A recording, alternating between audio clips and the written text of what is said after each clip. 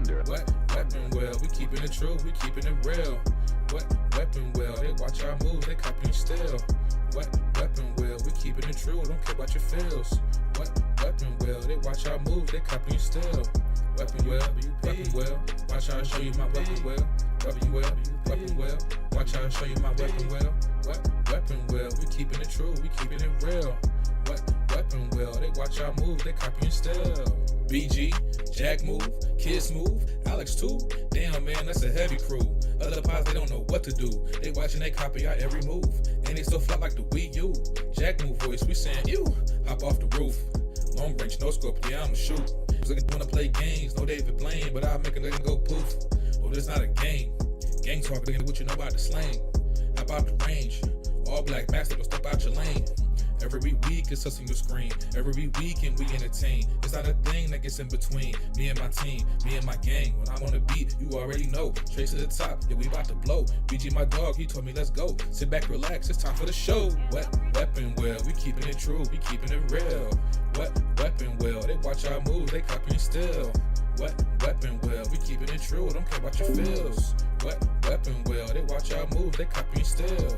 Weapon will, weapon will. Watch how I show you my weapon will. Weapon will, weapon will. Watch how I show you my weapon will.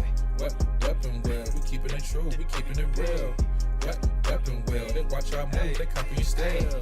We got the guns on deck, no foul car, but you know I came with a tech. Yeah, since 2015, been stepping on the scene, putting foots on nets. Yeah, set 'em up, super soaker, pump action, wet 'em up, shooting out the. Yeah, we catching up. We got the games, y'all are bark. Drive by midnight after dark. Gaming knowledge, fortitude. Top two and not the two. Weapon wheel. Get the cash and grab the steel. Yeah. Weapon wheel. Out the window. Extend up. Weapon wheel.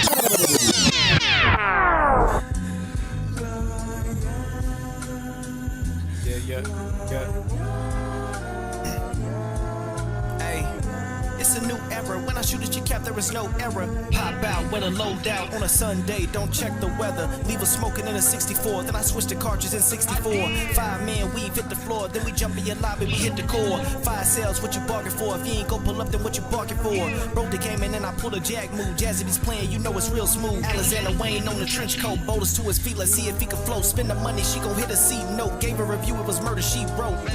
It's a new era. When I shoot at your cap, there is no error. Pop out with a loadout on a Sunday. Don't check the weather. Leave us smoking in a 64. Then I switch to cartridges in 64. 5-man weave hit the floor. Then we jump in your lobby. We hit the core. Black coupe with the roof missing. Spitting wisdom like a tooth missing. Weapon will is not a euphemism. Hit the L once and now my fingers twitching. Trade the AR for the VR. That's my new mission. It's a different vision. Ain't no game of talk when I aim and charge. Should've known better. Get the gang involved.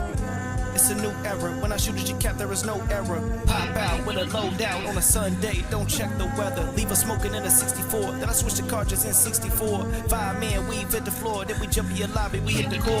It's Kid Smooth, I'm the soul survivor. Best spot, no doubt about it. The outcast and outlasted the crumb side. Biggest and baddest. Ex-addict dweller, the dick puller, and the Uber driver. If that's slow, I'm a scuba diver. A neutralizer, a lyrical brutalizer.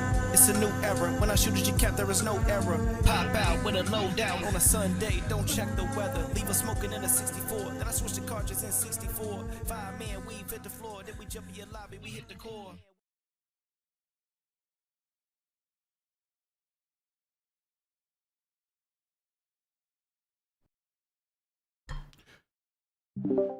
Yo.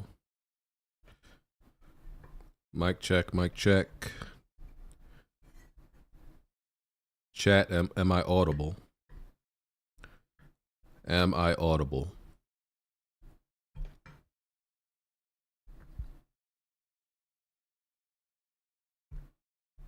Y'all hear the words that are coming out of my mouth?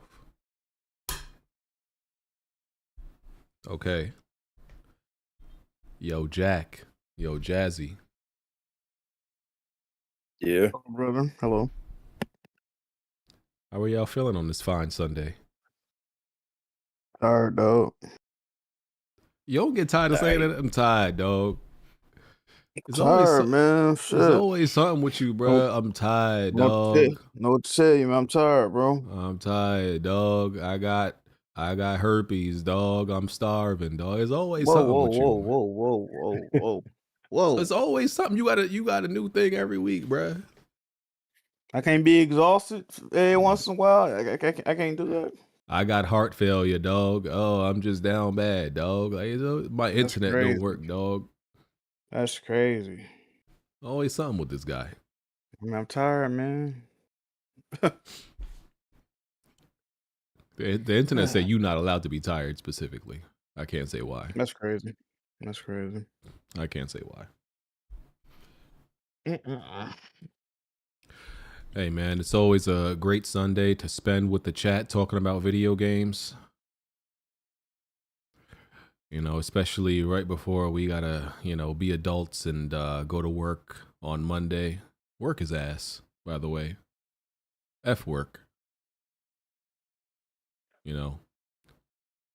Appreciate employment. Blessed to be employed, but F work, bro. F everything about work. Like, have you ever thought about the concept of work, bro? When you get high and think about the concept of work, is really a crazy, it's really crazy that we live on a floating planet, and to survive, we essentially have to serve somebody else. That's the type of shit I think about when I'm high. When I take a gummy, I'm like, wait. We live on a planet. This thing is just a floating rock in space, and it's like a simulation that we have to essentially work to survive until we die, essentially. And if you get to retirement age, if you lucky, you could be, maybe you'll enjoy your life for maybe 15 plus years. I mean, nowadays people who are going to retire in the future are going to get less time to enjoy their retirement. So it's like, yo, this is a setup. This is a setup, bro. I'm telling you, this is the things when you high, it's like you get to thinking about it, and I'm like, yo, this is nuts. And we just normalize it, but that's No, you gotta blame BG. Who? You gotta blame Adam and Eve, nigga. If Eve didn't eat that fucking apple, we'd be in the jungle right now, butt ass naked, eating fucking fruit, riding rhinos and shit. Yeah, Facts, man. Enjoying nature, my dick swinging in the wind. Oh yeah. So why are you bringing up dick in the first couple minutes of the podcast, BG? See, that's why that's the first thing you hear. We talking about anyway. See, don't start. Anyway, hey, man, I ain't gonna be on this whole podcast. I'm doing some real life shit. Currently eating canes. It's a good week to be a prosexual. That's all I'm gonna say. Yes, sir. Ain't that right, Wonton? Okay. You see it? Yes, sir. Hey, Jack. Hey, you missing out? So listen, if you haven't played Resident Evil 9, yes, there will be gameplay of Resident Evil 9. Whenever a game comes out, we always have gameplay of that game in the same week. That's how we always do it. It's only been out 2 days. Wait. Sure. BG, is it at the beginning of the game? Yes, it's the beginning. This is literally like 15 minutes into the game, practically. And how long is this clip? Oh, the whole thing is Resident Evil, and it's 3 hours of it. Listen, so it does go a little bit farther. Why did you do that? Why the fuck 3 hours, motherfucker? No, the game ain't no 3 hours. You could beat it in 3 hours, but it ain't no 3 hours. It's probably literally unwatchable. All right, listen to it then. Don't watch it. But yes, it has Resident Evil. What shit are you on? That don't make no fucking sense. There's other games that came out. So, like what?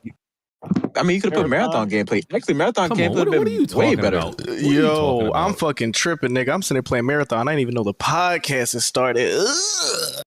What are you talking about, marathon? Okay, nobody sent me the marathon gameplay. Marathon shit on you fucking bums. Let's go. So first of all, so there's no story spoilers. There are no cutscenes. I removed all the cutscenes. It's just gameplay, and it's not like gameplay from start to end. Like spoiler, it's cut up in like it's action sequences and some fights and stuff like that. Also, BG, you have shit gameplay. We've talked about this in home base about you having a terrible stream. You not playing a game as intended. You playing a game third person throughout. Wait, what are we talking about? Why are you doing that? Shut your ass up. Why are you doing that? Why are you not playing Grace? Why are you not playing Grace in first person, BG? Why you want to be different so bad? Because I'm not. How am I being different when the majority of Resident Evil games from its inception have been in third person? There's only one. There's only been one and a half that have been in first person.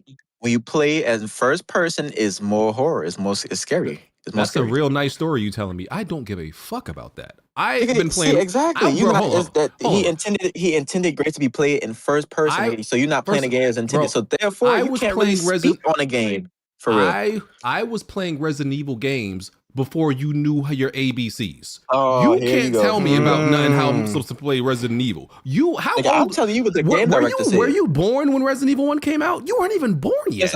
Listen, I'm telling you what the game director said. My nigga, you were -5 when Resident Evil 1 came out. Literally, you were like -5 years old. Listen, the game director know more about Resident Evil and gaming than you. I'm talking about you. I'm doing what he said. You can't tell me I'm telling you what he said. Okay, and he gave me the option to go into the menu. It's in the options, right? Play in first person or third person. I chose third person. If he wanted me to play in first person, as intended. They would have done Jack. They would have done what they did with Resident Evil 7, which is you had no option, you had no choice. You had to play it in first person. They created options for a reason. I mean, they created options. Exactly. So Jack, are you gonna play? Jack, when you play the game, are you gonna play in third person only, or are you gonna play it as intended? I gotta see. Leon in third and Grayson first. Thank you. I'm playing it multiple times, so I'm probably gonna end up doing both. I'm talking about your first playthrough. Probably third. I don't know. Even Village, I can't remember. Village, they launched it in first person and then added the third person option after. I don't think Village launched in first person. You got to buy the DLC, I think, to get the third. Right. person. So even that I beat in first person. So 7 and 8 I beat in first person. In this, they gave me the option. I'm choosing third person, the superior, God chosen, God delegated, God preferred camera angle. That's all. First person is better when you play horror games. Is this our first topic? Is Resident Evil? No, it's not. It's not. Just Red Peg. Hold on. I got to push back on Red Peg though. Red Peg, what difficulty you playing on? I'm playing on regular, nigga. I'm standard, nigga. I'm not a Resident Evil guy. No. The only you don't want to play this. You don't want to be scared. You don't want to be scared. Listen. I'm only playing this for the graphics. I mean, the game is scary regardless of difficulty. You're such a whore, bro. I'm playing Resident Evil 9 for the graphics. I'm gonna let you know that right now. You're not a gamer. I want you to know that, Red Peg. You're not even a gamer. I'm a gamer. I'm playing a game, man. I'm playing a game, man. It for the graphics. But I'm playing it for other things too. It turned out to be a pretty good game after I started playing it for the graphics. Playing a game for graphics. Not only is the game pretty. Listen, not only is the game pretty, it's a good game. So why do you make me roast you at the beginning of every podcast? You're not roasting me. There should be no game you play specifically for graphics. That's insane. Listen, BG. Listen, this the hard cold facts. Most good games have good graphics. If the graphics good, most likely it's a good game. That's not. That's not true at all. Yes, it is. Okay, all right, y'all. It's not true. Y'all tell me a terrible game with great graphics. Okay, was you saying terrible? Like sometimes they just Crisis. Crisis is not a terrible game. Crisis 1, 2, and 3. It's You can't name. What's that fucking game, bro? They just came out. You got to see. Mind. What's that game from the? No, what's that Russian game, bro? You talking about Atomic Heart?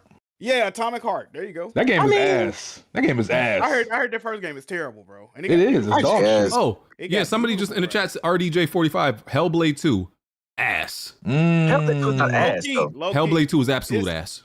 It's not ass. It's closer to being ass than being good, though. But it's not ass. I wouldn't say that. It's ass. Stop this. Bro. It's not. It's definitely not good. Like I said, y'all tend to use the word ass real loosely. Your ass loose. You were saying that the game last week wasn't that bad.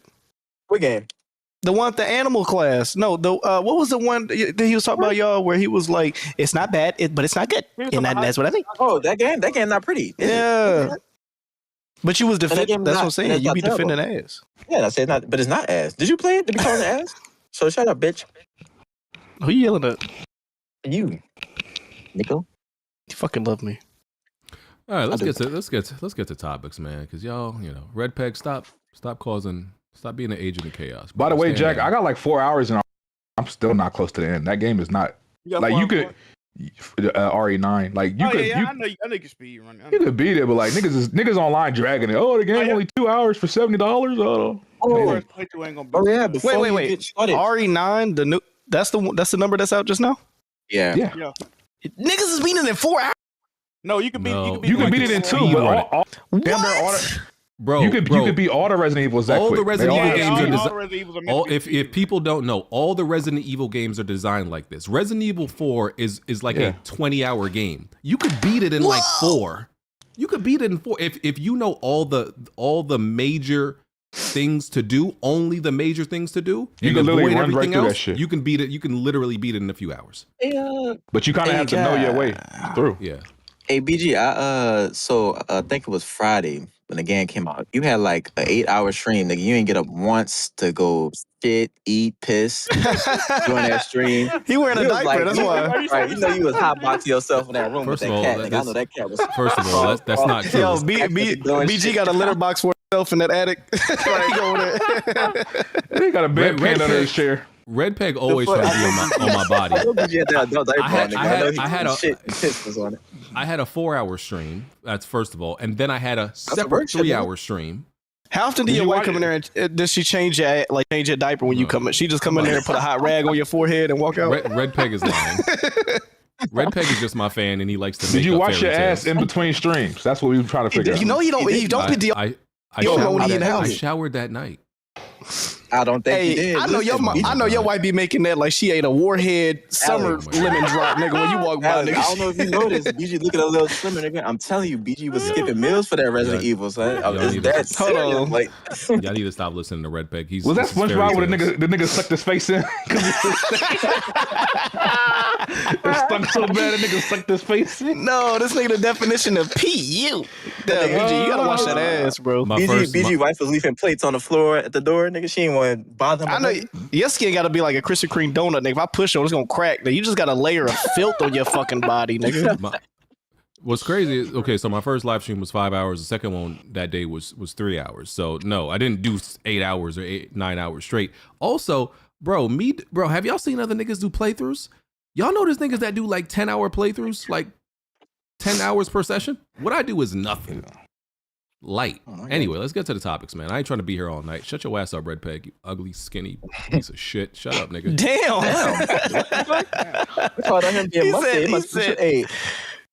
A hit dog on holler. A hit Stop dog on holler. Stop delaying my podcast. Stop delaying my podcast. I got a wife and child to get back to. I did not know Roach is Scrabble. That's funny as hell. Roach gonna Scrabble. Stupid, bro. I have a wife and child to get back to. Thank you. So let's get to Roach shooting dice in the corner, bro. This like Jay got. It's gonna be at least 3 or 4 hours. On the podcast No. We're not making this 3 or 4 hours. We're making this podcast. I'm 2 telling hours you right now, 45 minutes. 3 or 4 hours. Are there Nintendo topics? If everybody should, yes, there are. One that I have. Nice. Jazzy a magician, and he may try to like bring 5 Nintendo topics out of his pocket, out of his fucking hat like a magician. But nah, we ain't doing that. There's one Nintendo topic. Facts, right, Jazzy? There's one. Yeah, see, the nigga always trying to. I would definitely hire Jazzy to be a magician at my birthday party. Well, did y'all discuss the Fire Red re-release last week? I don't remember. No, that happened. Does that happen this week? I don't know.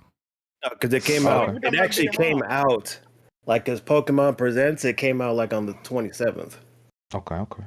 So now we can I can actually talk about it in full, but it's whatever. This is Weapon Wheel Podcast, episode 484. We're on iTunes, Google Play, Spotify. Want to support the podcast? Patreon.com/Weapon Wheel Podcast. Also, YouTube channel member, hit that join button. Hitting the like button is free. Do that too. After Dark, hey, it's lit.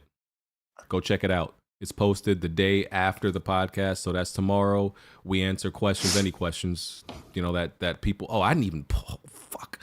I didn't even post the questions. I didn't even post it. I'm about to post it right now while we talking. I be so busy, man. Jack don't know nothing about life being busy, bro. It must be nice, Jack, just to have an unbusy Why you life. catch it straight? I don't know. I just had to fire at somebody. Bro, because I forgot to post the questions. To your After Dark point, man, if you're not on the After Dark, I'm going to say this. Larry was in rare form last week, nigga. All I'm going to say is hashtag Dr. Han. Go watch that last After Dark, man. Anyway, I'm going to post the After Dark questions right now, so people who are subscribed to that tier y'all can ask y'all questions. My bad. That's my fault. Life be busy. Oh yeah, and if you want to submit gameplay to be featured during the podcast, like what you're watching right now, link is in the description. Just drag and drop your gameplay right in there. All right, I'm BG. Yep. That's Jack. Let me turn. Oh, I guess we can turn on cameras. I'll turn on mine. I'm BG. That's Jack. That's Jazzy, Red Peg, Alex, and Wonton. All right. First topic. Let me see what we getting to. What we getting to? Non-gaming. Netflix is backing out of the Warner Brothers deal, and Paramount is buying it now. Let's go. Yep. Yeah. Good, I guess. A lot of people are not actually happy with this, BG. A lot of people are not happy because Paramount, if you look at their latest releases, they've had a lot of stinkers, specifically last year. Stinkers. They had Mission Impossible, they had Running Man. They had a couple other stinkers last year. I mean, those two movies weren't bad necessarily, but they had a couple of flops. But the big thing is Paramount is backed by the Trump administration. A lot of people are, concerned about what that means going forward. And also, Paramount, supposedly Paramount put out a list like blacklisted or banned actors they don't want to work with who support Palestine. So it's really like a lot of political shit behind it that people aren't happy with. But we'll have to see how it play out. And on top of that, the deal might not even go through. It might get struck down. But yeah. Okay. Get ready for that Paramount Plus increase. Yeah, I mean, I was okay with Netflix getting them. Am I subscribed to Paramount Plus? There was a few, not right now, I don't think I am now, but there was a few joints on there I was subscribed to once in a while. I accidentally got subscribed to my Walmart Plus subscription, so I guess I'm in there, but yeah. Hey, we'll see what happens. Yeah, I think the biggest thing was Paramount submitted a new bid, and Warner Brothers went back to Netflix like, hey, what y'all gonna do? Y'all gonna come back with something bigger? And Netflix was like, nah, we good. So now we got to see how it play out. All right, we'll see, and when it happens, we'll talk about it again. All right, next, Nacon, the publisher, they filed for insolvency, which is, I guess, maybe the cousin of bankruptcy. I want to say, what is that? It's so it says insolvency is the inability to pay your debts. I don't know. I don't know exactly. That sounds like bankruptcy, though. Yeah, it does sound like bankruptcy, but I don't. There must be some type of like nuance that makes it different. Y'all not gonna get on BG for pronouncing the B in debt? Nah, yeah, I wouldn't go. He put a P in it actually, and I corrected myself. I said debt afterwards. He put a P in it. Look at you, you can tell. Just on my dick. You can tell he went to school C third just one, on, 3145. on my dick, bro. Right. He went to PS 113. Right. Just on my dick. Bro. That nigga school was like a McDonald's code. Like what the fuck? Just on my dick, bro. Just on my. Wasn't your like school in like Bikini Bottom or a swamp somewhere, nigga? Like what are you talking about? Relax. Okay. Yeah. Okay. Yeah. Nigga, your school looked like the Salty Splatoon, nigga. Y'all can hear me okay? Yeah, you good. Yeah, you sound great. My bad. What's up, everybody? How y'all doing? Nigga, this ain't playing Xbox. Man, lift your spirits. No, bro. My family group chat been sending shit like Xbox is dead. Xbox. I'm like, y'all don't even play video games. How are you happy right now?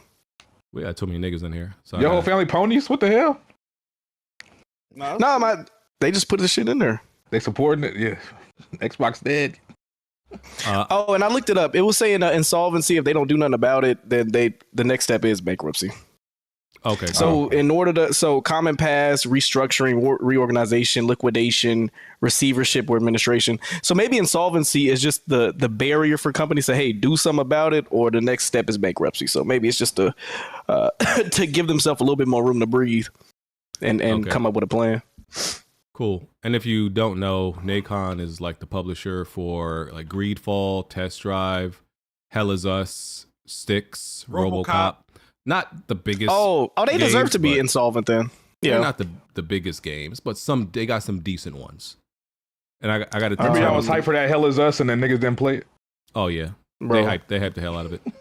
That demo was so fucking bad, bro. Oh, a game that doesn't tell us what to do. It's so great. We love it so much. Nobody bought that shit.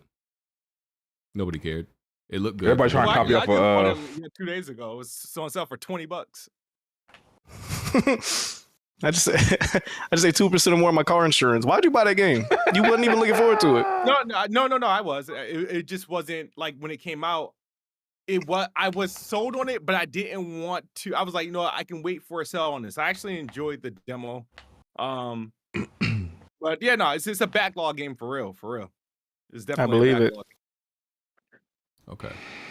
What else was gonna say? Oh yeah, listen, I don't want to get sidetracked, and I'm not trying to prolong this podcast, but I gotta ask, you niggas from like other states, y'all act like it's so crazy that we got schools that are numbers. Like what's so crazy about that? I really listen. Just because your school sound like a 1099, that don't mean nothing to us, bro. Listen, hold on. Take that up with your mayor. Here's the thing, right? He thought about it over the week. Because here's the thing. It's been a whole week. No, he just mentioned it. You just mentioned it right now. He mentioned like 10. Like that was like 8 minutes ago. Right. No, it wasn't. It was literally 3 minutes ago. Listen, you niggas. All right. You. Hey Jack, what they be saying? Emotional. The issue with you niggas is y'all live in like Arkansas with like a wheat field, and everybody Why the fuck goes. I'm catching this straight, bitch. Yeah, exactly. Now you live in 6 Arkansas. other states on this fucking podcast. You live in Arkansas. Y'all niggas got wheat fields, and everybody goes to the exact same school. So y'all got one school in that whole entire damn city or state, right? Y'all got one school. Y'all even got the village idiot, where the whole town gathers to see the village idiot at the guillotine. The village idiot. Y'all got that small town, right? Yes, I live in New York. Listen. Yeah, y'all schools are underground fallout shelters, and y'all have to fucking do bomb raids. And I don't like your schools. They're fucking stupid. Brooklyn, literally the borough of Brooklyn is bigger than some actual like cities. I don't know if y'all know that. Like people know that. Like New York City is huge. Cool. Brooklyn is bigger than some other cities. Yo, like, I've never seen a nigga flexing like, yo. So what I'm saying is, our borough is so big. Who cares? So what I'm saying is, we apologize if we need to have so many schools because the borough is so big that we can't name every school after a person. We can't have like 15 Malcolm X, Martin Luther King's, Du Bois schools. Yeah. We gotta put numbers on them joints. So some of them be PS 155, high school 85. Sorry. So BG, you basically Alex. He basically saying they was shitting y'all out like a factory. Like yeah, you know what's crazy, Rip? This is what happens when a man gets into his middle 30s and realizes he never had a backyard. This nigga don't know what to do with himself. All he's ever known is bodega and concrete subway jungles. He don't know nothing about freedom. He don't know nothing about self-expression. You're gay. Right. This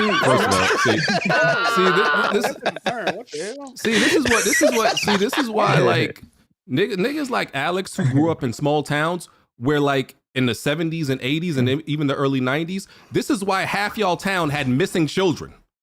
Because half y'all towns consisted of half of your town consisted of serial killers, nigga. Y'all niggas had a new kid on a milk poster every day. How half your town go missing? I've never heard a nigga pivot to say, you know what, that's why y'all kids missing. I've never heard this in my fucking life. You live in that town where what type of argument is that? It's a safe small town. We leave our doors open. Yeah, that's why your kids missing. BG. It's the clown. Do you understand how crazy It's the clown and Jeffrey Dahmer was putting up Kobe numbers on y'all. BG, taking all y'all kids. BG. I said y'all don't have backyards. She said your children are dying. Like, why would you feel That's psychotic. Because you want to talk about our town and where we live is so much better, nigga. Your kids are getting kidnapped. Niggas is going door to door, bro. Jack, the snatcher. What's his name from Black Friday? The grabber, bro.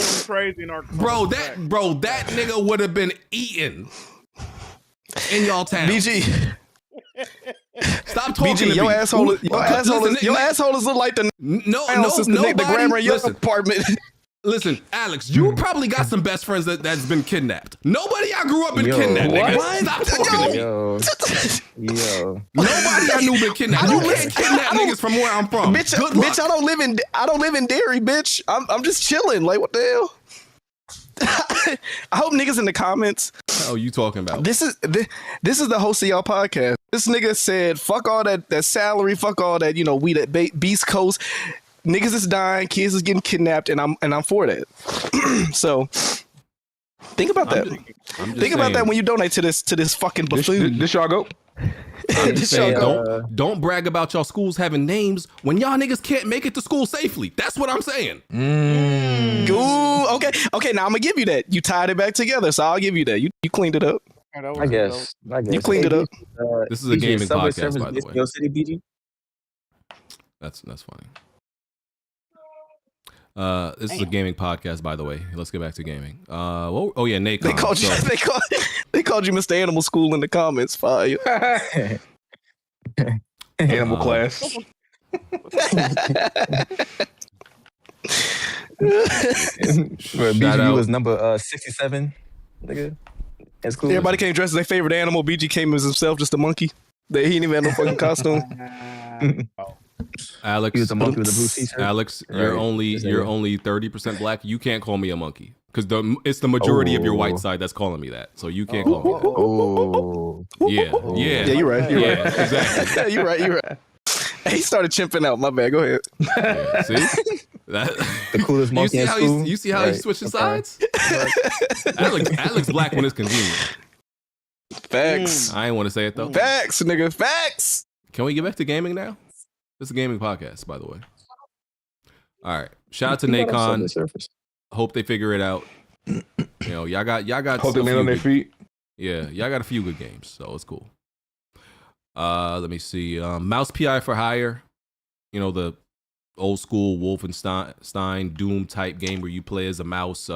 It's been delayed till April 16th.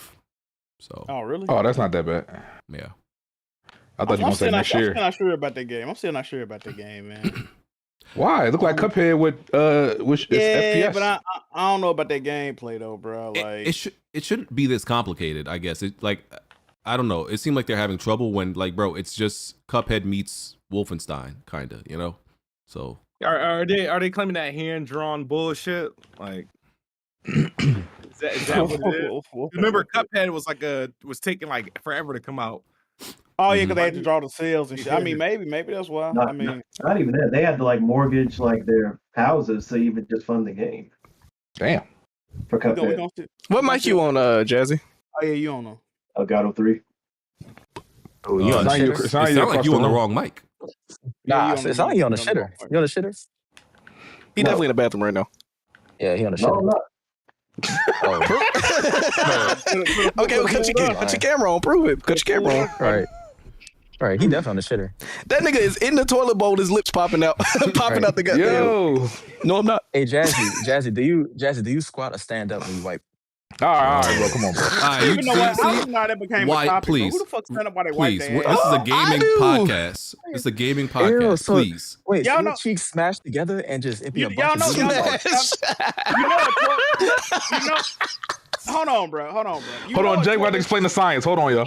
You know what? He about to do the knowledge. A toilet seat is designed to spread your ass when you sit on it, right? You do realize that, right? Bro, a cheek don't go on each part. Jack, there's no way, Jack. There's no way your big caboose is spread wide enough for you to reach back there. No way. If you sit on the toilet seat properly, so y'all putting y'all whole ass in the toilet. Yes.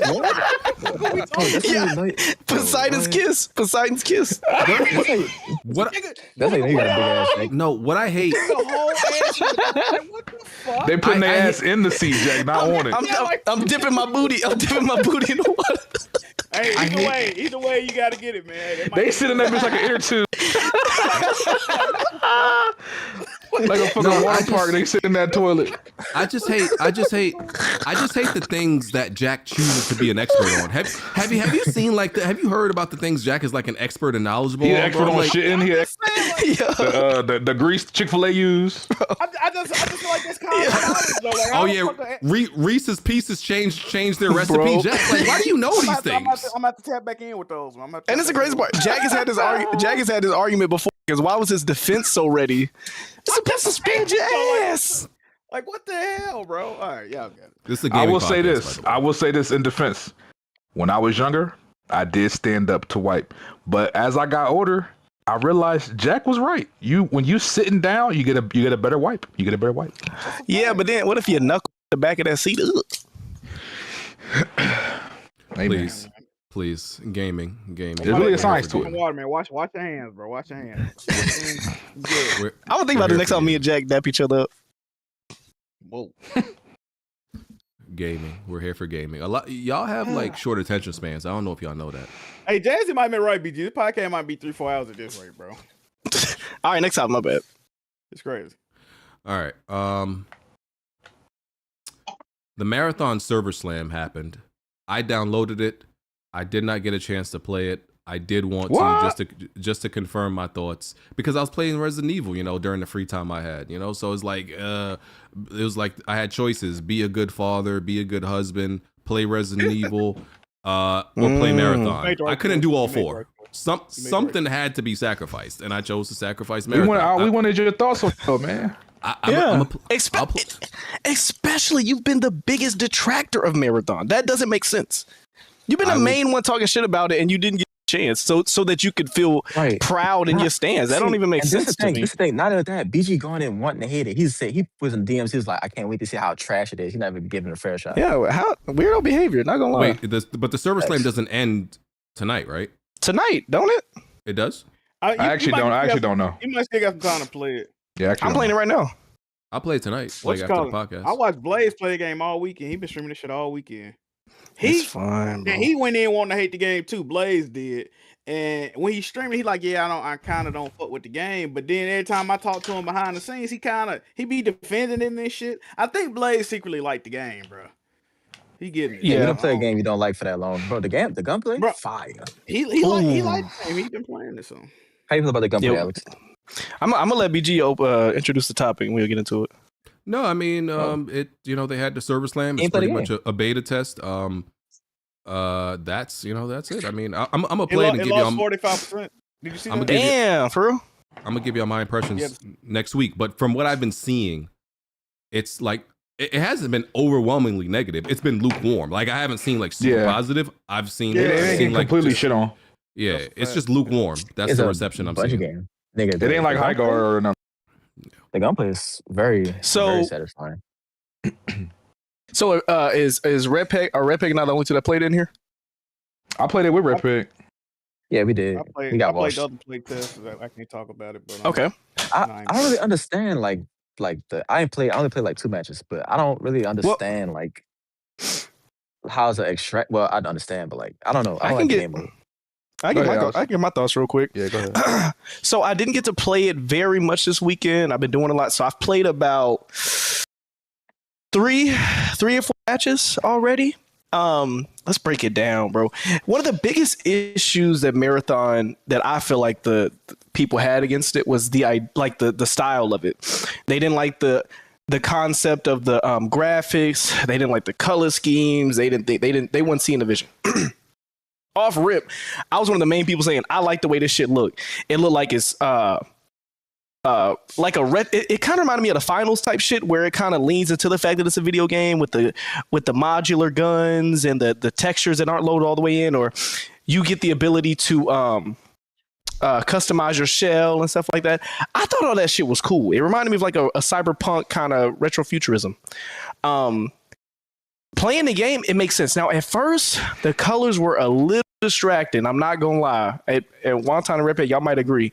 I was walking in rooms and I was like, I don't even know what the fuck to look at. Like, it's not as obvious as Arc Raiders, because that's the last extract shooter we've all been playing.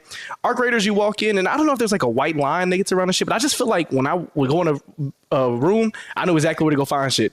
On this game, bro, I'm walking into the room and I'm like, what the fuck? Everything is so bright. Everything is so vibrant and saturated. I'm like, I'm kind of trying to get familiar with. That was one of my main complaints about gameplay, what I've seen. Like, why is it so bright and saturated? This game leans so heavily into his art style. It's just like, because the graphically is really not that impressive. But it's not an ugly game. It's just very artistically driven. Right, and I feel like if you don't like that color scheme, if you're not into that high flashy neon, it's gonna really annoy you, and it might actually just be an eyesore for you. For me, it's just gonna be a matter of getting familiar with what shapes and what type of containers I need to go find. I got a hang of a little bit, but so I think that shit's cool. I think they executed it well enough that it wasn't annoying that everybody thought it was. They thought it looked incomplete. I thought it looked cool. It looks unique. The shooting feels fucking nice, bro. Like just shooting the AR, whatever the fuck, what's them recruits that they send down or whatever. Yeah, the bots. Bro, shooting them felt so good. Getting into a gunfight with other people felt so good. And granted, it's Bungie. I have no complaints for the gunplay at all. Every gun I've used so far is nice. I feel like if our creators had this gunplay, I feel like, I feel more inclined to play that. Yeah. So they have the characters. I've only played with the medic. I'm usually the medic class. That's been cool. I have to experiment more with the other classes to see exactly how they impact stuff. Because usually when they have hero-based shooters, everyone finds the one or two that are good, and the other ones get ignored. So it's gonna take some time to actually play it and see what the community deems is worthy of going into the field with. I feel like you can have multiple of the same class on your team, because I think I had one group where all of us are medics. So I don't think that'll be an issue. The menus were a little. They're like bare bones, but also dense. And maybe because just the tutorial and shit. But I was like, God damn, bro! I was like, everything had a dialogue by dialogue. I'm like, fuck. I'm trying to find shit. But so far, I like it, bro. I like it. I'm definitely gonna purchase this, whether it's free, 40, whatever the fuck. I'm buying this shit. I'm gonna buy it because the first person, the shooting feels really nice. It feels really nice. I'm not an extraction shooter lover. But if I can get a crew to run this shit for real with, I could see myself putting hours into it. Not gonna lie. Okay. Yeah, I mean, me and Ripek played it for a little bit. My biggest takeaway from it, like Alex said, the gunplay was definitely great. Felt great to shoot the guns. I am not a fan of that art style though. Like actually seeing it, like in person and playing through it. That whole neon color scheme, I don't like that shit. I can't get jiggy with that shit. But yeah, I mean, if Alex is fucking with it, that's a good sign because Alex is the multiplayer guy. So they also said that I kill games. Yeah, but every game Alex loves also dies. Ooh, that is true. Well, I love the finals. The finals is still kicking. Yeah, kicking? It might be shaking. I don't know about kicking. Why? It's not a stripper, nigga. They own like season 12 of that shit. Those phone stars. Based on what people have been saying over the weekend and shit, I don't think this game would be a runaway hit, but I do think it'll be moderately successful. Like I don't think it's going to be a huge moneymaker for like Sony or Bungie or whatever, but it seems like it's going to have its fan base. So basically what I'm trying to say is it don't seem like it's DOA like a Concord or something like that. People seem to be liking it enough. Concord, when I played it, I felt myself going, this is not going to hold my attention much longer. You know what I mean? With this one, I was like, fuck. Okay, I kind of want to play some more. So I'm going to be sad a little bit when the shit goes off because I've only had today to play with it. Pause. But yeah. It come out what, next week or week after? Yeah, I think. Oh, it does? What the hell? I thought it was maybe March 5th, I think I heard. I don't remember. Oh, that's in 4 days, then. What the hell? Something like that. It's either next week or the week after. That's quick as hell. Okay, I got a couple games to beat before that, but I'm looking forward to it. This was a good showing for me, man. I'm on board to see how it goes. Okay. Any other thoughts on Marathon Service Slam? Nah. We move on. I wasn't really feeling it. I guess. Wait, what? Why did you played it? Nah, it just seemed very I'm not, to be honest. I mean, I'm not the biggest fan of like really extraction shooters. If you call it woke, yeah. I'm gonna fight you. Are you saying it's woke? No, I don't think Oh, anything. okay. I mean, but despite it being bright and colorful, no. But I don't think that. It's just I don't know. It wasn't really drawing me. The only thing I will say, I do like the way like the guns feel and how responsive it is. I just couldn't find the hook. Yeah. It do come out on the 5th one. One thing I'll say, I don't play games like this, so I usually watch people stream games like this. I will say this is a very, in my opinion, I do stream too, right? I don't think this is a good streaming game. This game is very boring to watch, even though it's like it got similarities to like Arc Raiders and shit like that. But I could watch Arc Raiders. Slow movement. Yeah, I could watch somebody play Arc Raiders probably all day. But this shit, bro, I don't know what it is about this game. Bro. It might be the visuals. It might be. You just reminded me, Jack, real quick, BG. He just reminded me. Games. Nobody used the proximity chat, and the one nigga that did, I heard his stomach, his kid, and he never responded to me. So I hear his TV. I hear myself talking to him, and he won't say nothing. Yeah. I'm like, bro, I heard myself on the TV saying, mute, bitch. I heard you, bitch. And he still didn't say nothing, so I don't know. Yeah, there's some games that like, especially because of this game's like art style, bro. The first time I seen it, I haven't played it in person yet. But the first time I seen it, it's like it looks like visual vomit. It kind of looks like the same issue I had with Foam Stars. Is you can't comprehend what's happening on screen because of the color, the art style, and the neon and just the color vomit. Right? It's too much for me personally. It's color slop. I can't. So if like it's one of those things where if somebody plays the game and they watch somebody else play, they can probably tell, okay, they may understand what's happening. But if you're just viewing somebody's stream, bro, it's like, yo, what is happening? I had no idea what was going on. I love vibrant colors, bro. And it's still like, yeah, bro, it got to be the visuals, bro. It's something. Nah. I love vibrant colors and contrast. You know what I'm saying? Like it has to be your whole game can't be neon colors. You have to something has to be. Yeah, it has to be a dark pop. Yeah, it has to be a dark, dark color there to contrast again and make the lights look really good. Like games like Remedy does this a lot. Like fucking Control's a good game. Control and Alan Wake are great examples where they make things dark and then the neon colors make it pop. It can't stand out because it's nothing to like. Everything the same way. Yeah, like, Cyberpunk is another one. Yeah, that's how you contrast the colors in your game. I don't know what they're doing with this. It just looks like vomit on screen, bro. So, but like I said, I'll play it and I'll let y'all know what I think. But okay, so if it's not DOA, it's going to be DOL. It's going to be Dead On Later.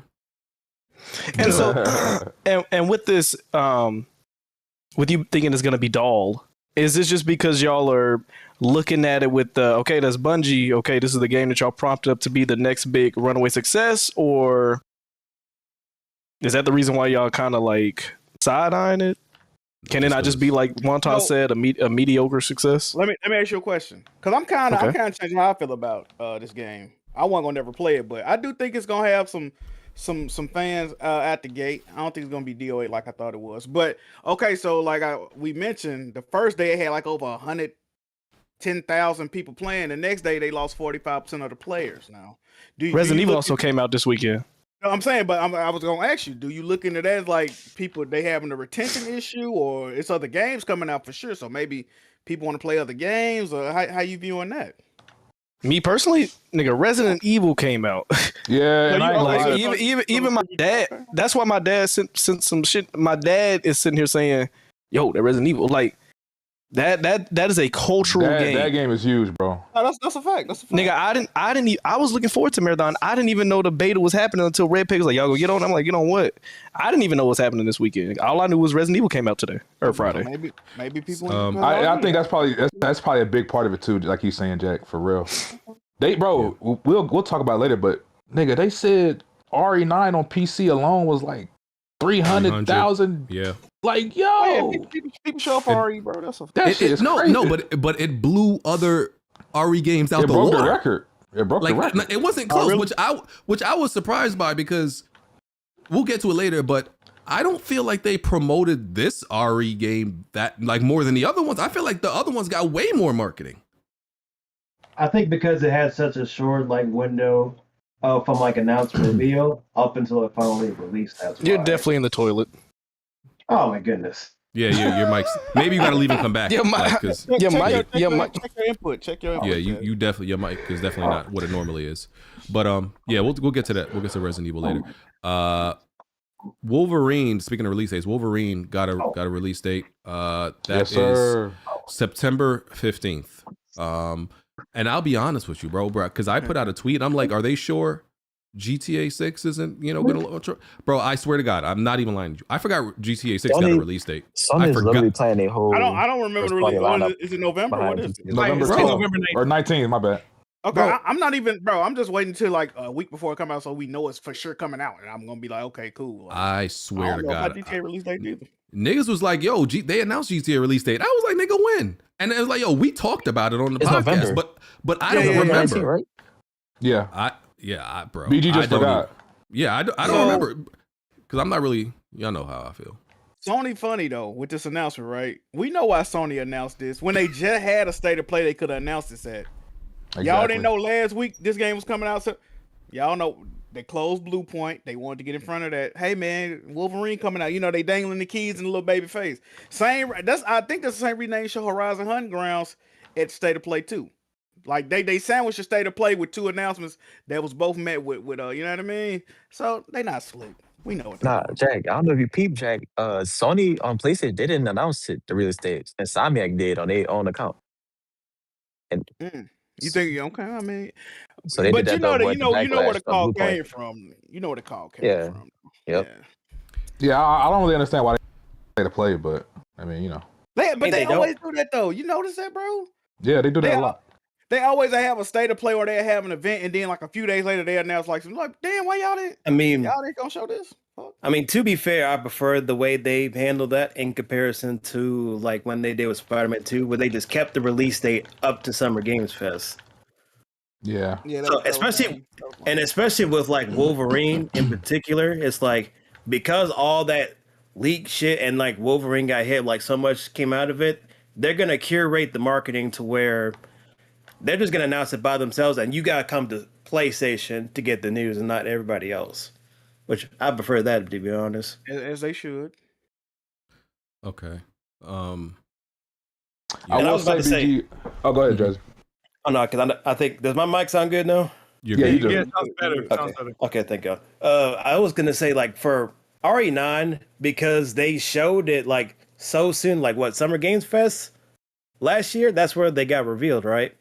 And it's been such a short amount of time from like it got announced to where it's released. So it's like that's probably why it blew up because there's not drawn out as much. And plus, due to the fact that like Leon is like in a new Resident Evil game, not the remake, but like an actual like new game like this. Yeah, that was a huge. Yeah, Leon coming back was huge. Y'all think Leon the most popular Resident Evil character? Easily. Yes. I would say because somebody put on Twitter like he's like the equivalent of like how much people love like Tifa from Final Fantasy VII. Like a lot of women like Leon. So I would say coincides. Because he was also like John Wick before. I think like they started to make Leon into John Wick before John Wick came out. I think he predates John Wick, like when he started like the animated Resident Evil movies. He was doing all that like wild shit. So it's like he became, he's BG. He has a reload. He has the same reload animation as John Wick in the game too. I peeped. When John Wick like flips the magazine out sideways, Leon does that shit. It's fire. I think my niece got fucking Leon Kennedy on her cake one year for her birthday. Nigga, what? Yeah, I think she did. You talking about Jayla. You know what's funny? Like Asian niggas. She got an Asian fetish. That's crazy. She posted on her Instagram just yesterday. Said y'all will know about my family. And she posted Leon. She really did that. Bro, I barely see my niece, bro. We asked what she was at the day. My sister's like, yeah, that new whatever that RE game came out. That's what she had. She been playing that. Yeah. She been like BG. She ain't bathed or nothing. Yeah, she on RE9 too, man. Resident Evil characters, especially Leon, have become like they're kind of like meta-human super soldier parodies at this point, right? You know how like I was talking about like Leon, Chris, and all these main characters, they're kind of like they're like Dragon Ball Z characters in the Resident Evil universe, because it's like they can't be killed, like and the shit they're doing is like, bro, what? Like, bro, trust me, we get into Requiem. See, some of the shit Leon is doing at like 50, 60 years old, however he is now, I'm like, yo, this nigga's just like a super soldier now. He's a super soldier. He's fire in the game. Fire. Yeah, he's just doing wild shit. Same thing with Chris, you know, they've been punching boulders. So they always gotta like they always gotta like scale the enemies now to their characters, because their characters have been doing like insane shit for like years, like in their games for years now. So they gotta scale the enemies to be even wilder now. So yeah. Hey, but BG, going back to Wolverine right quick. Yeah. I know niggas been on Detective C's dick this past couple of weeks. I need my flowers, dude. A week before they announced the release date, I tweeted, I said, Wolverine is coming September 18th. That's a Friday, because they normally drop games on Friday. Okay. They announced the date September 15th. They doing a Tuesday release. Now, personally, I think they did that just to spite me. I don't know why they released the game on Tuesday when they always drop on Friday. But nonetheless, I got the release date correct within the same week. Okay, let me ask you something. So I need people to listen. I know what I'm talking about, bro. Detective Seeds, fuck that guy. I know what I'm trust me, man. Hold on, so look. Yes, sir. If you want credit for being a fake insider like Buddy, then I can do that one. We doing that? Yeah, come on. All right, cool. Yeah, one time, get my favorite fake insider. That's my whole thing, Jay. It's like, come on, if we fake insider, y'all believe the random white fake insider, but y'all don't believe y'all don't believe Wonton. Y'all know, come on, bro. I don't believe none of y'all. He bring up a good point, BG. I'm just saying, like, come on, man. No, I don't believe the white ones. So I don't believe it, bro. Respectfully, when I see Detective Seeds make a tweet explaining, I scroll right past that shit. Respectfully, you know, I ain't gonna lie, I muted that a while back. I mean, it don't matter. He closed his account down if he got. I was just gonna say, didn't he rebrand his account or something? Yeah, no, he made a brand new one. Yeah. Shit like that. Okay, Wonton, who are your sources? Why would I tell you that? What the hell? I can't reveal my sources. So nah, okay, you're gonna get somebody fired. So okay, so Wonton. I got a couple sources though. Hey, I got a couple though. Okay, so all jokes aside, what you are telling us is you don't be trolling and making stuff up. You actually do have a source. You don't gotta tell you, but you telling me you actually have a source on this stuff. You know what's crazy? Technically, I just want a yes or no. Technically, yes, I do have a source. What do you mean? He's in the community. I won't say his name. I won't say his name. I do have a source. He's probably watching the show right now. So you know who you are, brother. Salute. Oh my God. Okay, yeah, whatever. Technically, yes. Yeah. All right, technically. I mean, he did eventually. I'll give you your flowers. You did eventually get right about the whole Silent Hill remake shit. Yep. Silent Hill remake. I got GTA. I posted something about GTA the other day. Come on, bro. Oh, BG, did you see that this podcast was speaking about you? They went viral. They brought you up. Them British dudes. You saw that clip? Yeah. No, I'm not aware. Yeah, these dudes was like, I was watching Broken Games HD. Yeah, I tagged you in it. They brought you up. It's some British podcast that Alex had linked. They were talking about how great E3 was and how they missed E3. And the dude was he was like, I was watching men them like Broken Games HD cry at the reveal of Final Fantasy VII. Cry at the reveal. I'm crying. Cry at the reveal. Yo, nigga, watch you cry at the reveal across the world. You know what's so funny about that though? I had rewatched because somebody linked the BG's clip of him reacting to that. Why was you hooting and hollering? The man said, "Oh." Hollering. He was like, yo. He got caught. Hey, yo. Hooting is gay. Bro, he was literally. Nigga hooted. Wasn't like over a decade ago and they still ain't done releasing the game? That's what I'm saying. Not done yet. Yo, listen. He said, oh. Yo, don't ever hoot around me ever, bro. Yo, I literally screamed for Final Fantasy 10 years ago, and niggas still not over it.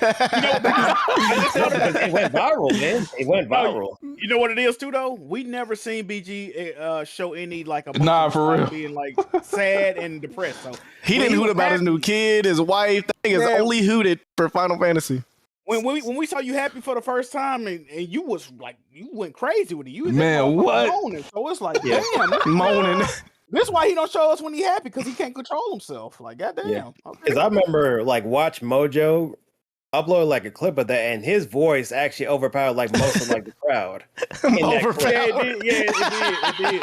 That's hilarious. That's what Oh my god. Fire. Yeah. Hey man. Fire. Did you say, oh my god? Did you say that too? On my trip. Yeah. Listen, Yeah, I, that's I, Oh listen, my god. listen, Yeah. I Oh created, my god. It's kind of like Jim Ross in the mid '90s. I created a moment in history. By God. I created a moment in gaming history, man. That Yeah, is you so did, crazy that you did. you and what's the nigga name that Baron threatening to break that nigga neck or some shit, or slamming him on his head? Both you and him got iconic moments. Hey man. I'll drop you on your head. nigga threatened a video game exec. I'll drop you on your head. Yeah. And he wasn't. the channel. Yeah. Oh god. And BG wasn't even like yelling. He was like screeching. Like, have y'all watched like Yu-Gi-Oh? Right? Screeching. Yeah, y'all watched Yu-Gi-Oh, right? Yeah. Said he was a Yeah, Valkyrie. you watched. No, yeah, like the My Valentine Harpy Lady. That's how he sounded like. Man. He was a Niggas like George of the Jungle. Oh. You slept good tonight, didn't you, BG? Yeah. Amazing. What they be doing at church when they gotta walk them off? Because the Holy Ghost start speaking in tongues. I'm trying. You know what's crazy? I'm trying to think to myself like, what announcement would get that reaction out of me? I'm trying to think like, what Last of could Us 3. happen? No. I don't know if I would scream like that though. I don't know, bro. I'll be I ain't excited gonna lie, for sure. bro. He was out his body, bro. When they announced Last of Us 2, bro, I ain't screaming and moan like BG did, but I was kind of like, damn, like they really doing it. No, that did fuck me up. I was like, holy I was shit. fucked up. I was like, they making a sequel to that shit, Nah. bro. Let's I can tell y'all right now, if they do a Jack and Daxter remake, nigga, I'm screaming and hollering just like BG. I'm moaning. Ooh, that's a rumor I just read, Alex. Literally, I just read that rumor. All right. You're my favorite insider, if that's All true. right, pack it up, bro. You're my favorite insider, Wanda. It's Hey. done. It's done, bro. inside All of right, this and inside that. You ain't never been. Rumor from, I mean, and this is from Jason Schreier, who usually my policy is when Jason Schreier says something, I believe it. And he's saying it's not even really a rumor like that. He's saying, nah, he's kind of saying this is happening. That Sony is pulling back on releasing games on PC, single player games on PC. Now, Yes, sir. Now, Hey, Jack, be up, Jack. Yeah. I have questions. What exactly? See, I want him to elaborate. What do you mean pulling back? That doesn't mean stopping. Pulling back means you maybe slow down. He said what he meant though. He said single player games is no longer coming to PC, but if it's a service based game, it'll be on PC. And I don't believe that. Hold on, Jack. Don't hop off the porch yet.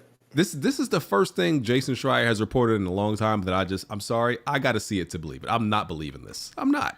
There's no way. I'm with you on that. So if it go, like I said, if it's 18 months, a year, or 2 years, and we don't hear no single player games get announced for PC.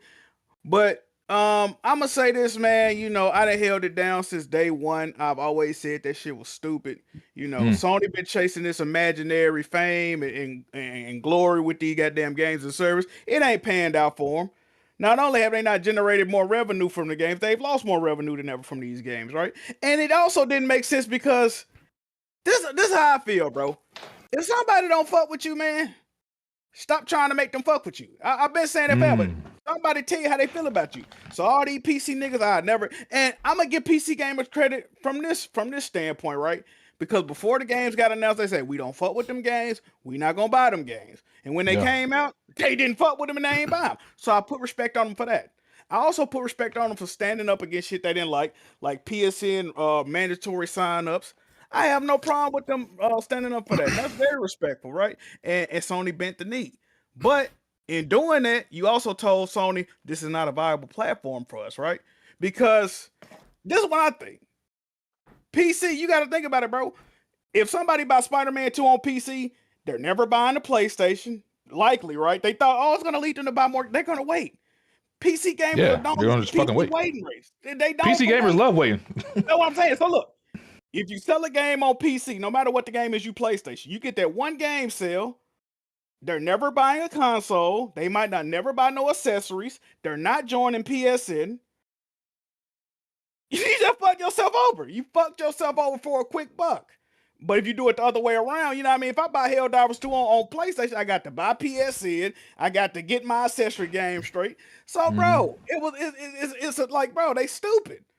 Yeah, they made however much return on investment, but how much did they lose on the back end? Every time these numbers come out, console sales are declining year over year. Look it up. They might be talking about we making more profit. Console sales are declining year over year. That's with Xbox and PlayStation. So they played themselves, bro. I've been telling them niggas that, right? And Jack, here's another thing. Sony only made like what 1 billion off of PC games last year, nigga. They overall they made $30 billion. That's nothing. So that's why risk losing your base over that? Releasing one popular first party game on PlayStation would generate that same amount of money, if not more. And not only that, the novelty has worn off. So like niggas not really excited for PlayStation games hitting PC now. Anyway. I blame PlayStation and I blame PC gamers at the end of the day, bro. PlayStation did the shit stupid. They doing shit like, let's release Uncharted 4. Well, if I'm a PC gamer, I never played the first 3. I'm not hopping in on the 4th installment of a fucking franchise. That don't make no sense. And then on the other hand, PlayStation, no, they can't implement PS Plus on PC. They can't implement their own storefront, and they can't implement an ecosystem. So it's not a viable platform to make money. If they could do all of that, and PC gamers would sign on to this stuff and agree to pay these monthly prices, the games will come to PC. Listen, and Jack, now we got a reason to buy the PS6. Now we finally have a reason to buy the PS6. Listen. I'm glad Sony is. Hey, I ain't gonna lie to y'all, bro. Y'all heard how BG screamed at the fine. If I see a Sony first party game come out and the banner say only on PlayStation, nigga, nigga, I'm nutting on myself. On stream.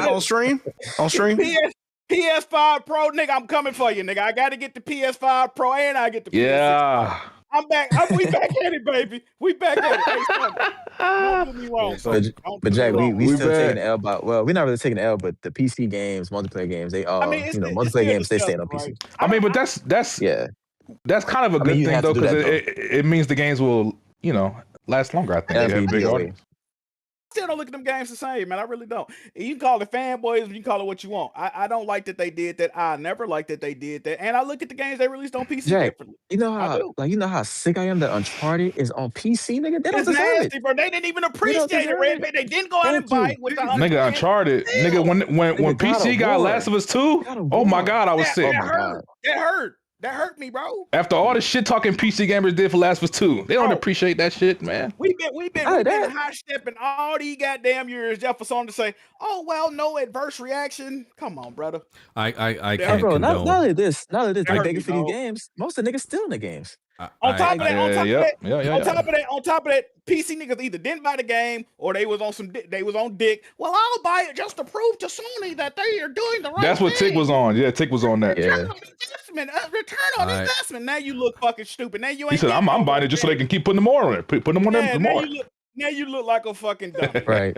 Now they take your listen. Now they take your Negro bucks and you out of luck, nigga. I cannot agree with what y'all say. I can't condone it. I'm sorry. I want to hear BG's stance because I know you were champion that these games were coming to PC to the point where you bought Days Gone on PC. In hopes for that blood. No, in hopes that like Bloodborne would come to PC, which never happened. So how you feel about this, brother? BG is never happening. Y'all know. So BG's definitely a pony. BG is a pony. Well, I'm absolutely listen. It's not closeted that I'm a PlayStation fan, right? But I'm a PlayStation fan who wants PlayStation games on PC. Because I want to play the games at the highest fidelity possible, which is on PC. Which is on PS5 Pro. No, PS5 which is on Pro. PC. Which is on PC. PS5 Pro. PS5 Pro. PS5 Pro can't. PS5 Pro can't do the things my place. Hey, Resident Evil my 9, PC I know can you've do. seen it. Resident Evil 9, I know you've seen it. That's nice. That's nice. Still, You lucky, my PC is still you better. broke that piggy bank for that 5090, nigga. Like I said, his some bad shape. His mental illness is acting up. Forgive him. Oh, please. Look, I want to play at the best fidelity. My PS5 Pro can't do the things my PC could do. It can't do it with the 5080 I had. It couldn't do it with it couldn't do it with the 4070 I had either. So it wasn't matching up. It wasn't matching up to that. 40 BGB. So my thing is, listen, I want the chance to play those games on PC. I've beaten one PlayStation. I've like pretty much bought all of them on PC, but I've beaten one of them on PC. I still like the option. And which one you beat on PC?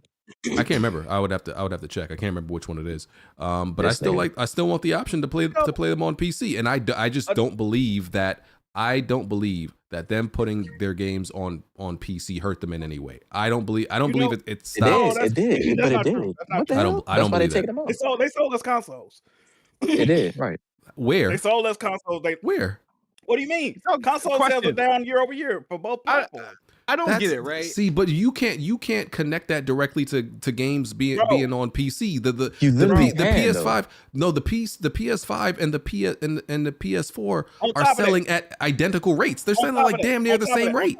It would probably be selling more. On top of that, bro, look, bro, we gonna stop being disingenuous from here on out, okay? In 2016, when Xbox announced it, and you can say, well, they don't make as good of games. I don't want to hear none of that shit, bro. In 2016, when Quantum Break got announced for PC, the Xbox brand died that day. People I agree. Stop buying the console because the exclusivity is the last hope that we have to gaming returning back to its exactly peak, okay. Like I said, we still get good games, we still get great games, right? But if we want a constant flow of great games, exclusive games have to make a return to gaming. It's nowhere around it. And now it is ABG. BG, I got a question for you. You think if Nintendo released their games on PC, you think they would survive? Like, you think that wouldn't have nobody would buy a Switch? Yes. Fuck no. That's not true at all. No. That's not true at all. Yes, people are, Nintendo fans are absolutely still going to buy a Switch. Let me ask you a question, BG. No, okay, keyword Nintendo fans. Yeah, you're talking about the diehard. We're talking about regular people. They're not buying no Switch. I'm not, but there's still a lot of Nintendo diehards. Bro, hold on. If Nintendo release games on PC, that's the end of the console. The PlayStation diehards are the ones that are still going to buy a PlayStation no matter what. They're the ones that still buying PlayStation. But that doesn't matter. But we outnumbered. Diehard fans don't keep gaming going. Casuals do. Let me ask you a question. We don't got to deal in hypotheticals. The casuals mainly buy consoles. So let me ask you a question. Exactly. That's the problem. But you saying the problem. New gamers do not have no brand identity. They don't give a fuck about console. That's why exclusives have to make a return, bro. When people see Kratos, they have to say, I can only play that on a PlayStation. Bro, gaming is getting bigger, but it ain't getting bigger in the console space. It's getting bigger in mobile and it's getting bigger in PC. Yeah. PlayStation and Xbox was killing themselves releasing games on rival. You can say a PC not a rival platform. The PC is a rival platform. Let me tell you. Let me tell you something that happened on this podcast. You can go back and listen to it because a lot of y'all don't remember.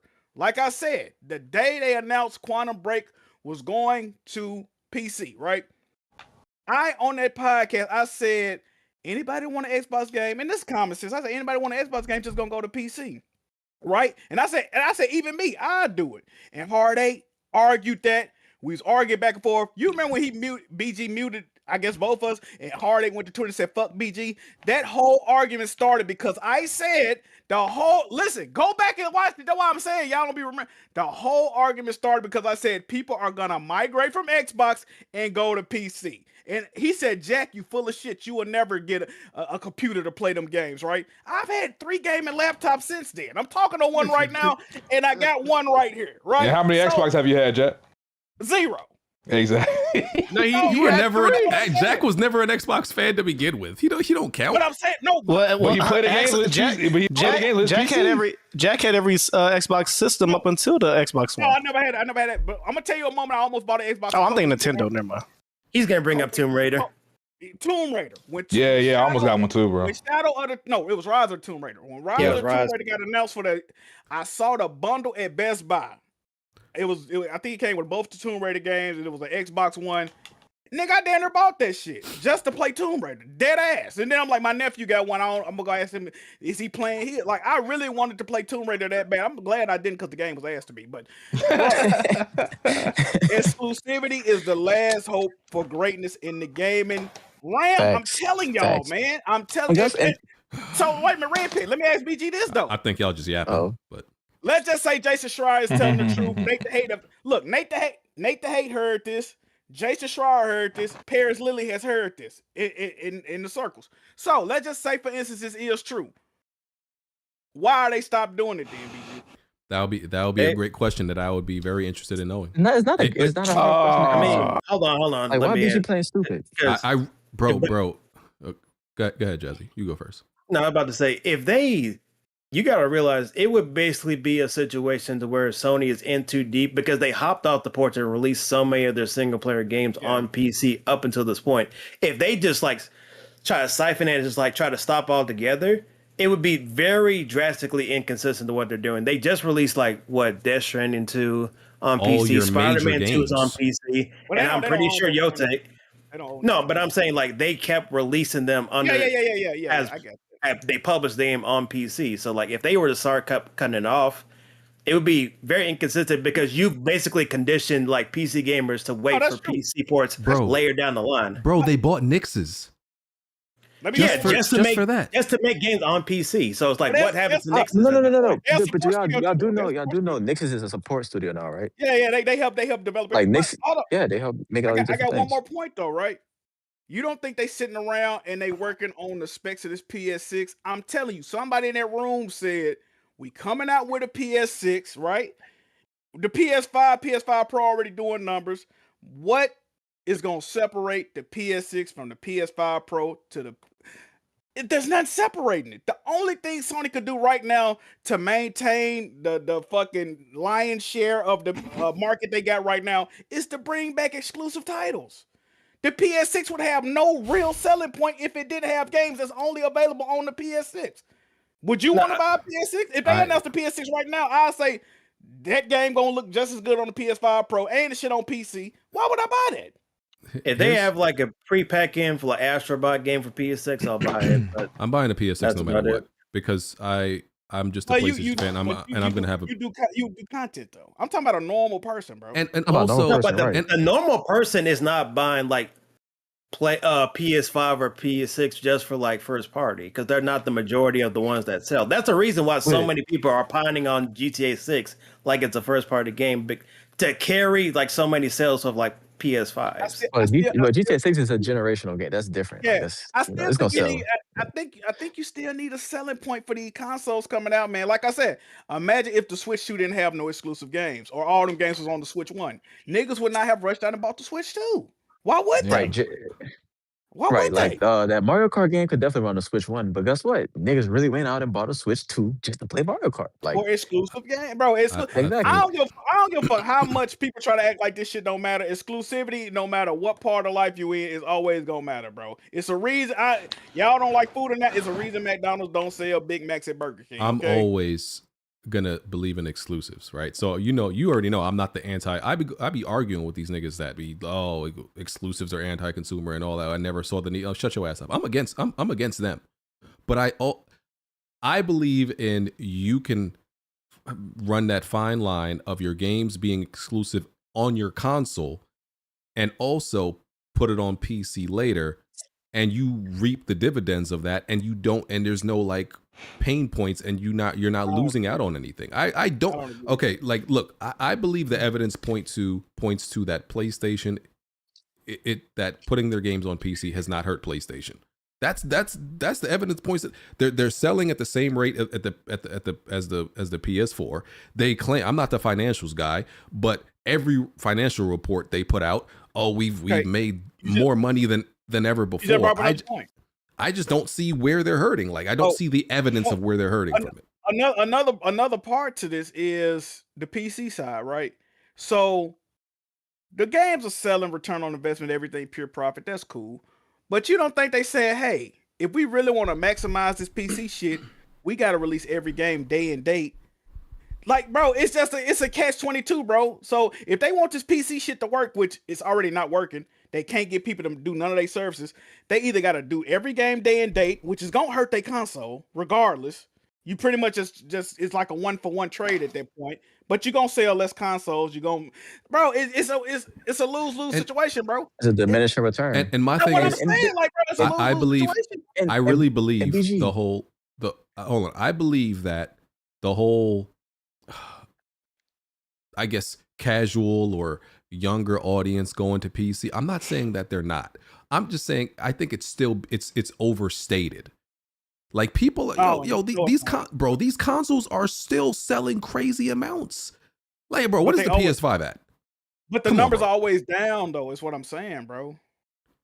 And I just think it's overstated. I just think it's overstated. Like the people are abandoning console and going to PC. I think it's overstated, bro. When have you heard them say in the earnings report that console sales are up by average? They don't say that no more. It's always down. They're at where they're usually at where they've been in past generations.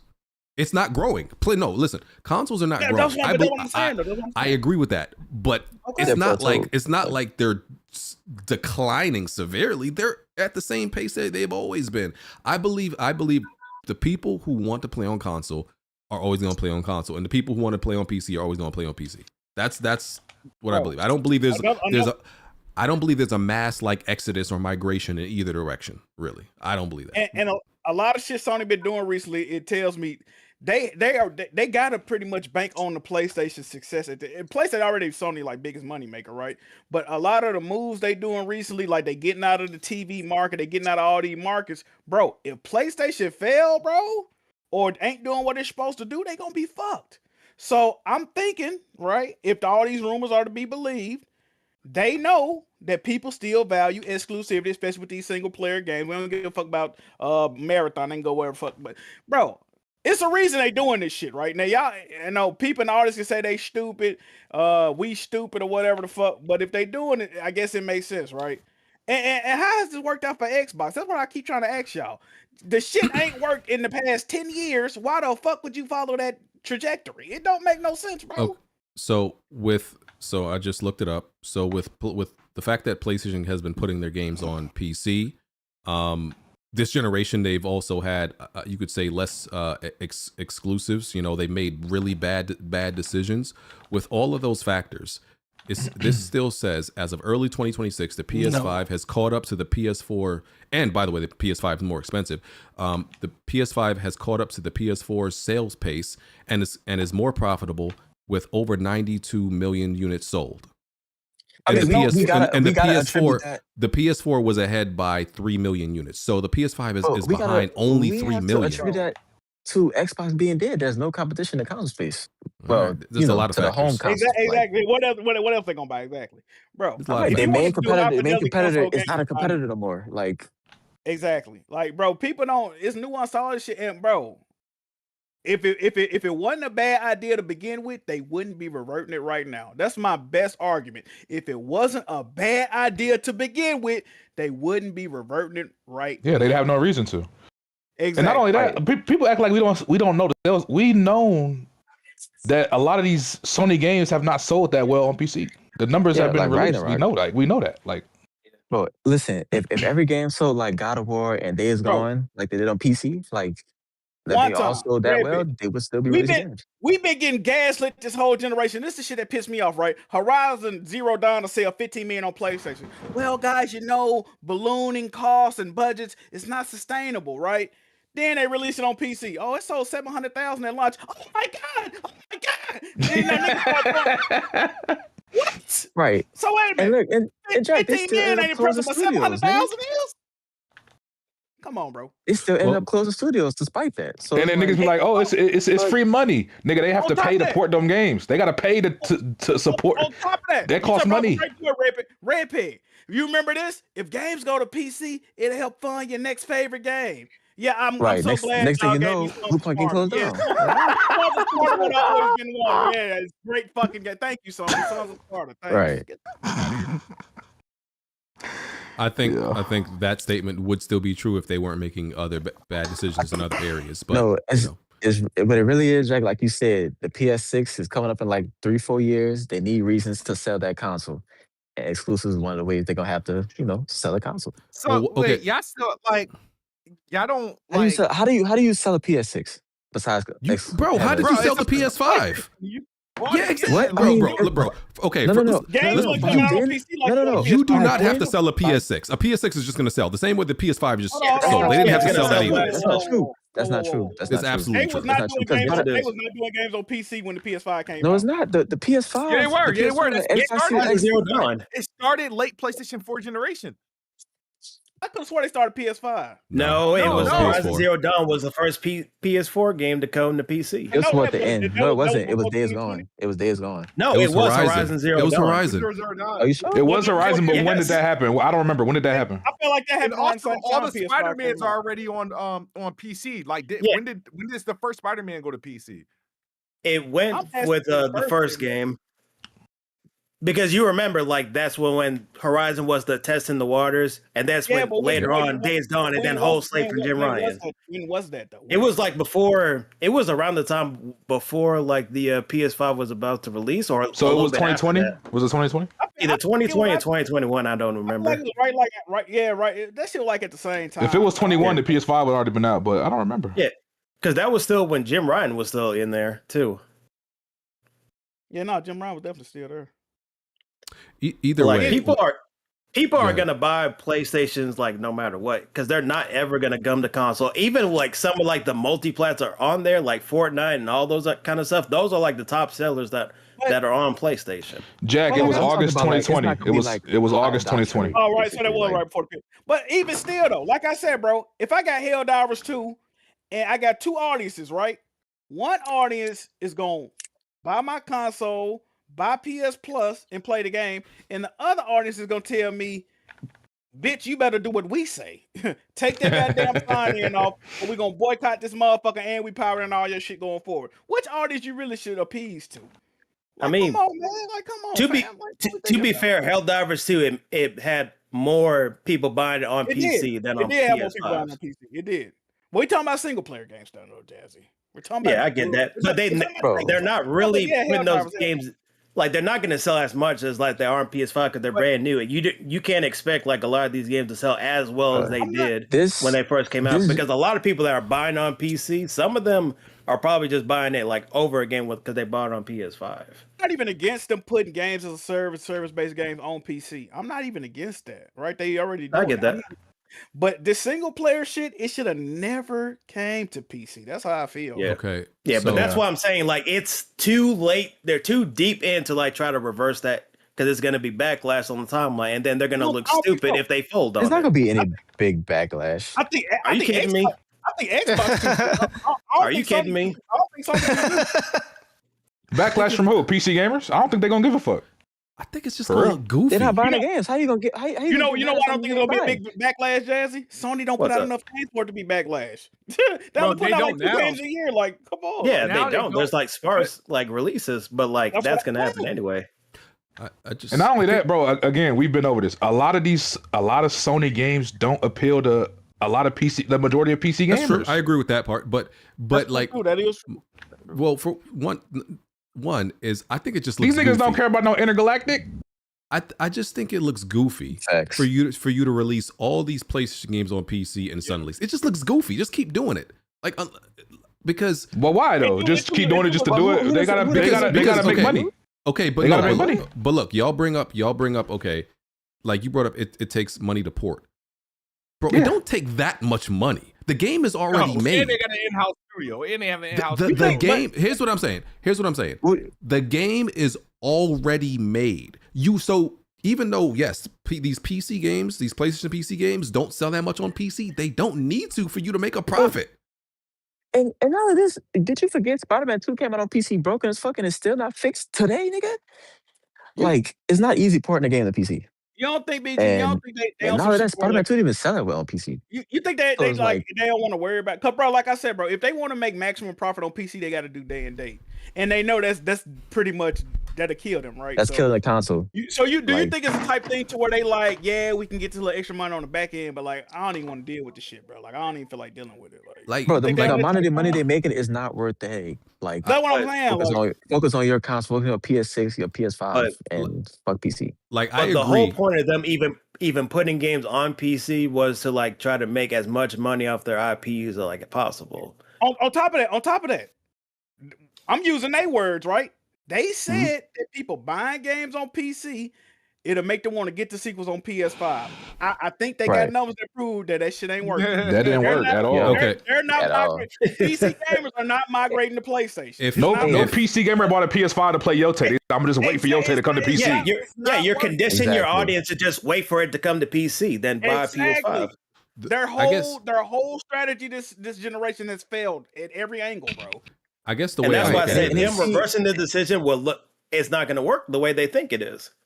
Yeah, and they see what Nintendo do. Like what the fuck? So you know what? You know what? Don't you know, Jazzy? This is the reason I think it will work is because Xbox. You know when Xbox games come to PC, right? They go to PC day and date. Sony never put a timeline on this shit. Sometimes it's 6 months, sometimes it's 3 months.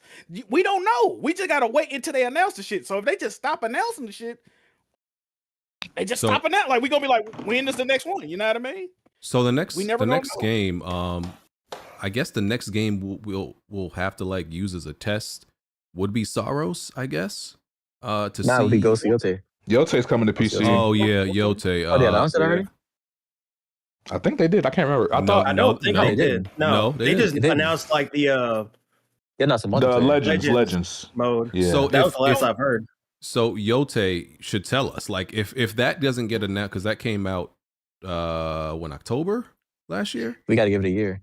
A year and change, because it usually be like maybe a year and change. It don't be So if that don't come out by next year, then maybe this might be true. But I say give it 18 months. If in that 18 months they ain't announced a new single player game to go to PC, I think it's the truth. Ain't that a fair amount of time to wait? 18 months. Yeah, no, that's fair. That's fair. I mean, and I guess I just look at it as like, just to wrap this up. Like, for example, right? Boom, the podcast is uploaded to YouTube. On YouTube, it makes the money it makes, and then I upload the audio to like all the platforms, Spotify, iTunes, and I get money from that too. The money is nowhere near what I get on YouTube, but I don't care. It's literally change. But I don't care because it's just extra. It's just extra. I don't care if I make a whole bunch of more off of it. So but I guess you got to scale it to a big corporation. Maybe they do care, even though it's low effort. Maybe they care. I don't know. But. Maybe like Jack was saying, maybe they have data to show we actually make more money by making this exclusive. It leads to console sales, it leads to accessories, it leads to other shit. Now, what if you had numbers? If you had analytics, BG, that showed you that people will wait to watch the podcast on Spotify as opposed to being live viewers in the chat, would you change your strategy with releasing the podcast on there, even if it made you far less money? I have to think about it. I guess. I mean. That's what I'm saying. Like, think about it. If you make it $200 a podcast, right? But then eventually you start making $7 on Spotify, but you make it $50 every podcast. You realize niggas is actually waiting to listen to this shit on Spotify. Nigga, that shit is not coming to Spotify no more, my nigga. Or you have to wait 2-3 weeks before I put that bitch out. You crazy? Hey, I want my game on making less money. The Breakfast Club is dealing with this exact same shit right now. When they put their shit on, I seen the video. They put you can only watch the video podcast on Netflix now. Yeah, you got to pay for it, right? So like, a lot of these podcasts shit dealing with the same. Wait, really? Breakfast Club only on Netflix now? The full episode. Video. The full episodes are on Netflix. You can watch like YouTube clips, but wow, I didn't even realize that. Netflix got a deal. They got like iHeartMedia podcast. They got Ringer podcast. Like they podcast. But you got to pay to watch this shit. It's like, damn, bro. Like we used to watch this shit for free, my nigga. Like what? All right, we did it. Next topic. Hey, Jack, I have one question for you. You know, there's only like one true PS5 exclusive. What, You know what that is, Astrobot? bro? Gran Turismo. Nah, well, that too. That too. Resogun. Oh, damn, not mine. I was about to say Demon Souls. There's a few actually. No, yeah, No, it's Demon a Souls, couple. yeah. there's a few. It's what Demon Souls and Astrobot. That's only on It's PS4. on Gran Astrobot. Turismo not on PC. No, Gran Turismo on PS4. It's on PS4. Oh, okay. It's only like 10. I mean, it's less than 10 games that's exclusive to PS5, to be honest. Some of them are third party, I think. There's a couple. You know what I'm third saying? parties. Like it's like less than 10, bro. It's bad, bro. For 5 years in, bro, it's bad. Yeah. Yeah, that's kind of crazy. All right. Blessings Jr. attacked Jez Corden, and the internet put on their cape, came to Jez's defense. Pretty much so. Huh? So let me. You know, gamers are racist, right? That's probably why. Let me see. Go ahead. So Jez Corden, we all know he's from Windows Central. You know, all that. Writes about all the Xbox topics and Microsoft related topics. Blessings Jr. is some kind of funny. Jez did an interview with Asha Sharma and Matt Booty, on the new changes to leadership and all that good stuff. Pretty much Blessings Jr. said he doesn't take Jez serious as a journalist. He's like, yeah, why, I'm not trying to listen to Jez Corden from Windows Central interview Microsoft employees, related to Xbox and all that stuff. He doesn't feel like it's good journalism. He feels like it's probably biased. I'm paraphrasing, but he feels like it's biased. If he doesn't feel like Jez is going to ask the hardball questions. So yeah, he took shots at Jez, and people didn't like that. They felt like, oh, it was below the belt. Fellow journalists shouldn't criticize each other. All this proper and posh shit. Niggas was being soft, bro. It was being very sensitive. I heard what he said. Criticism. He came out and apologized, but I don't view that. He First did. Of all, soft. Yeah, he I came like out. that. I wouldn't have apologized. He said he don't take back what he said. He don't take back what he said, but if you felt like it was a targeted attack, he didn't mean it like that. I mean, he just used it as an example. Okay, that's a little. But this is what I'm saying, though, right? He's 100%. It wasn't right. a targeted attack, though. But he 100% right, though, right? He is right. If a PlayStation employee or an NBA employee come out and say, I'm only doing interviews with ILoveNBA.com, put it in my ass. Like, bro, I'm not going to believe that. I'm not going to believe that, bro. Yeah. You a market. It's Windows Central. You got, was it Xbox Wired? Like, all these bro, it's a fan-driven website, my nigga. Like, of course they not going to ask you the right shit. Why are y'all getting mad about this? It's the same reason when we see reviews on Metacritic and these aggregate sites. I love Xbox.com.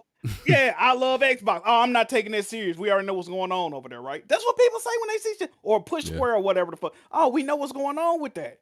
So it's the same thing with the interview, bro. It's biased, and they not gonna ask the shit that get them blackballed from the industry. How is that disrespectful? I thought it was common sense. Yeah, I don't. That's what I don't understand. I seen my Tom Henderson, the insider nigga. He was like, that was. He basically said Blessing was wrong for that. I'm like, bro, what he said was correct. You when an interview like this, you want an unbiased interviewer or journalist, somebody who's not affiliated with the brand, and it would be the same thing with Sony or Nintendo. I don't want, like you said, I don't want Push Square interviewing Herman Holst about closing Bluepoint.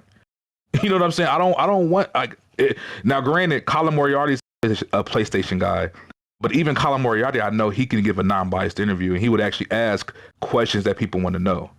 But most of these outlets, I don't want to hear from them if they're interviewing a brand that they're associated with.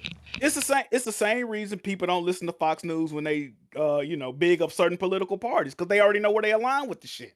So of course they not gonna shit on something they fuck with. Like, come on now. Yeah, I mean, people know what's going on, bro. Like in my video I made, I said, listen, it's possible that like these other outlets who are not affiliated with Xbox or Windows may not ask the hardball questions either. But I'm not mad at somebody looking at Windows Central and seeing an interview with Asher Sharma and being like, yeah, I ain't taking that one serious. Like you got to understand, like, your name. It's like when, the police department, investigates themselves and say, yeah, we found no wrongdoing. Yeah. I bet you didn't. Right. Pretty much. So it's, you can't be mad at people for looking at it like that. They were just being weird about this. They're trying to make it seem like he attacked Jez personally. Yeah. All he did was say he don't want Windows Central to interview Xbox about this situation. He would like an unbiased journalist That's all he really said. They took it as a personal attack. I don't know why. Jez, he has been getting attacked recently. I will admit that, but that boy playing victim on a. Yeah, this was huge. Like, I can't even say it was him. No, people start feeling, people got upset for him. Like, come on, They man. was sending that nigga flowers, bro. They was like, oh my god, yeah, like, come on, bro. You would have thought, like, it was so light, bro. Like, I'm like, yo, this is not a real attack, bro. Yo, the shit that we've been called on the internet. Come on, bro. Right. If that was an he attack, said, fuck his mama or some shit. Yeah, if that was an attack, they can't listen to this podcast, nigga. We'd be all or his white wife. I feel like Paris Lily was bullied more. Well, I think we say way more fucked up shit about him last week. Because this my thing, right? Nigga, we say more fucked up shit about each other, and we like each other. BG called a nigga. Well, you like me, BG? Oh, BG. Bro, it'd be different if Blessing was like, yeah, I don't like Jez because he's a bad journalist. His interviews are horrible. He didn't say anything like that. All he really said was that the nigga is biased, which he is. That's why I say we cooked as a society. That's what comprehension is cooked. We cooked as a society, and the game industry is failing. When you imagine getting canceled because you said I don't want a biased outlook on this situation. How is that a cancel? Like, what the? Right? Yeah, that's fucking stupid. Come on, bro. This is why I don't like the internet, bro. People don't comprehend. They want to play victim over the stupidest shit. We gotta stop this shit, bro. Please, bro. God damn. And also, I mean, there is, implicit bias. That's the bias you're not aware of. Jez can try to be, as unbiased as he wants. It doesn't mean it's intentional.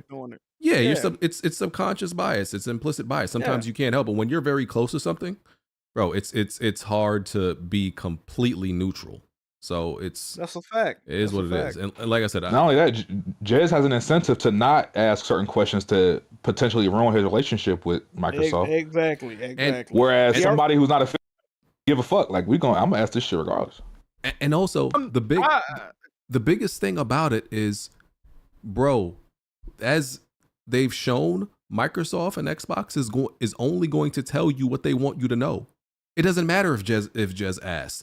They've shown that, like, I mean, I talked about it last week. Like, they're only going to tell Jez certain things, and then he's going to run out on the internet and report that. And then when he gets caught blindsided, it's because Microsoft withheld information from him, which they've proven to do. Because how many times has like Jez been like, I have no knowledge of this, or this is not happening, and then it happens. It's happened a bunch of times, not because he's a bad journalist, but Xbox has proven we only going to tell you what you want to know, what we want you to know. Exactly. He already getting that bunk ass information already. He ain't trying to fuck it up no more, man. He need all the help he can get. Hey, what'd you feel like, Smooth? No, I was just saying, like, considering we do gotta consider context, right? I think it was like he had like, I think 30 minutes or so. Mm-hmm. And also consider the fact this is the first. I think there's two sides to this, right? He got one to get the interview that quick, and then Jez, even though he's known, he's not like super big time. So some people are looking at it like, all right, these guys are like kind of really putting up that like gated wall where they're stopping essentially the little guy from like getting the clout, right? So instead of being like, congratulations for getting that, it was like, it was already, he kind of like threw like, I guess, unnecessary shade towards him. And I think people read it as like kind of unnecessary. But as far as like the type of questions they want him to ask, it's like, my thing is, when you first get the opportunity, and I'm no journalist, I haven't gotten an opportunity like that, but if you're going to get somebody, right, why go hard on your first attempt? Like, I think I guess there's a time and place for that, right? I feel like, for example, you done interviewed like Phil Spencer 2 or 3 times, bro, and by the second or third interview and you ain't pressing them with the questions we need, then that's a problem. So I get why he didn't those questions that I guess they want because that they really want wasn't asked or approached. And then Microsoft be coming into these interviews with like these vet your questions. They'll preview and they'll be like, nope. And then this is good. So like I and for coming from Kind of Funny, those guys should really know that. So that's why I think they're being met with that kind of response, because they feel like their comments, their opinion on it is kind of disingenuous. Hold on, that was his first time interviewing. No. His first time interviewing the new CEO. Yes, that's Sharma. Oh, new CEO. I'm thinking about Phil Spencer. I'm tripping. Yeah. So the new. Okay, that's okay. Yeah. I would press journalists when they finally get Phil Spencer and then they start and they don't ask the questions we need because I was like, bro, he's been interviewing for years. He's been here for years. You can give him those questions because. But that person, the Shaw girl, whatever, I can't pronounce her name. Asha Sharma. It was like that was the first. What they wanted her grilled on anyway? What they had wanted her grilled on? That's the thing. I was like, what y'all like ask her what's your game? I mean, we won't know. It would have to been them do the interview, I guess. I feel like when it comes to any journalism or whatever, I feel like that's really how you find out who's dope at framing questions in a way that it doesn't seem like I'm attacking you in my question. Because I've seen some people interview stuff where not to say R. Kelly, but just imagine somebody that's like a polarizing figure. And y'all ever seen interviews where it's like when they sat with so-and-so, I'll give an example. Niggas always make it seem like Angie Martinez is able to get certain shit out of rappers and stuff that they wouldn't have talked about anywhere else. And it's not because I've seen her interviews. I don't think she's doing anything other than being sensual in how she asks. It seems genuine. So I think a lot of times, especially with this shit, bro, I think it's just they just lack the tact to navigate a question to where it doesn't seem like I'm putting you at the stake. You got to be able to ask a question and still feel like you giving them rope to say, hey, I'm gonna give you a way out of this, but I gotta ask this tough question type shit. Yeah. And that fear and moving in that is what make this shit seem so fucking corny. Because y'all don't want to ask them nothing tough. That's how it was back in the day with Michael Jordan. He used to only do interviews with Ahmad Rashad. Like if you wanted some information from Michael Jordan, he had to set that up with him. Like that's where he felt most comfortable and shit. Similar situation. Yeah, and a lot of these like gaming websites or whatever, like media or whatever, they're not really like journalists. They're just like they just happen to be under the pretense of like a journalist for like gaming news, but they're really not like Game Informer or anything like that. They're not even like that at all with some of the people that they even hire. Okay. Got some breaking rumor / news. Nate the Hate, let's go. Yeah, so this part of it isn't really the news. What Nate the Hate just tweeted is kinda the news part to me. So Cory Barlog's new IP, right? It was supposed to it was rumored that it was gonna be like a sci-fi themed game. But so now it's been clarified that it's an expansion. It's another God of War game in some capacity. Oh, right? God! It's another God of War game, right? Not sure. We're not sure if it's going to be the God of War Egyptian game. It could be, but what Nate the Hate said is that it's set within the God of War universe, and he's heard that the lead character is going to be Faye. Ew! Nobody want to play that shit. And gameplay and gameplay is going to be different from the Norse God of War games with more of a focus on action. Oh my God, bro! Yeah, that lead to I'm excited about this. You know what I was saying though?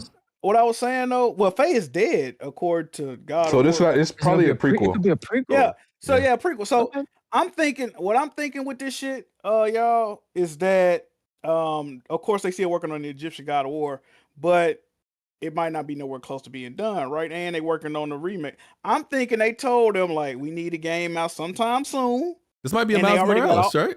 He's been working on this since like 2018, though. They already got all the assets already, right? So they ain't got to do shit, but you know what I mean? Go in there and work on their gameplay a little bit. That's what I'm saying.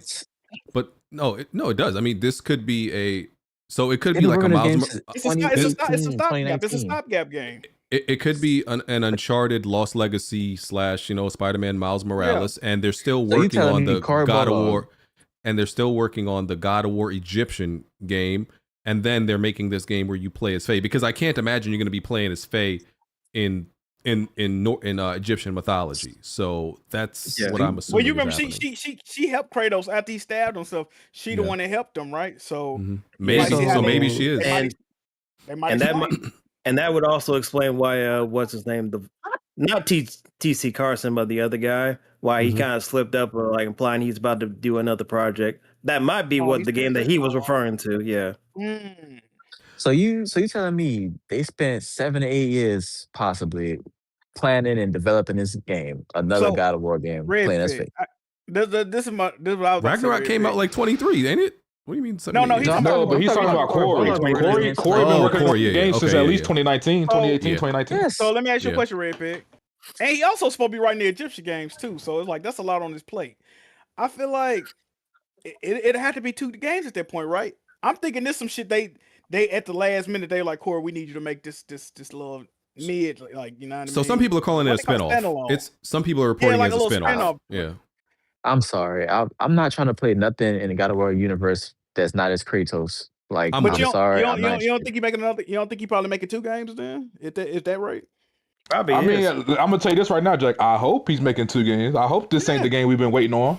I think he Listen. making. Not, And then, bro. bro, yeah, I think he making 2. Y'all talk first of all. Y'all talk about how they treating Horizon. I mean, they're not doing God of War level, but still, like, give God of War a rest. Goddamn, nigga, like, all good things come to an end. You wouldn't have a want long it. rest. You're only Like- saying give it a rest because you're not playing as Kratos. That's the only thing You know you're what's saying. funny? Give it a rest. You know what's funny, Red Pick? I mean that too, bro. The hate niggas don't really fuck with Ragnarok as much because you play as But the see, Kratos. not only that, BG, a lot of, including me, we were excited for a new IP from Corey when that was the rumor. Yeah. Then we found out it was a new IP, so it's It's like, another okay. God But of War wait, game. but bro. was that ever confirmed to be a new IP? No, it wasn't confirmed, but it was a rumor for Yeah. years. It was a rumor that was a new IP, Hey, so Red people were excited. Yeah, what's up, Jay? You know what's funny? That's what we wanted. I was watching a video. It came out the week before they announced the remakes the other week, and the dude said if they didn't announce a remake in the next week, it would have been the longest time I think since the series started that a God of War game wasn't in development that had been announced. Like, so it's like they always, you know what I mean? So, hey man, the trajectory, bro. They always coming out, bro. I fuck with it. As far as playing as Bro, Faye, 'cause I have no issue with that. Like, I don't have this. Listen, I like these main characters that we're used to, but I don't know what that is. I don't have. Yeah, we can hear you. Yeah, come on, brother. I don't have this like attachment to like these characters that some of y'all do. That I won't play a game without them. I think I don't get that. Like, I'll listen. If the game is still fire, I'll play as another character. I've been calling for Kratos to die for a while. I'm always ready to use a different character or kill off a main character. So I'm with that. That's no issue for me. Not only that, BG, you know, they said originally in the game they said the axe was Faye's axe. So I mean, yeah, that's where Kratos got it from. That's where Kratos got it from. Yeah, it's hers. I just want a new IP from Santa Monica. Santa Monica has only made God of War shit, nigga. I want them to show their creativity. Let's make something new. Well, You already know. I'm tired of God of War from them. The last original game they made was what, fucking Connecticut, nigga? Yeah, that's David Jaffe too. The fuck? That was David I mean, no, Jaffe. I'm definitely down for a new IP, but I'm saying outside of that, I don't have a problem with playing as a new, main character, or, like that. But you already know what the issue people gonna say with this is. That you already know what the internet gonna do with this. Oh, you're playing as because it's Faye? a woman as another woman. Oh, and you're playing PlayStation hates men. You're playing as another woman. Now, oh my god. Low key, all the main protagonists have been women, like Rivet. Sure, and the main characters has been like for men for also 25 years. So like, it's like who cares? But Wani just brought up a point. I'm not opposed to this game. I would like to see what they got, but I forgot they used to be Faye's axe. So if you playing and you still using the axe, I don't want to play it. Yeah, nah, I'm not. I'm fine. Because the gameplay is literally just gonna be a skin at that point, right? She might have more flashier moves. I need to see the backstory and remember, how she got there, and I need to see some different weapons, bro. And remember, if I remember correctly, she fought Thor. Remember, that's how the crater in that world. Yeah, that crater. Yep.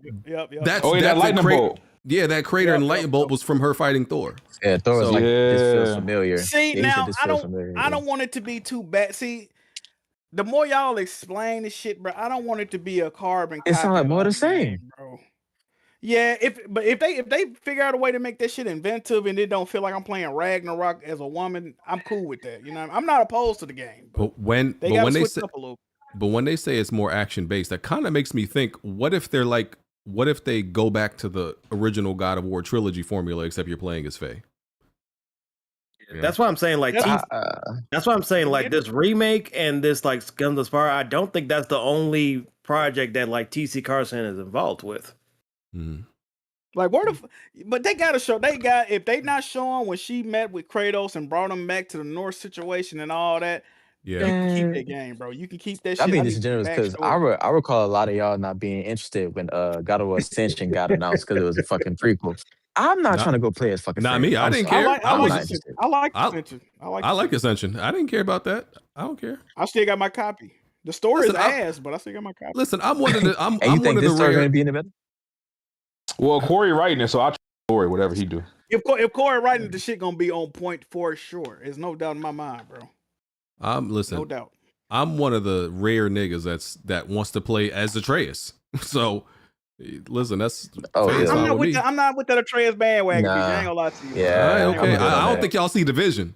Spoiler. I see it, but you know what I don't like, bro?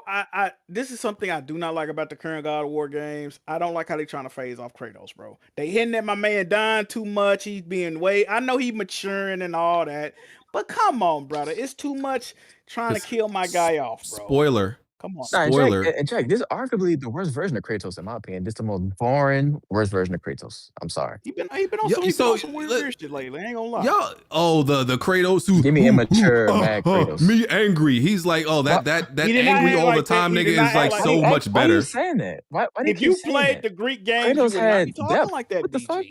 He was very matured, and Did you not play Ghost of Sparta? Facts. Come on, brother. Anyway, I mean, niggas like you and Colin say that shit talking about he didn't have no depth and all that shit. Like what? That's one of them talking. At certain points. Remember 2018 came out, everybody was like, Kratos is a human now. He has feelings. Now, listen. Now, when Kratos wasn't cutting off somebody's limbs, maiming them, or beheading them, sure, he had great conversations, but that conversation was like 10% of the game. Now back then Kratos would kill a nigga to solve a puzzle. Like he ain't had no problem with that. Like so maybe they talking about some shit like that. Let's not act like Kratos had like mad voice lines and in some of these God of War games. Like the nigga ain't talk that much. He ain't had nobody to talk to. Who we gonna talk to? He was an anti-hero. That's my point. I'm saying he didn't have no sidekick until 3, and that bitch was annoying, so I ain't want to talk to her. And I'm just saying, like, the spoilers since Pandora nigga, not Penelope. In Ragnarok, Penelope, that's his daughter. In Ragnarok, we pretty much learn that Atreus is spoiler, because I don't want nobody crying. Atreus is Loki, and who's the god of mischief and can transform into things and all this shit. Listen, if they flesh those abilities out, listen, I see Division, bro. I don't like it, bro. I don't like it. So, and we gonna have to wait till old buddy, unless they recap, we gonna have to wait till old brother become a grown man. Like, well, he's 20, so I don't know. They could. Hold on, the nigga that play Atreus is 20 now? Yeah, he's 20 in real life. He was a teenager 6 years ago. Yeah. What the fuck? Oh, never mind. Shit, he good. Hey, but we'll see what happens, man. They said something is supposed to be revealed, or let me see. When it say this summer. They said this summer. You know what? Yeah, so they probably have this year play this year, first half of 2027. Yeah, I'm not looking forward to this announcement. You know why? The last time I was looking forward to a God of War announcement, I got Sons of Sparta. So I'm gonna keep my expectations low. Well, as long as they're not letting. Shadow dropped it. Is that game really that bad, Drake? You got the platinum in it? I'm still playing through it. I'm gonna say this, bro. If it wasn't named God of War Sons of Sparta, I probably think it was a decent game. But putting it in the God of War title on it, my nigga, it ain't that, bro. It's not that at all. As long as they don't feel like doing some, philanthropy work where they want to give some studio a chance to make a God of War game and they're actually making it themselves, then I'm not worried. But this shit, Sparta, like, oh yeah, we're gonna give an indie studio a chance for what? Man, but BG, you're not like you're not like a little sad that like, damn, another God of War game, like another game set in the God of War universe. We can't get nothing new from them. Like, let them pull a Horizon. God of War lore, man. But look though, Red Pit, this is what we saying though. This is what I've been saying. Sony Studios, we used to make fun of Microsoft. Sony Studios is the same way. Becoming Microsoft. We got a Horizon studio, we got a Marvel game studio, we got a Last of Us studio, but Intergalactic gonna come out hopefully. And God of War studio, that's it. Same shit. Man, shout out to Naughty Dog. Shout out to Naughty Dog for trying something new, man. And the only reason they trying something new so early is because fucking patches fail. We'll still be a Last of Us studio. Well, Yeah. No, I mean, I definitely, like I said, I would definitely want a new IP, but outside of that, I'm fine with this. Like I said, my worry is them milking God of War to be new IP everywhere. have we gotten any? They've tried to make. You're getting one. They've tried to make a new. This is the second time they've tried to make a new IP and it hasn't worked. Remember before they made God of War 2018, tried to make one in 2010. Yeah, and it failed, and the development failed, so they went back to God of War. So I was going to ask, but that game was also supposed to be based in space. So I'm wondering, is this game Corey working on the game that Stig tried to make back in the day? What y'all think about that? Y'all think that's still the same game, or they use some whole I hope this rumor is wrong. I really hope this. Really, what we need, bro, we need somebody at some point to give us more information, because, like I said, I would like to believe Corey is working on 2 games, but it could very well be, Jack, that this is the single game he's been working on for the past fucking however long. Almost 10 years. Hey, Red Pig. If you think about a Red Pig talking about new IP, Sony has not launched a successful new IP this generation. They haven't. I mean, you can say Return, but you can say Returnal, but Ghost of Yotei ain't no new IP. Yeah, it's not. Yeah, it's yep. And Sorrows really ain't no new IP if we want to keep it funky. It ain't because it ain't a sequel. It's a new game. It's basically Returnal, but they can call it a new IP if they want to. But in Returnal, I guess you could say it's successful, but it sold 1 million. Like, we talking about AAA game development right here, brother. Wolverine. What about Wolverine, Jack? That's not a new IP. I mean, it's an existing IP, but it's a new game IP. It's a new game. You'll be splitting hairs with some shit like that. It's a new game. It's a cheat code, but what up? Yeah, pretty much. Yeah, because like, I get what you mean, Red Peg, because it's like part of like the Marvel. It's not Spider-Man, but it's like if they're setting up to where I think it is, where it's going to be like a Marvel like universe for games for Insomniac, then technically it would be a sequel. Like, yeah. All right. We'll see. All right. Let's get to something else. All right. So let's do this PSSR 2, which connects to Resident Evil Requiem, and then we can talk about Requiem. So I guess PlayStation released PSSR 2, and Resident Evil Requiem is the first game to actually use it. So so we didn't actually. They didn't release it yet. It's coming out March. Well, they saying Resident Evil Requiem is using it. No, right now. Isn't that what they said? Yeah, they said it's the first game to use it. It don't release. It don't release. It doesn't. Oh, I thought so. This version where okay, like later on in March. So the details on 2.0, of course, enhances image quality and frame rates. There will be a new setting in your PS5 options that allows you to automatically use PSSR 2 in any game currently that uses the old version. Enhanced PSSR image quality option. So that's gonna appear in March. Hey, BG, you was hating. Hating on what? He's a PS5 Pro advocate.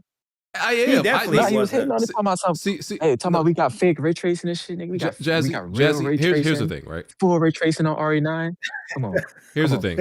I like my PS5 Pro, which is why I have one.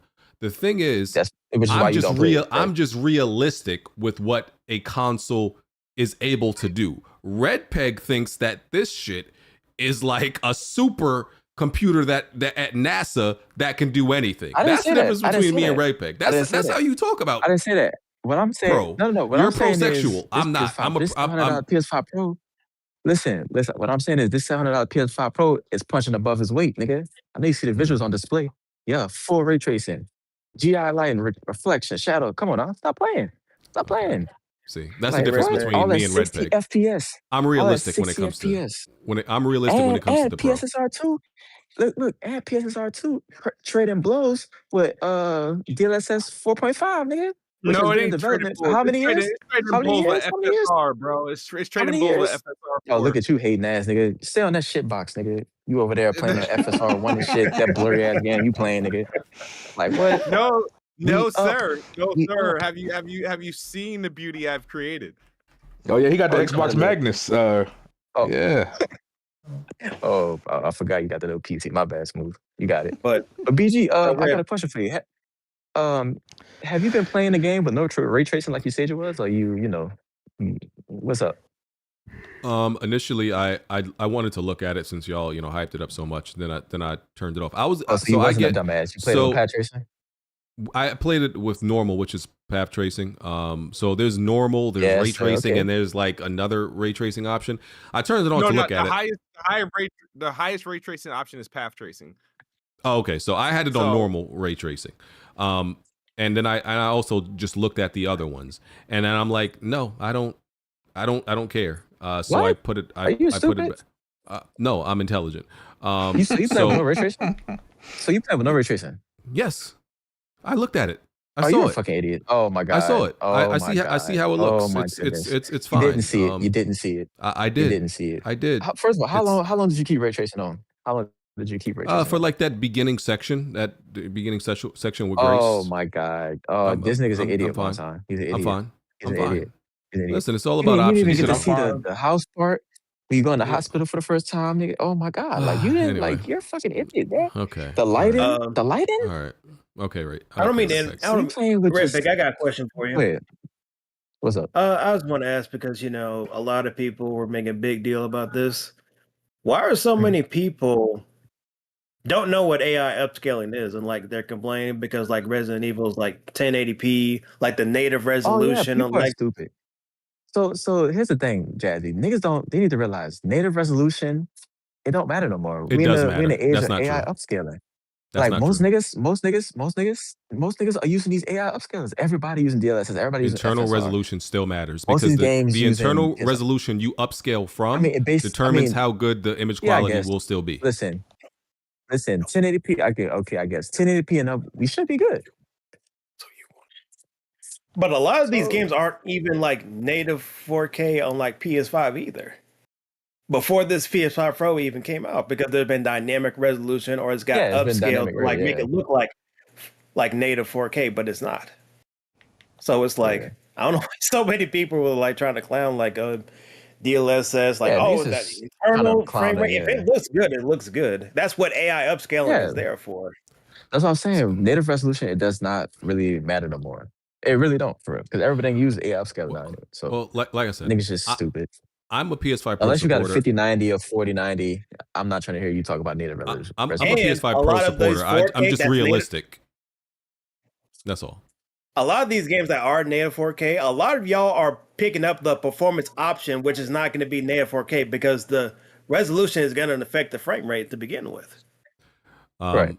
And so Digital Foundry said Resident Evil Requiem on PS5 Pro is a class apart and a true showcase of the system's capabilities. So they're saying it's amazing on PS5 Pro. Which listen, I've argued with people a bunch of times about the Pro's capability and all this stuff, and and PSSR eventually would be improved. It's not always going to be an 100% case of every game is going to be amazing. There's going to be some issues, but most games, my issue is most games were better with PS5 Pro, but people only seem to focus on the few games that were not, and that was my only thing. I mean, to be fair, you also do that with like Xbox Series S as well, don't you? Oh, hey, speaking of Xbox Series S, nobody should be playing on Xbox Series S. All of it is dog. Yeah, Jazzy, you seen the Switch 2 outclassed the Series S on Resident Evil 9, which is crazy. Crazy. It's whatever. Hey, man. Smooth was defending that box, too, when it first came out. But I do want to say this, though. I know Smooth will get... I'll ask Smooth, actually. How many times did Xbox get clowned because they're not native 4K? Every game during the Xbox One X era. That's before AI. It's checkerboarded, it's dynamic, all this other stuff. Like checkerboard, that was like the big thing. Ever since like DLSS has been more prominent with these consoles, and now everybody's upscaling. Now all of a sudden, nobody is getting to a point where nobody really cares. But ain't that the point of PSSR though? Like to use like upscale. Yeah, it's AI. It's AI upscaling. My only question with PSSR. What is so special about it where they could not enable this on the base PS5? What? Because it's using more RAM. I don't know. Let me shut up. It's something to shit. Don't have the hardware for it. They need to make money. I'll go with that. I don't really care. I don't know. It's not. It don't have to. It don't have to. It added something. I forgot what it was, but yeah. Yeah, I Do you think? know. Do you think the PS6 will have it? This? Yeah. Or like yeah. I think that'll come standard on PS6. Okay. So I bring that up to say this. So now all these consoles are basically gonna like rely for like AI upscaling going forward. Yeah. I mean that's they what would, PlayStation that's what the PS6 gonna be. My thing is, I just don't like games being upscaled from 1080p. That'd be my only thing. That's too low for me. What? It should be. Yes, How is that too low? If it looks 4K, like when it's upscaled. No. It still be looking soft. Pause. I guess. Still be looking soft. You know, I like. I still like an internal resolution of 1440 at the minimum. So yeah, but But do you think it's because like again, like a lot of these games like GTA 6, do you expect that game to be native 4K? No. But a lot of people are still begging it for also to be 60 frames per second. There's no way in hell that game gonna be 60. There's no way in hell. An open world sandbox sim game. I don't think it's not gonna be native 4K or 60. Nah, I don't know, Jack. The word on the street is this PSSR. They gonna get that game running at 60 on the Pro. On the Pro, I mean, maybe if they do the AI upscale and shit, maybe, but I doubt it still, bro. That'd be crazy. And it'll run at 720p. On the initial console launch, if you said PS6, I'd say alright, but that'd be some amazing shit. I ain't gonna lie, and it don't look crazy as hell. That'd be amazing, bro. Hold on, give me 1 second. The dude in the chat, why are you talking about spec respectfully, Jazzy? Well, I'll tell you this. Why did Jack? If you could tell me this, any red peg too. Why did Mark Cerny have to come out and clarify the teraflop situation? What do you call it? Flopflation. You remember? Yeah, flopflation. Yeah, flopflation. Oh, because he was like, why did he come out and had to clear that up? He said because remember the Xbox had a big leap over the PS5 at the time, and he was like that shit don't matter because look, I should perform niggas was misquoting the teraflop. They was misquoting. Yeah, they said 33.1 teraflops or something, and he literally called it flopflation and told everybody that that's not how that works. Yeah. The unit of measurement that they were using to measure power, he was saying that doesn't matter. That does not. You know what's funny about that whole situation? Y'all know the one person on Twitter that was saying that shit right when it happened? Dr. Trey. Dr. Trey had the exact right number. I don't know how the fuck Trey be knowing this weird ass shit, but shout out to Dr. he was telling people like, this is the number ain't right. It's supposed to be this number. And then he was right. Yeah, and Mark Cerny even broke down like the math to actually do it on that video. Yeah. Okay. So Hey BG, you seen the base PS5, the base console niggas did like, why didn't we get a 30 FPS toggle to play with ray tracing on? They was pissed, man. Yes, sir. The reason to buy you a PS5 Pro. Oh man, but that's what they've been doing. I'm saying that's what they've been doing on base. Hold on, that's what they've been doing on PS5. If you wanted to play Horizon or like some of these other games, you're not getting 60 if you're trying to go for like 4K. That's like a quality mode and or performance mode. That's how it works. I do think they should at least gave it to the base niggas for like at least 30 FPS. Like 720p. Stand up. Something. So now people want. So you want. Well, the ironic thing is, if I was a base, I'd be mad too. The ironic thing, Resident Evil. Didn't all the previous Resident Evil games come with like a ray tracing mode on base PS5 and Series X, like RE4, RE Village? But RE3? this game just have. I think this game just have one mode. They don't have no like quality settings on the base consoles. It's just what it is. I mean, still looks good, overall. But like they did their thing with this freaking game. Okay, but it don't look. Let's talk about Resident Evil Requiem now. Wait, before you go, my nigga Wonton too. Hey Wonton, where you at? I'm right here. Hey, Wonton, tell them what your thoughts was when you seen them grab from the PS5 Pro, because Wonton was nutting all over the place. Ew. I mean, RE9 looks fucking amazing on the Pro. I'm gonna just say that right now. And on top of that, I'm on the OLED. This game, bro, when you're in the dark areas and the fucking light pops and the color. Like the game looks fucking fantastic, bro. Look on that old ass old lady. You got one ton too. Oh, look at him! Look at him! What? I'm Jack just asking, man. Jack think he nice. He got the little Sony joint. Nah, nigga, this shit, man. This game looks amazing. This game looks amazing. This is one of the best games visually. Oh, look at that! Up there. It's up there. Why shit ain't that old? It's a masterpiece. It's a masterpiece. This is C1, baby. This is C1. You see, this C1. Ooh, when that came out, 1984. I got the C3. Lonnie, what we doing, man? Come on, bro. Y'all shit ain't that much different. But nah, this is easily one of the best games visually on the PS5 Pro. Yeah, this game looks fucking amazing, bro. Okay. So Resident Evil Requiem came out Friday, 88 on Metacritic. The second highest Resident Evil game rated. I can't remember what the first was. It might have been 2? Probably 4. I don't know. 4. 4? They Okay. say it's the highest rated original one since 4, yeah. Oh yeah, because 4 came out at like a Not counting the remake. 96 on GameCube or something crazy. Yeah. Back in the day. Yeah. So the Steam numbers are really high, like 300,000, over 300,000, which like blew the other ones out the water at launch. So my impressions, I love the game. So not sure how far I am in there. So this is not a spoiler because they showed this in like a bunch of previews. I'm at the part where Leon gets to Raccoon City. That shouldn't be a spoiler. That was literally in like a bunch of trailers. You good. All right. Oh, you farther than me. So yeah, I'm in Raccoon City with Leon. So this game is like the perfect balance for people, right? Both Resident Evil fans, the one that like the action part and the one that like the survival horror part. When you're playing as Grace, it's Resident Evil like 7. It's that type of survival horror. You could say 8 a little bit. 8 was a little bit more action. When you're playing as Leon, it's an action game. It's literally an action game. I mean, the differences are because they play differently. Like some of their systems are different. Grace, she has to collect like these blood samples as part of her crafting system.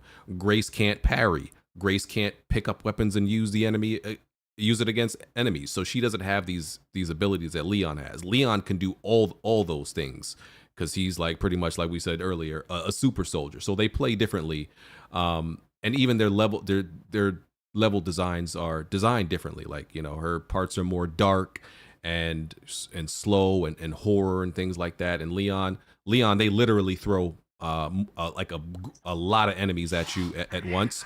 Even his like when you get to his section, you get this bracelet, which essentially is like a high score keeper. It counts your kills, and that's part of his upgrade system. The more he kills, the more credits you get. So he's encouraged to kill as much as possible. Where Grace is like, her inventory is very small. It's like 8 slots. You can upgrade it, but it starts with 8 slots. Leon got this big ass suitcase. It's like mad slots in his inventory. And like Leon has like melee attacks, which do damage if you want to save ammo. Grace has like a push. I don't think it does damage, but it's like you shoot an enemy, you stun him, and then you push him because her gameplay is like meant for you to like run away if you want. So it's like the perfect balance of her survival horror and survival action. I had to, every Resident Evil game is a little bit different with like the sponginess of the enemies, and this one and some of the they throw a little bit of different things at you that you may not expecting. This is not a spoiler either, but the zombies, they keep their characteristics from where they were when they were dying. So if it was a maid zombie, you'll find her cleaning. If it was a soldier, you'll find him. He might still have his gun. If it's a butcher, he might still be cooking. So they literally keep their personalities based on who they were. And they'll do it's like stuff they did that'll like throw you off. Like the first part with Leon, like dude had a chainsaw, but like he's skin and bones, so he can't even handle the chainsaw. So the chainsaw is dragging him all over the floor. And then I shot him.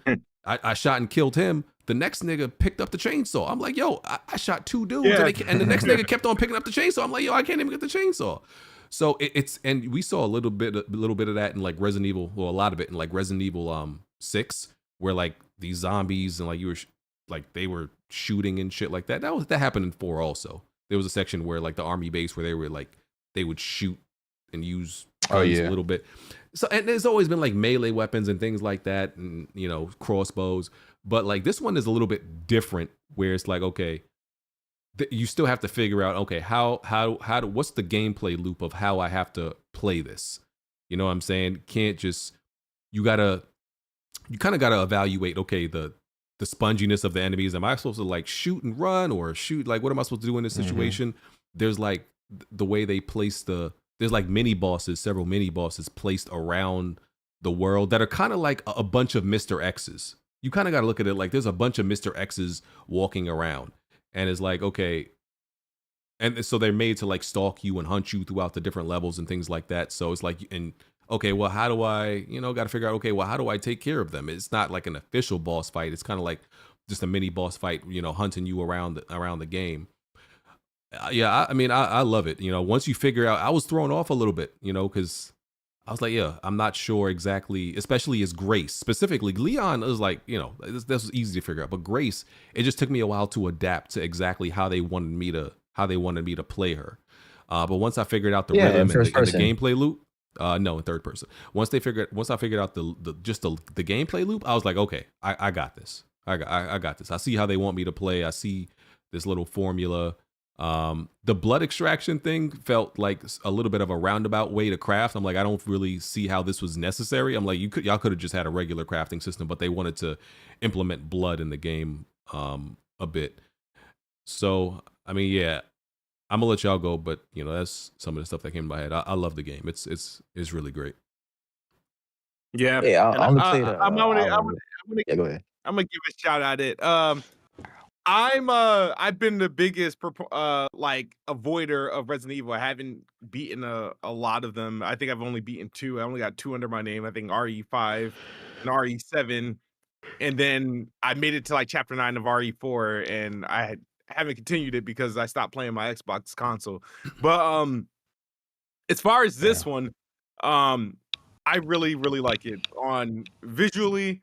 Gameplay wise, that balance that BG was talking about. I did first play it. Well, the first time I had it in third person at the beginning of the game because I wanted to see, that path tracing beauty walking through the city. And then I played it the recommended way with Grace in first person, Leon in third person. And then the shit started to get too scary. It threw me like halfway through the halfway through like the care center. I just switched to third person. No, but I get what they're trying to do. It's the first person view is very, very immersive. You know what I mean? But I don't feel like I'm missing anything. I'm happy to like. I just prefer it. But I played a decent amount of hours of it being first person. Right now, I'm at the basement of the hospital. And I'm trying to figure out, trying to get the little blind girl out of this cell. But yeah. So that's where I'm at now. I'm actually kind of stuck. But no, the things that they did with this game, and that anticipation, because once you're playing, there is a true feeling once you're playing as Grace. It's such a different way.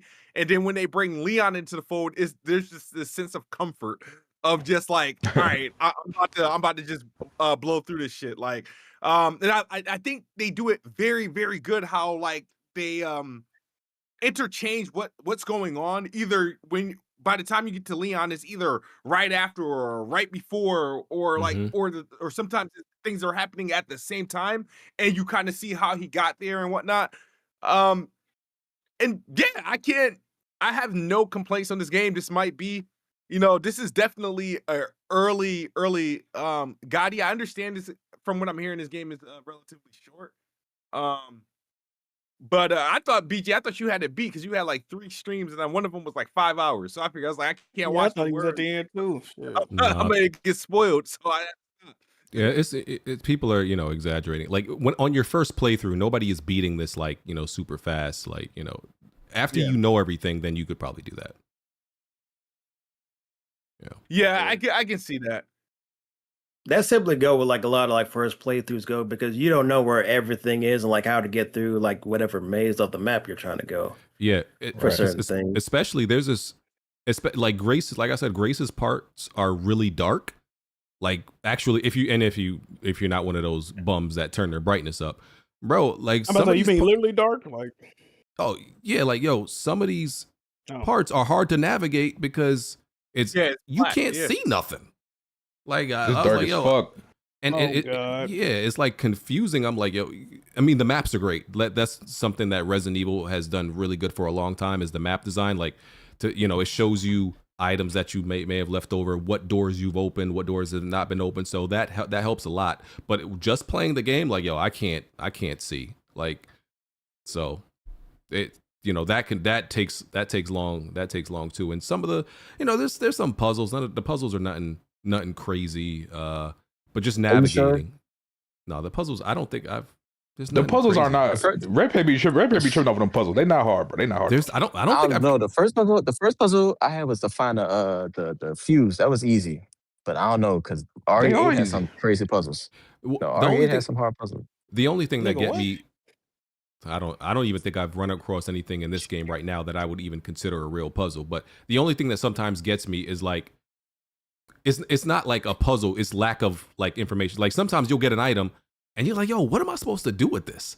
But you won't get the next thing you need for that until like way later. And you're like, oh, this is what this is for. So that's the only thing that'll be throwing me off. And I'll be having like paranoia because I'm like, yo, I don't want to miss something, And I'm like, yo, what is this freaking for? But you'll get it way later. So, yeah. Other thoughts? To your point, BG, and I'll give my short thoughts. I definitely missed something in this game. So like you mentioned, you got to collect the blood samples to craft, and you can use it to craft ammo. One of the guns that you get in the game, you have to learn the recipe to craft the ammo for it. And my dumb ass, somehow I missed there's an item you have to get in order to unlock the recipe, the craft recipe. Bro, I missed it. So I'm like all the way through the game with Grace. I'm in the basement section, like Smooth said, and I still don't have this item, so I can't craft ammo for this particular weapon. It wasn't until I got, because the game has a bunch of backtracking. You eventually get back to the main area, so I was able to go back and get it. But like I'm already hours into the game, and I'm just now getting this shit. So you can definitely miss some things. So I would just say to anybody playing this, make sure you explore all the way. Like just explore, bro. Don't rush. Because there's definitely some things that you can miss, and that if you miss them, you'll have to wait a while to go back and get it. Yeah. But BG, you said a lot of what I agree with, bro. The game is a perfect balance, bro. Horror and action. This is the best horror I've played in an RE game since RE7. RE8 wasn't scary at all to me. The closest I got was that little section where that fucking baby is chasing you. You know what I'm talking about? The doll. Yeah, that was the closest thing. Other than that, RE7 was the last Resident Evil game that actually like made me scared. Bro, there's parts of this game. Usually jump scares don't work on me. Like Alan Wake 2 was full of them weak ass jump scares. Them shits didn't do nothing. But this game, bro, they've had a few jump scares where I'm like, oh shit. Like I actually like just audibly be like, holy shit. Like that shit really scared me. And I have been playing Grace in first person, BG. It definitely adds to the horror, in my opinion. I'm not mad at you for playing in third person, because I'm also a third person guy. But specifically for playing as Grace, I do think it adds to the horror element, playing with her in first person.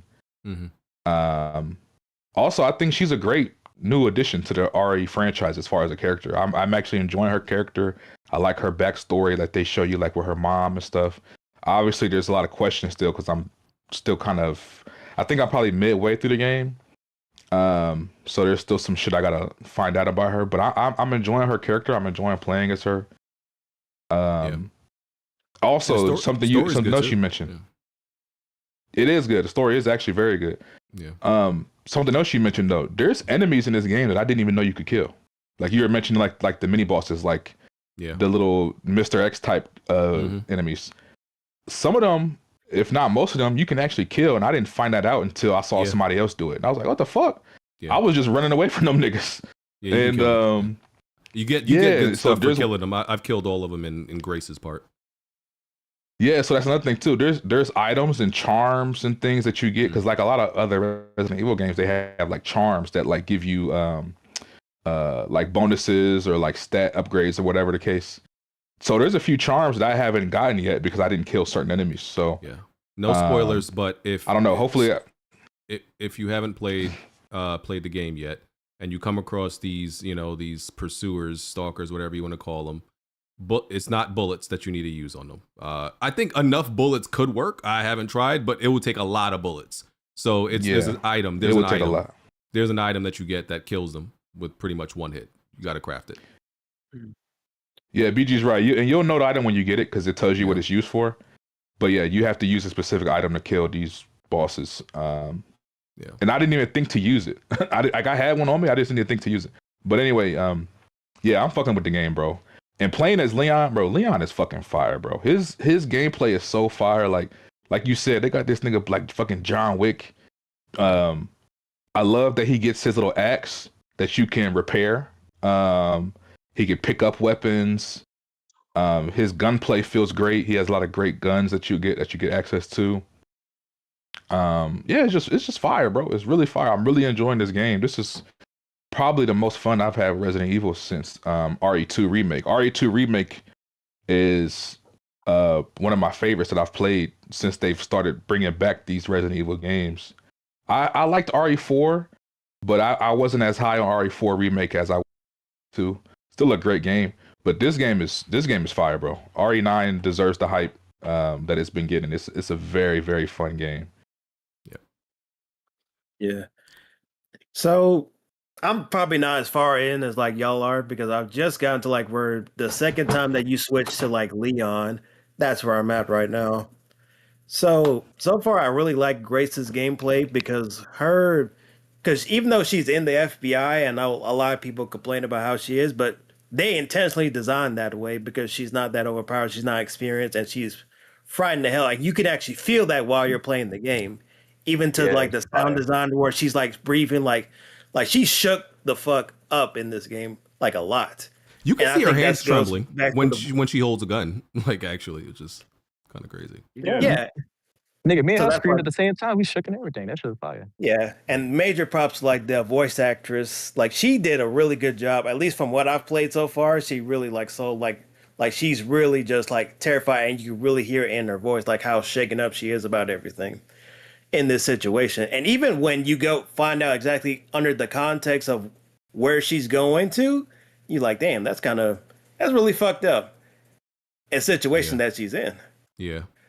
So I thought it was pretty good. And plus her being like dark or whatever, you might need like a lighter or something. And it's intentional because I've been playing her segments like 90% of the time is like in first person because just to see, because you can't in first person, you can't as third person, you can't like just do like a 180 like turn, but as compared to if you were like first person, like watch whatever. But sometimes even to like the second part of her game, it's always so tense because like the sound design is really good because you realize you not that overpowered or as Leon, so it's like you really got to fight or flight in this game.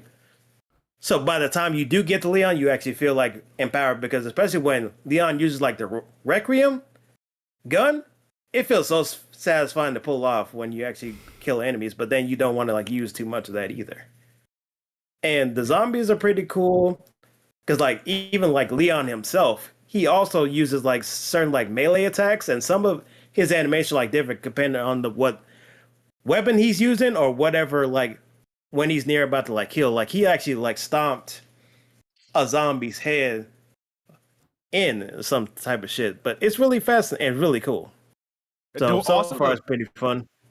The one thing I noticed, and since BG, I think you're the furthest of us all. From what I noticed, I've gotten to play as Leon maybe 1, 2, 3, maybe 3 or 4 times. Is his parts consistently shorter than because I feel like his parts is extremely shorter than versus Grace's. So that's something I'm like, is the whole game gonna be like this? So pretty much most of Grace's parts seem like it's an hour, and then they let you play as Leon for like literally 5 minutes. It changes. It changes, and they give him a longer section when you get to Raccoon City.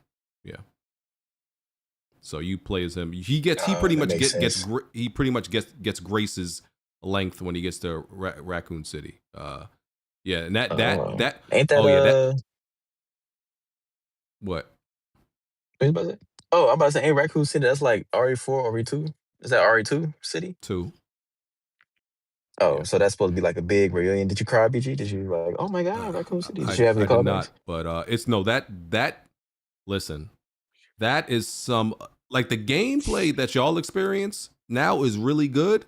They take it up even another level when you get to Leon and Raccoon City, bro. Trust me, the level design, and so it's gonna be shit you're not expecting, bro. Like it's there's this part that's pretty much like it's like Abby. It's like Abby's section in Last of Us Part 2. A certain part of like Abby's section. Oh shit. And we all know that Abby's not that part. Abby's section is the better gameplay in Last of Us Part 2. And like there's this part that's like reminiscent of that. It gets kind of crazy. So the game's weird. The whole so it's kind of weird because Leon has the hatchet that he can parry with and he could do like attack with, but it's weird because so you can restore it, you can fix it at any given time. Just hold L2 and square, right? Mm-hmm. But my thing about it is if you give the player a weapon that they can fix at any moment just by pressing a button, why do I even need to restore it? You know what I'm saying? Just make it unbreakable.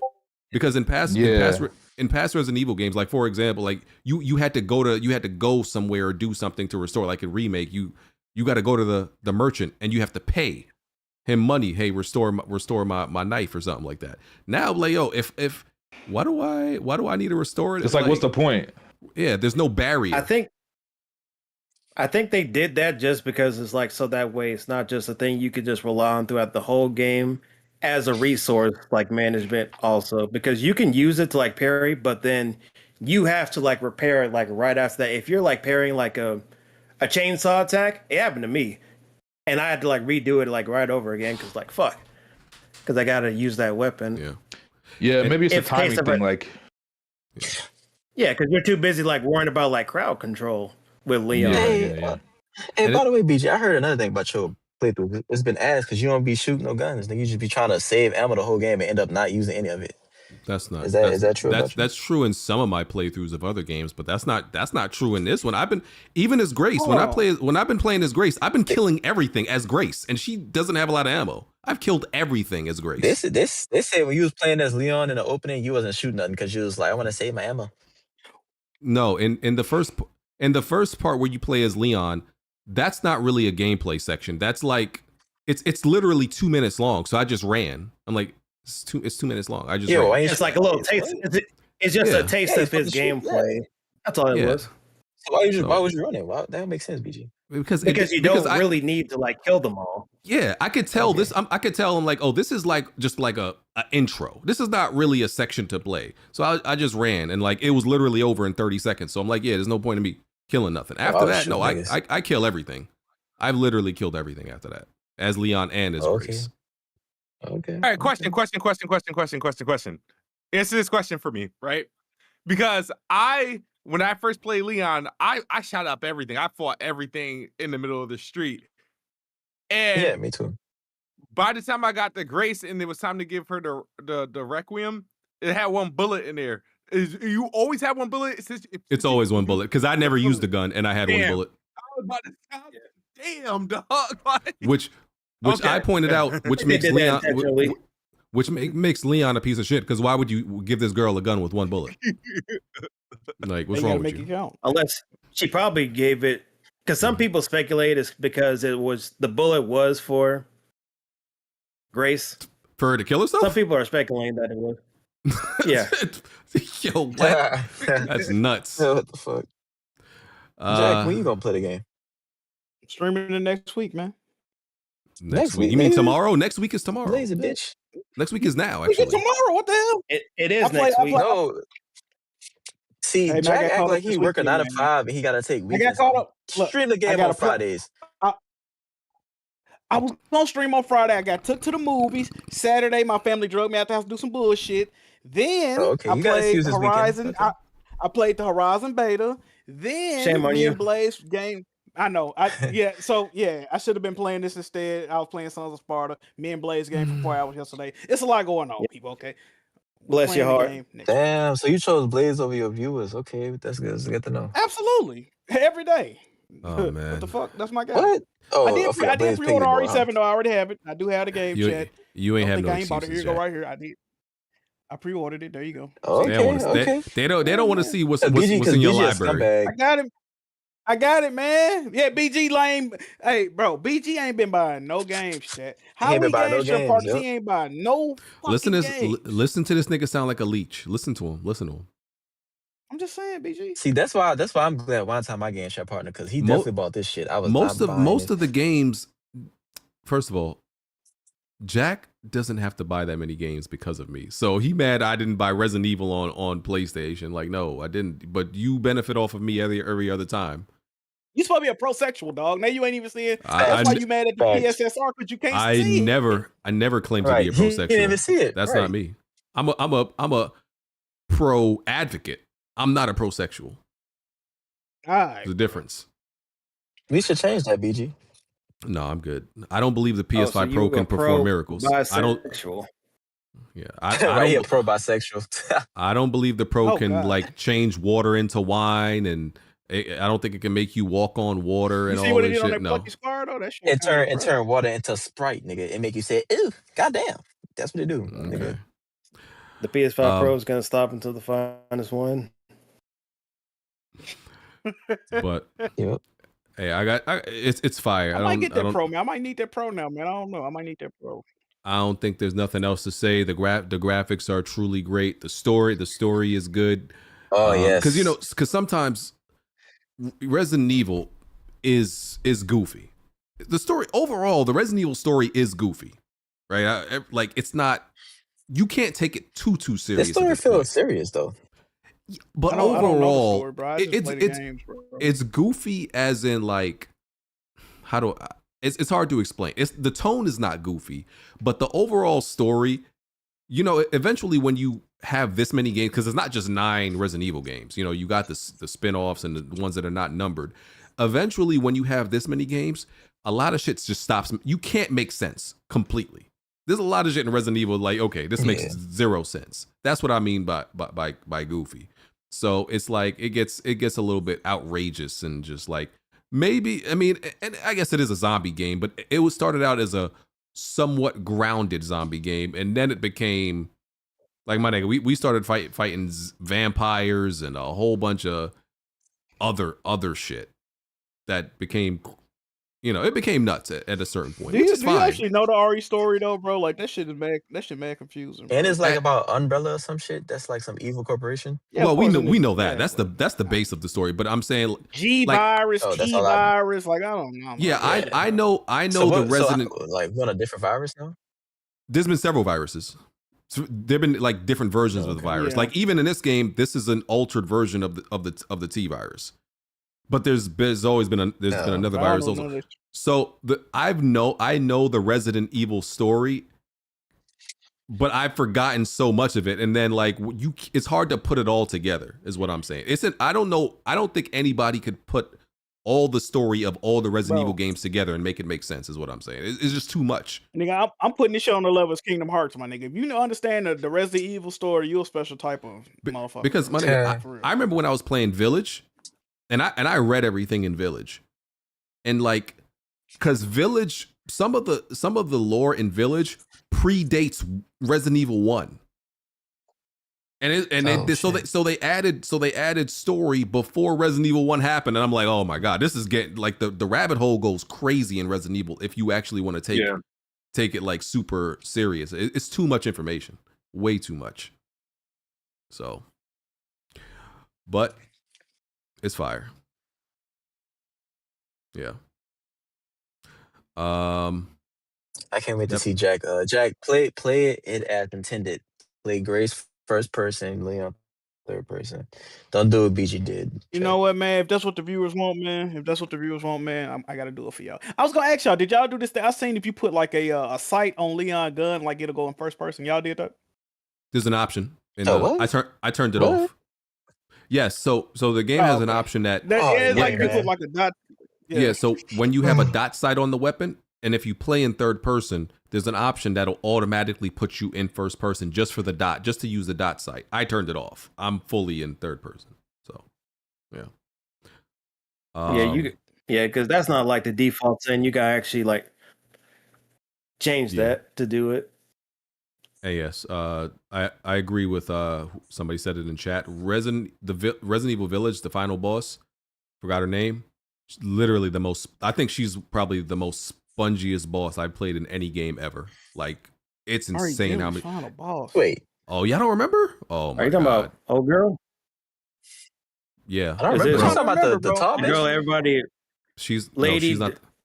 Huh? No, she's not the final boss. No, Lady Demetrius. That wasn't She's not the final boss though. Lady D not the final Yeah, boss. she only like the first 2 hours I of the haven't game. played Village. Yeah, she. Bro, okay. I haven't played Village. I beat the game and I don't remember. Bro, I had like every gun upgraded. I think like I had stuff maxed out, up, bro. and she still takes mad hits, bro. I'm talking mad hits. It's dumb. Mother Miranda, you fucking Miranda. Mother Bro. Miranda. No. Damn, I don't remember shit from that game, but I I beat remember the game and I don't remember, bro. Bro, I think I live streamed I that do boss not fight. remember that final boss, bro. I think I live streamed that boss fight, bro. Bro. It takes mad hits, like dumb hits, and she got like a whole bunch of. She got a whole bunch of different phases and attacks. That boss fight is actually really hard. It's probably one of the hardest Resident Evil boss fights. I don't remember it being hard, bro. No, that joint was hard. But it wasn't hard to me, Bummy. Did you play on the? I don't even remember. I don't remember this shit at all, and I beat the game. On the hardest difficulty. Yeah, nah, that joint was insane, bro. Yeah, you don't. Come on, BG, you know me, brother. Yeah, that joint was insane, bro. You probably like your brain probably blocked it out because it gave you trauma from how hard it was. Telling you. Yeah. I feel like please. What? I might just have more ammo. The first 2 hours of this game, from the Resident Evil games I played, this might be one of my favorite openings. I'll say that much. It's not better than RE7 opening, but it's better than really RE8 good. opening. Yeah, it's good. It's just fire. All right. RE8 is not that good of a game, bro. I don't know why. Okay, let's not get into it. RE8 is amazing. Don't wait. Listen What you said? RE7. Look, RE9, RE7, RE8 somewhere. You know, it's lower, bro. RE8. So you think RE8? RE Village. RE8 is not as good as RE7. RE Village is peak. I heard RE8.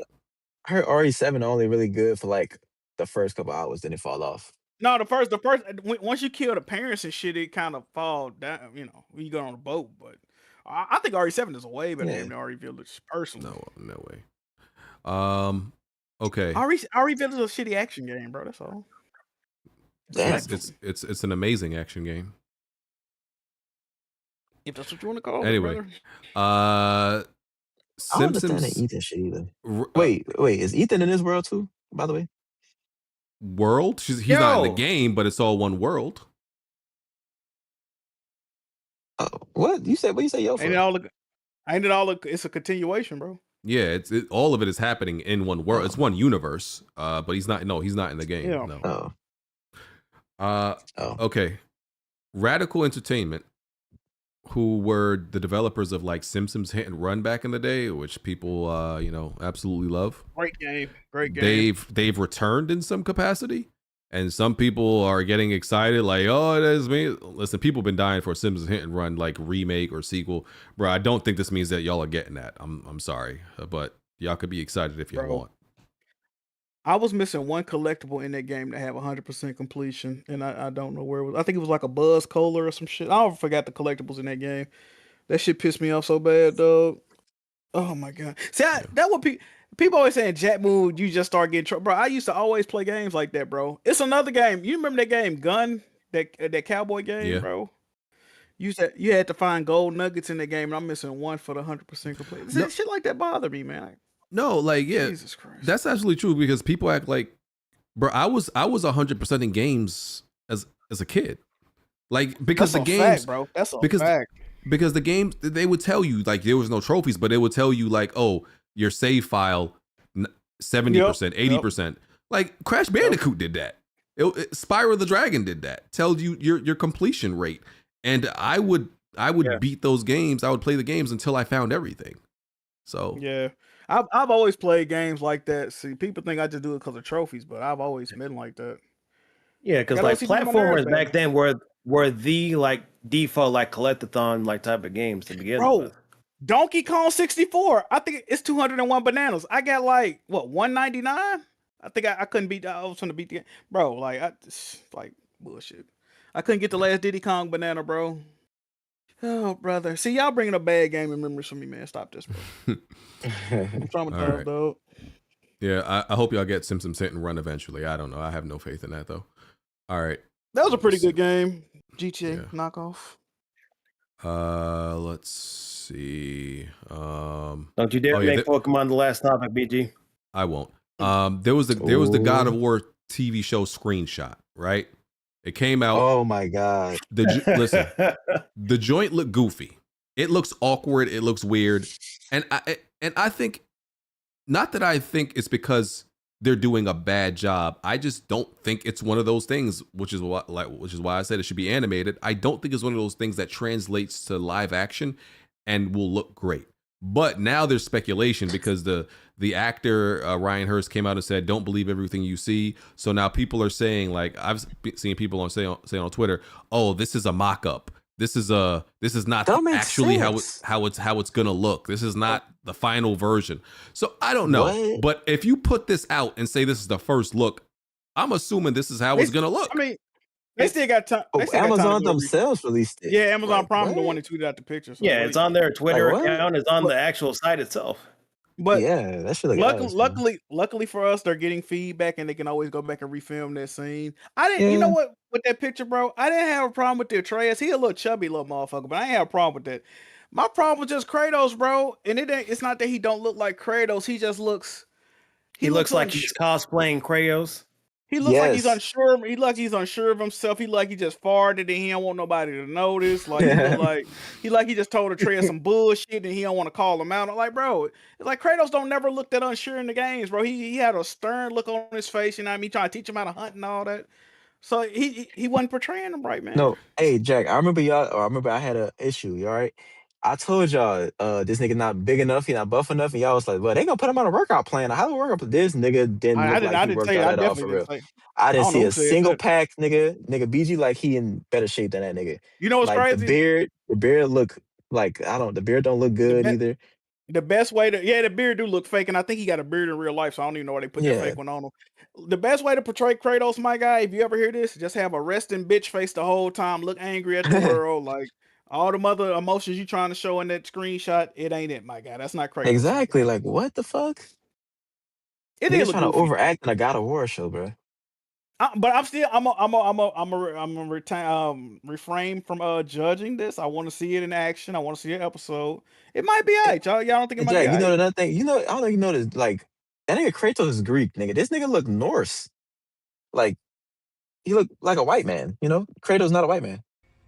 I've been telling you, Kratos low-key a black man. Canonically, Kratos is a white man, even though he's only been portrayed by black men until now. But Kratos is a black man. I don't give a fuck what none of y'all niggas say. Kratos is a black man. All right, brother. I'm a reserve. We gotta see what that CG hitting on and all that. We gotta see what the CG hitting on. Put the gun down. The show could be good. Yeah, I'm saying put the gun down about Kratos being black. Listen, we got a lot of greats we can claim as black. We ain't got to claim Kratos. And Kratos is the greatest one. Okay. Anyway, I mean, listen, with CJ. The show still could possibly be good, but this image don't look good to me. It looked goofy. It just looked goofy and laughable. And yeah, I don't know. So once again, either way, it should be animated. Like I've been saying for years since they announced this, animated is the way to go. So we'll see. Another report / rumor that Blue Point pitched Bloodborne remake to Sony, and they were with it, but it was turned down by From Software. There's some confusion around this because Sony owns the Bloodborne IP, but I guess you could make the case that they may have still wanted From Software's participation. and they needed something from software for Blue Point to actually be able to remake it. I don't know.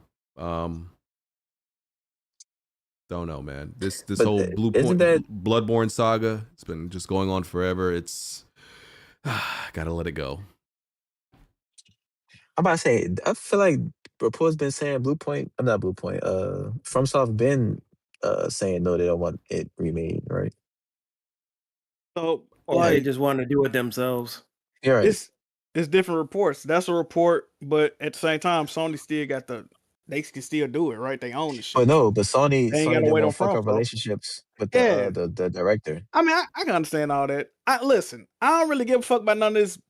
What I want to point out is the latest report by Jason Schreier confirms, because people have been arguing this with me for years, that Jim Ryan told him to make a games as a service God of War game. They did not want to make that game. So everybody that's been running around, King Thrashes of the world and all your minions, and everybody that's been arguing with me, go. So Detective C's not lying, but so who lying? Is it Jason Schreier? They did not want. Matter of fact, what's crazy? Detective C's first said they pitched that game. They wanted to work on it. Then a week later, he came back and said that Jim Ryan and Herman Host told him to make it. Then when Jason Schreier reiterated that because that was the truth, he retweeted and said, "See, yeah." So look, they did not want to make a live service game. Okay, Jim Ryan told him to make that game so we can put all that other stupid shit to bed. Okay, 12 Sony studios didn't mysteriously want to make a games as a service at the same time. All right. Alongside that fucking financial report that said by the year 2027, they want to have a majority of their revenue put into making live service games. You see how those two things correlate? So yeah, it wasn't a coincidence. It wasn't the greatest mystery of all time. Y'all are fucking retarded, and that's what I want to say. I don't give a fuck about no Bloodborne remake. Just know y'all been wrong. Y'all always gonna be wrong, and y'all be reading bullshit and running with it. I'm tired of y'all. Yeah. And then Hashtag Jack is right again. Yeah, because it's been talked about like the longest time for like a while that they haven't done anything, because they could do Bloodborne stuff without From Software's involvement entirely, but they're just not gonna touch it because they don't want to, And I understand because like they're a big part of like their Sony's brand for like their games. Jazz, the other part that came up on Twitter about this, some people are saying that Sony lied to Blue Point. Some people are saying that Blue Point pitched this to Sony, and instead of Sony talking to FromSoft, they just automatically say, "Yeah, FromSoft don't want us doing it." Like, yeah. So what y'all think about that? But Jason Schreier actually came out and like clarified that there's no speculation on anything. It's just like From Software, it's confirmation like they turned it down. They just don't want to do it, right? I mean, I wonder why though. At this point, bro, it's like, can we just give it up though? Like, it ain't coming to bigger and better things. That's why. It ain't coming. Yeah, it ain't coming. But I'm gonna be honest with you, Jack, and I'm gonna ask you this question too. So, what would you think they would have done? Would they have went to make another Bloodborne like game? Do you think, or a Bloodborne like whatever they do, or they just go somewhere else to make that game instead? And I'm gonna tell you what, the latter actually ended up happening. Who you talking about? From Software or Blue Point? From Software. Oh, From Soft. I think they would just make another game. They are. Yeah, the Dust Blood. What's it called? Dust Bloods, whatever the fuck that shit called. Oh, yeah. That is it, and that's a console exclusive, right? Yeah. People thought that was a Bloodborne, some Bloodborne shit at first. They did. Yeah, and Miyazaki is the one that's like directing that game. So at that time, there's not going to be a Bloodborne anytime soon because that's the game that he's working on right now.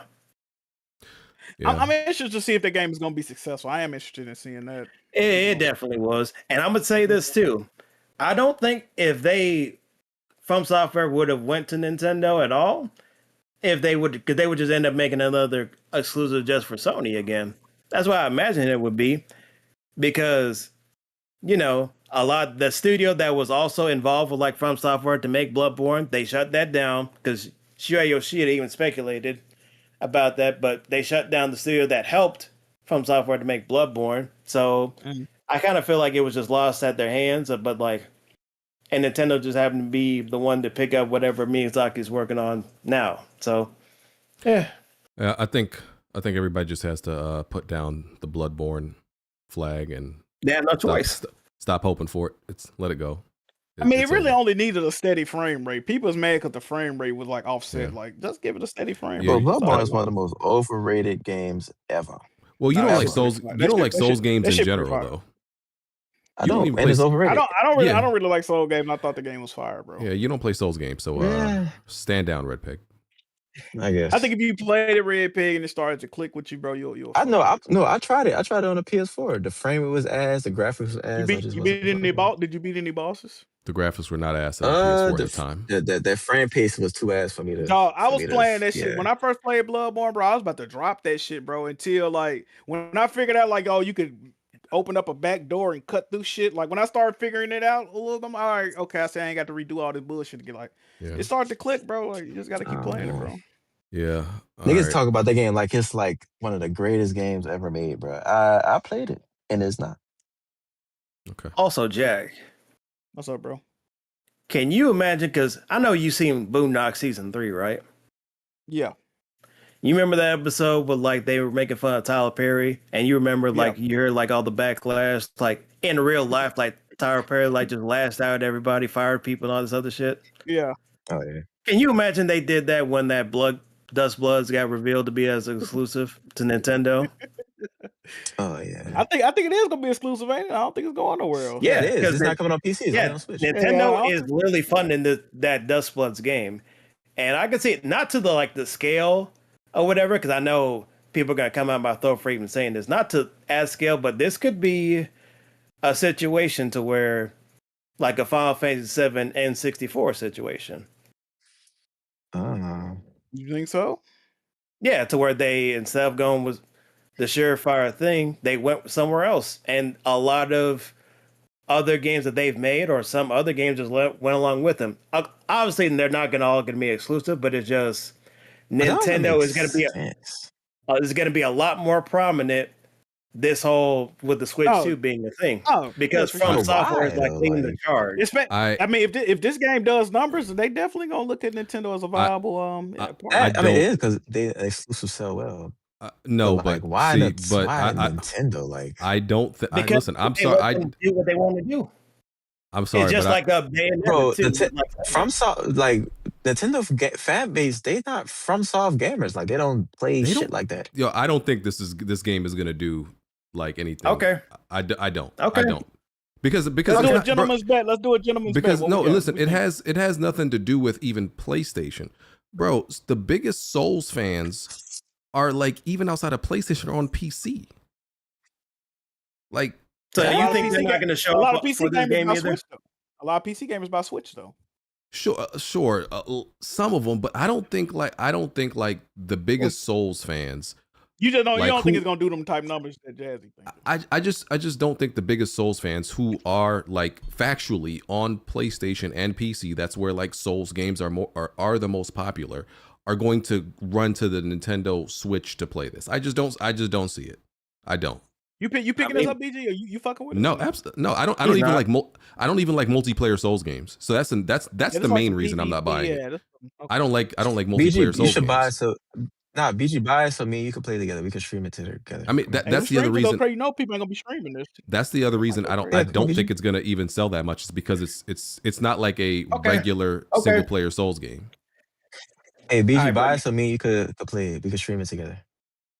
No, sir. Come on. So, no way. Oh, BG, I'm gonna carry you on the stream, and I'm gonna just prove I'm a better gamer than you on that stream. You've never beaten a Souls game in your life, nigga. Who are you carrying? What? First of all, Jedi Survivor, Jedi Fallen Order. Let's really be in a Souls games. Those are Souls games. Let's really be in a little bit, bro. Nigga, you wish. That's Souls game. Those are Souls games. Nigga, please.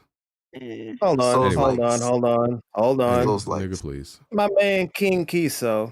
Yeah, you're right. Bayonetta is not really that big of a game. Of course, it never has, even when it was on 360 and PS3. But the point is, that Bayonetta 2 and Bayonetta 3, those games would not exist without Nintendo because everybody else passed it up, even Sega themselves. And that's the only place you have to go to the Nintendo just to get those games.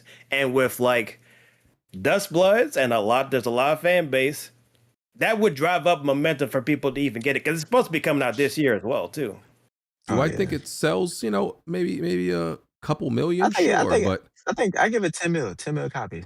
What? Ooh, that's a lot, bro. 10 Nigga, are million you a lot, crazy? You think bro. so? Nigga, you are insane. Hold on. I think the game is gonna be big.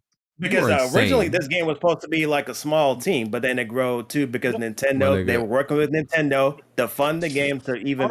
That game is not. That game is not going to be that popular, bro. Bloodborne didn't even sell 10 million. Bloodborne, Nigga, but here's the thing, Jack. After Elden Ring, these Souls games been real popular. Most Souls games after Elden Ring didn't sell well. Like didn't sell like special.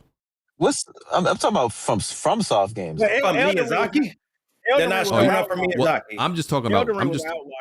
I'm just talking about Souls games in general, and I don't think people are gonna be. And once again, it's It's one of those multiplayer Souls games, so it's not gonna be like, oh man, people are not gonna see it the same way they saw Elden Ring. It's not gonna have that type of effect. You got all right, I'm gonna put it in half. I'm gonna say 5 million. Then. I don't think it sells 5. Every other Souls game combined. Damn. Listen, I'm gonna be, and I feel like I'm gonna say 4, and I think that might be shooting too high. Like, what 4 million? What in a year or what lifetime? I feel like lifetime or something. Damn. Okay. Because my thing. So you mean to tell me Nintendo fans who have like no real relationship to Souls games are going to support this Dustbloods multiplayer Souls game more than they supported Metroid Prime? That would be crazy. That's a low bar to go for. Yeah, they're going to support it more. I can't because if you only made the only place to be there, people are going to buy it. Just like Monster Hunter Rise was literally only on Nintendo, and it sold like really well off the gate, just being on the Switch. It's the same situation. But they always fuck with Monster Hunter, bro. It's not. This is not. I don't feel like this is the type of game. I don't feel like this is the type of game. The FromSoft fan base is going to be on there just to play that game. I don't believe it. And they're going to do most of the carrying to begin with. All right, we'll revisit this topic, by the way. Okay. Hey, Jazz, do we have any info on how well Mario Kart World sold? Because I don't know if that ain't sell 10 mil, I think this definitely not gonna sell 10 No, mil. don't doubt a Mustang. It already, you said World. it already sold past like 10 million, but I remember bundles don't count apparently.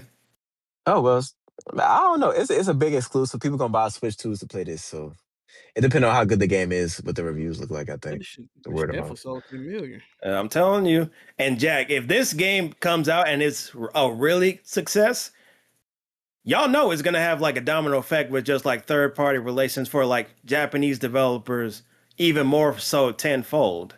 That's why I mentioned Final Fantasy VII with like the N64 situation. We've already seen it with shit like Square Enix. I mean, hey. And that's I'm not mad at that.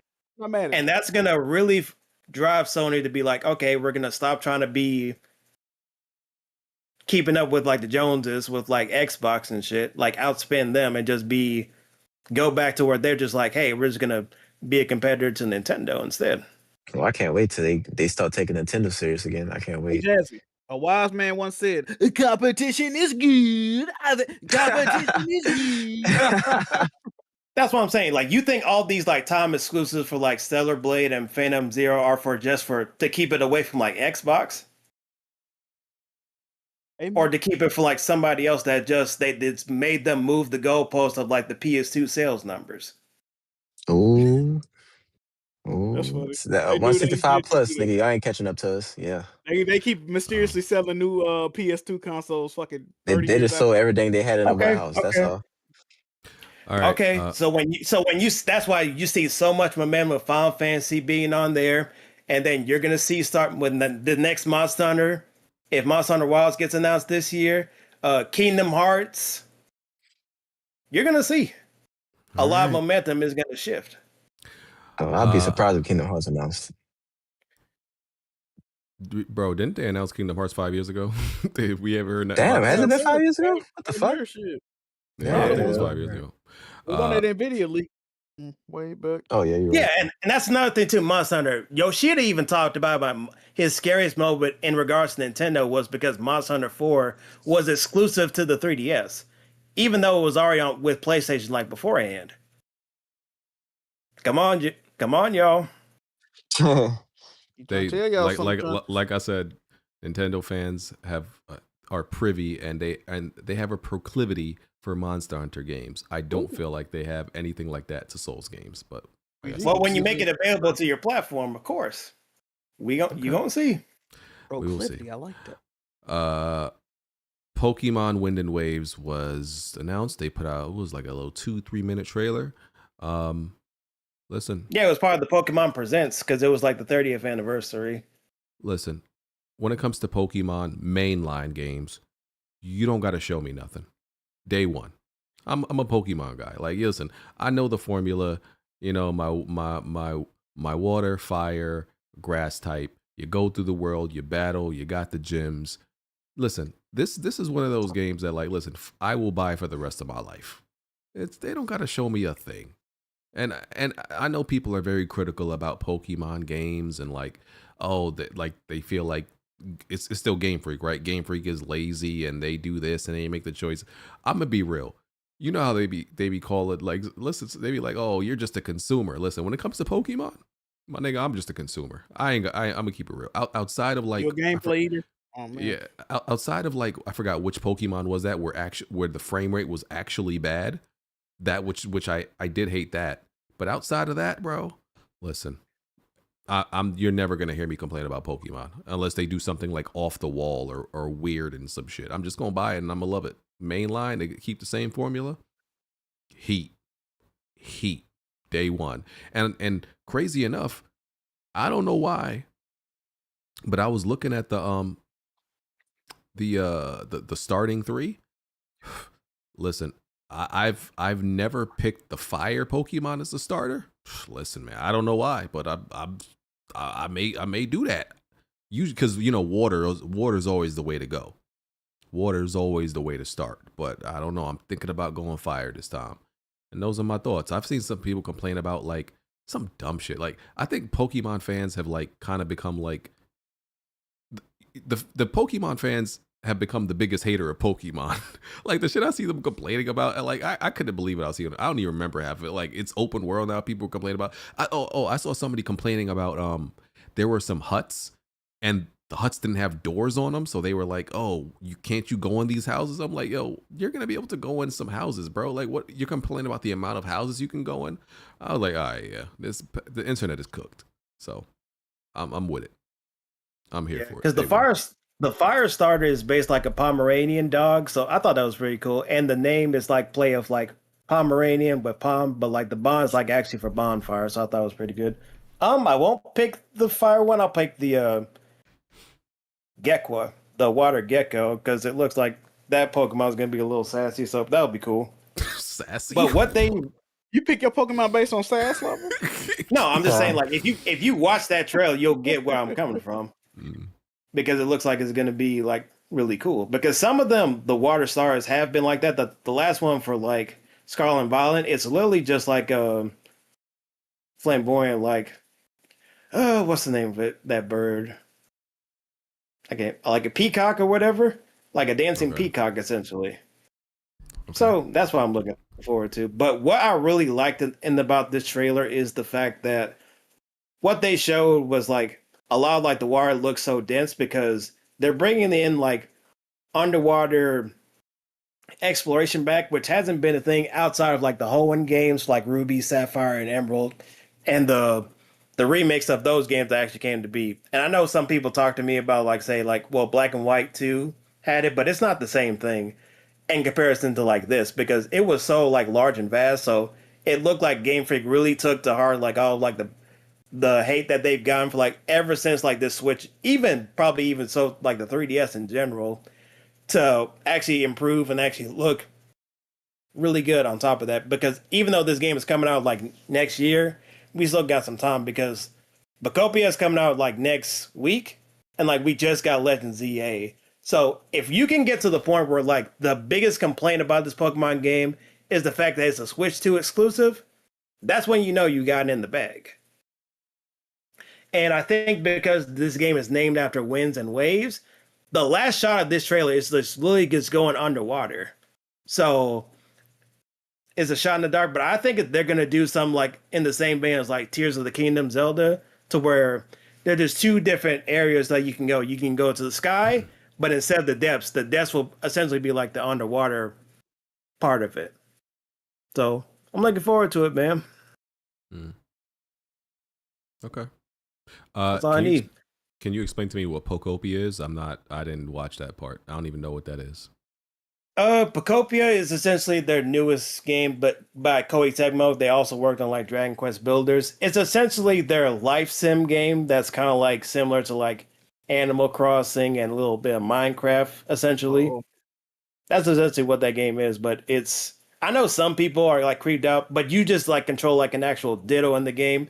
But the way you go about it is like, instead of like, because there's no people in there, you just, to craft and like do this other terraforming stuff, you actually have to learn moves from the other Pokemon like around you. That's essentially what it is.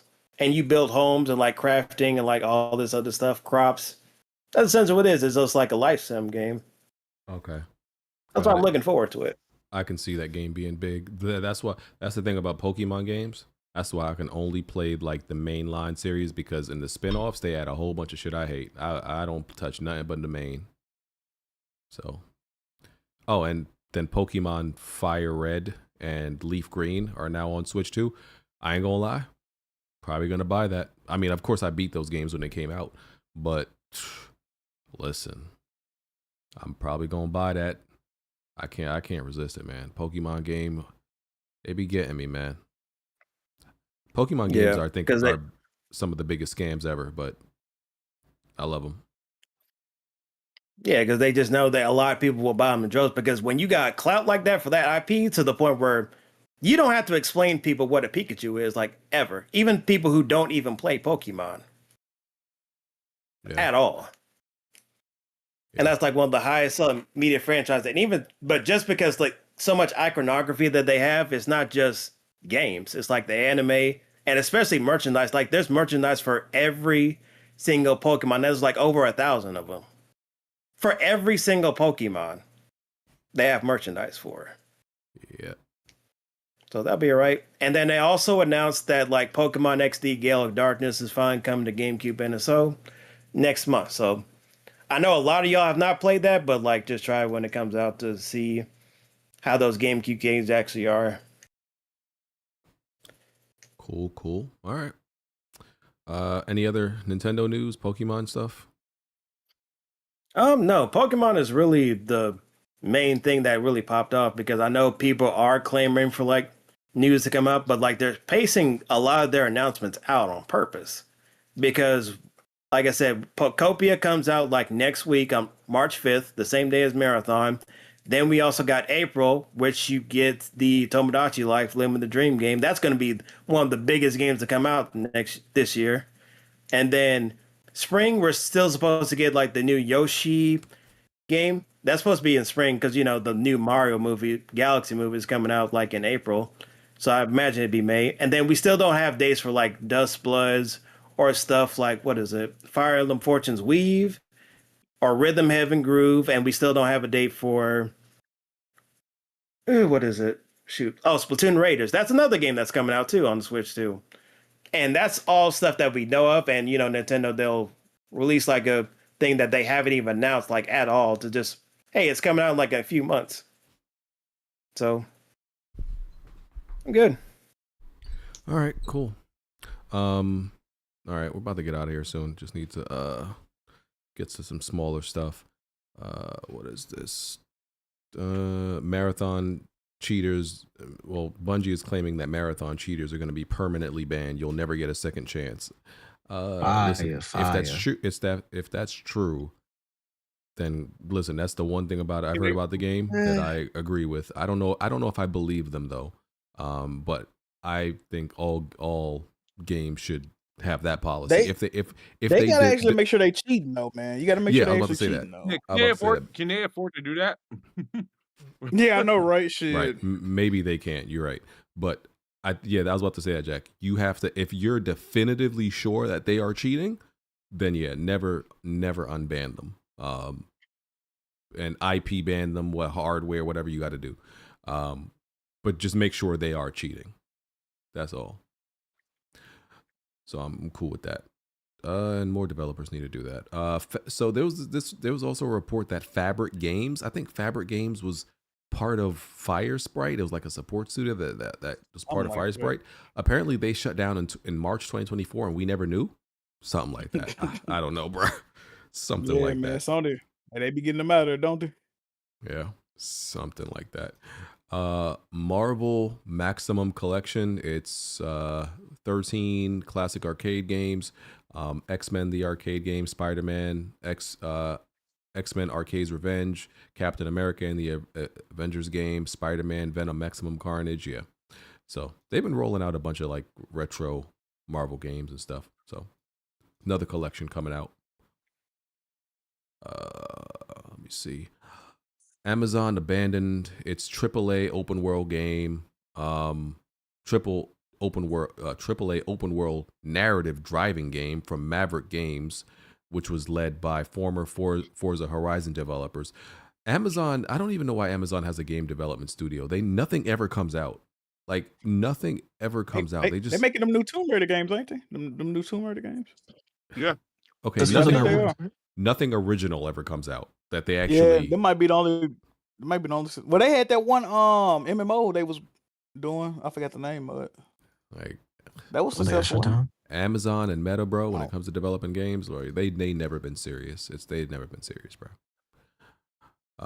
But the game is not canceled. It says the title is still under development and seeking a new partner, as the team says they will show the game later this year. So Amazon just won't be a part of it no more, apparently. Oh, okay. I think that's all I got. Oh, and Doom: The Dark Ages is going to be getting DLC soon, apparently. I'll play that. I'll play that. I really like Doom: The Dark Ages. Oh, and yeah, it's cool. Last it's not better than last thing, Seamus Blackley, who is one of the original architects of like the original Xbox, the OG Xbox. I don't know if it was architect, but he was one of the original people behind the original Xbox. He got fired or some shit. No, he says he believes that the Xbox will be sunsetted under the new CEO. He doesn't seem to have any like evidence or proof of this. I mean, this is just what he believes. This is what he believes. Yeah, I think we all know that though. That's kind of logical. It's common knowledge, like. Yeah. I think Xbox get one more console out before they say, we're done. This gonna be their love letter to the Xbox fans. Yeah, and apparently it's a glorified PC. So you said they hired her to start the process of phasing out Xbox. Yeah, because Phil Spencer wasn't going to do it. You take somebody that has no emotional ties to Xbox. Like they literally got the coroners. Yeah, that's why I said when it first happened, I was like, bro, they're about to close down Xbox. Okay. Damn, or they're going to do something that we're not going to be as Xbox fans aren't going to be happy about. So that's why Phil Spencer. They're gonna sell it off. Do you think they're gonna sell it off? Smooth? Nah. No, I got a question. I wish they sell it off. That's what I want. It's gonna go from Xbox to Microsoft Gaming. Hey, so Smooth, let me ask you a question. Yep. Are you still? Just a hypothetical. If Xbox would just become a third-party publisher or whatnot, are you still gonna like rep the brand? Like he don't rep the brand now. well, as much as he can, he still be defending them when he get a chance to. Oh, you gonna be the worst case scenario has happened. There's nothing to really do. They made me go to PC, and that was the one thing I said I'd never do. I feel like it was console or Xbox Madness. I mean, you still got like Sega stands out there, right? So like, it wouldn't be done wrong. You can still rep Xbox, man. They just Sonic. It's like that World War II Japanese nigga that was still fighting 70 years after the war. It's like, brother, the war is over. Brother, it's over. Nobody told them. Yeah. That's crazy. This is sad, man. All right. Let me do super chats. All right. Where does it start? Clean Frame. I hope y'all had a good Black History Month. My question is, how do y'all tackle games? May they be RPGs or other? Do y'all start with completing all subquests first? Yes. I always do side missions first. Yeah, for anything. Yeah, RPGs. That's how you level up your character, man. That's how you level up your character. It depends because some games like I'll do like maybe maybe like the first couple like main missions, and then as the game opens up, start venturing off and doing side quests. Or if the game is broken down by like sections and stuff like that, or regions, I'll try to clear up each region before like deep diving into the game. But I bookend it. I start with some main quests, then all through the middle do side quests, and then finish off with main quests. Only problem with doing side shit first, usually the main unlocks is under the main missions, right? So like Yeah. you be doing all that. Like Horizon, you get all the main shit from doing the main quest. So like You get to areas you can't get to yet and shit. yeah, you be doing all the side shit. By the time you get the shit done, like man, I already did everything over there except this one thing. Like that should be true. I do it like Smooth said. I usually will start with main quests for like a few missions, and then once I'm like established, I'll go off and do side content for a long time, and then come back to the main shit. Okay. War Machine Guy, Red Peg, thoughts on Kingdom Come Deliverance 2 winning 0 awards at DICE? Hey, man. Hey, the entire award season, Kingdom Come Deliverance 2 has been getting robbed, man. This is crazy. This is the greatest RPG to release in the past decade. All right, what a shame. It's too niche, bro. It's too niche. It is. It's a game. It's a game made for gamers. Yeah, you gotta gamers game. Like, you gotta lock in and play some shit like that. That's definitely what it is. So this how I know who people who like the game are gamers, like actual gamers. One time he a casual gamer. Like BG, you're a casual gamer. Here we go. Yeah. Like me and some of my other friends be actual gamers. Okay, I play more RPGs than you. I play more RPGs than you. Jazzy, I'm surprised you ain't tried it yet. You're a gamer for real. So like, I think you would like it, Jazzy. Right. Jack too. Jack would like it too. So nobody in here besides Red Peg cares about this game, and the rest of us are casual. What? See how that works? I mean, yeah. Well, for one, BG, listen. Maybe back in the '90s, you played all these shitty ass Resident Evil games, but in 2020s, nigga, I play more games than you, buddy. I beat more games than you. I play a wider variety of games than you. I mean, okay? I would hope so. You have no family. You have no job. You know what? you're just a YN. Nigga, your son not even a year old yet, nigga. What you was doing for the past 30 years? Beating games. Crickets, nigga. You don't play games for real, nigga. Okay, all right, salute. You don't play games for real. All right. Smooth play more games than you, and Smooth a goddamn fraud. Witcher 3 is better than Kingdom Come Deliverance. And Kingdom Come don't win awards for real. So, Skyrim is better than Kingdom Come Deliverance. Oblivion is better than Kingdom Come Deliverance. Fallout is better than Kingdom Come Deliverance. You name it shitty Bethesda games. Bethesda games suck. Like there you go. Kingdom Come Deliverance is better than he just exposed himself, y'all. He just exposed himself. Bethesda games are ass. They are ass. They shitty. No, you're just a graphics whore. You're a graphics whore. They have bad gameplay. You're a graphics whore. They have bad gameplay. They have bad Kingdom Come Deliverance got bad game. That's stiff ass gameplay. It's good gameplay. It's actually good gameplay. It's stiff as fuck. It's stiff as fuck. It's just hard. It is stiff. It's not stiff. It's actually great gameplay. Lie and say it's fluid. It is. No, it's not. Yes, it is. You're a lying bitch. The gameplay is great. The gameplay is great in Kingdom Come Deliverance. You're a lying bitch. Niggas just not slow ass movements and shit. That shit's slower than Red Dead 2. No, but the gameplay is fire. It's supposed to be realistic too, by the way. It's not easy to swing a sword one time. Okay. How would you know? I've swung a sword before, nigga. No, okay. Yeah. The one between your legs. Yeah. Look, listen. Swords are heavy, nigga. I guarantee most people in this podcast can't pick a sword up with one hand. All right. Ain't the nigga supposed to be trained to carry the sword? Why the fuck is it still heavy to him? He weak. No, first of all, he's recovering from an injury. He lost stats. Like, you know, the God of War games, we lose your stats when you get injured, nigga. That's what happened to him. Listen, hey. Let me tell you something. We don't care about this nigga or his injuries. Next super chat. What? Listen. No. Kingdom Come Deliverance is the best RPG since Witcher 3. Okay, right? We believe you. It's a shame that it was disrespected at all these award shows. Okay, Bobby, that's cool. We understand. Mm-hmm. Well, it's about to come to Game Pass. You just coming off as a fraud. Okay. It better not go. It's not gonna come to Game Pass because they make a lot of money. It come to Game Pass on Tuesday. It is? No, it's not. You lying? Yeah, it's coming to Game Pass on Tuesday. Why would he lie?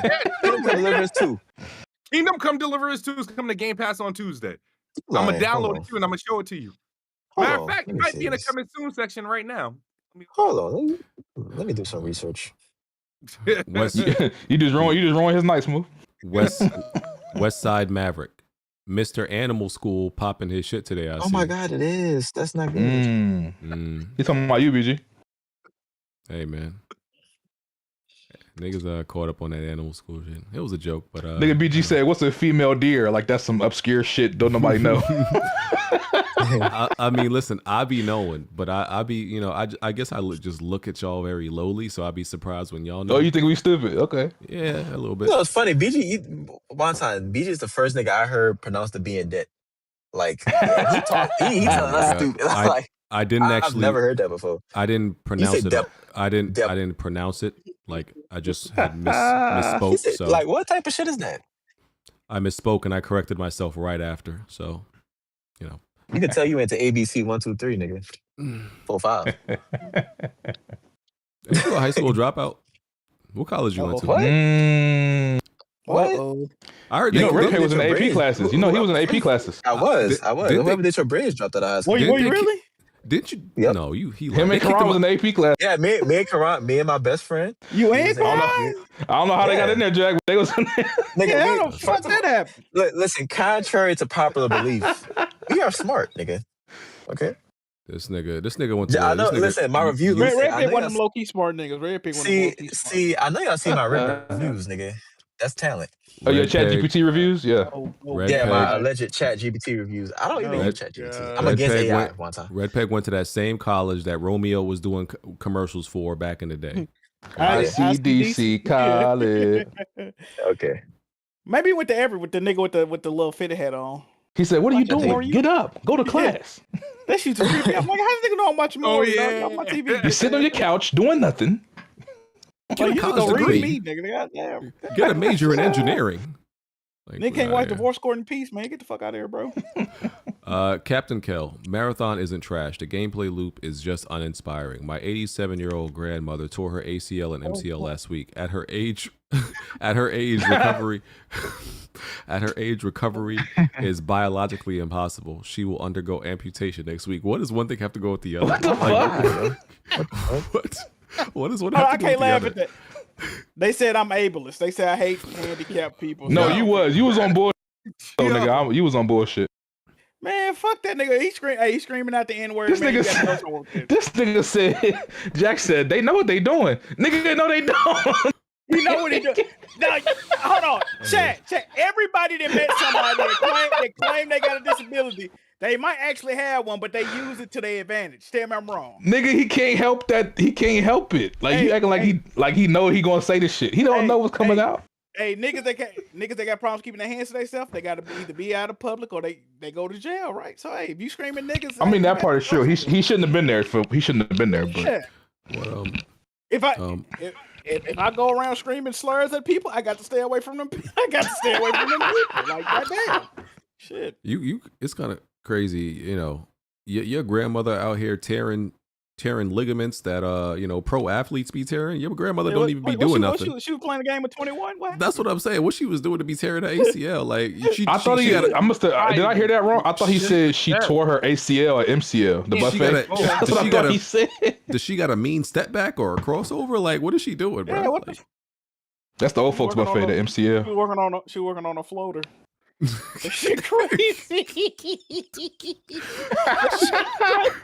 Hey, Jack. I hope that shit not true, man. Hey, Jack. She planted that back foot in the ground. Shit went right out.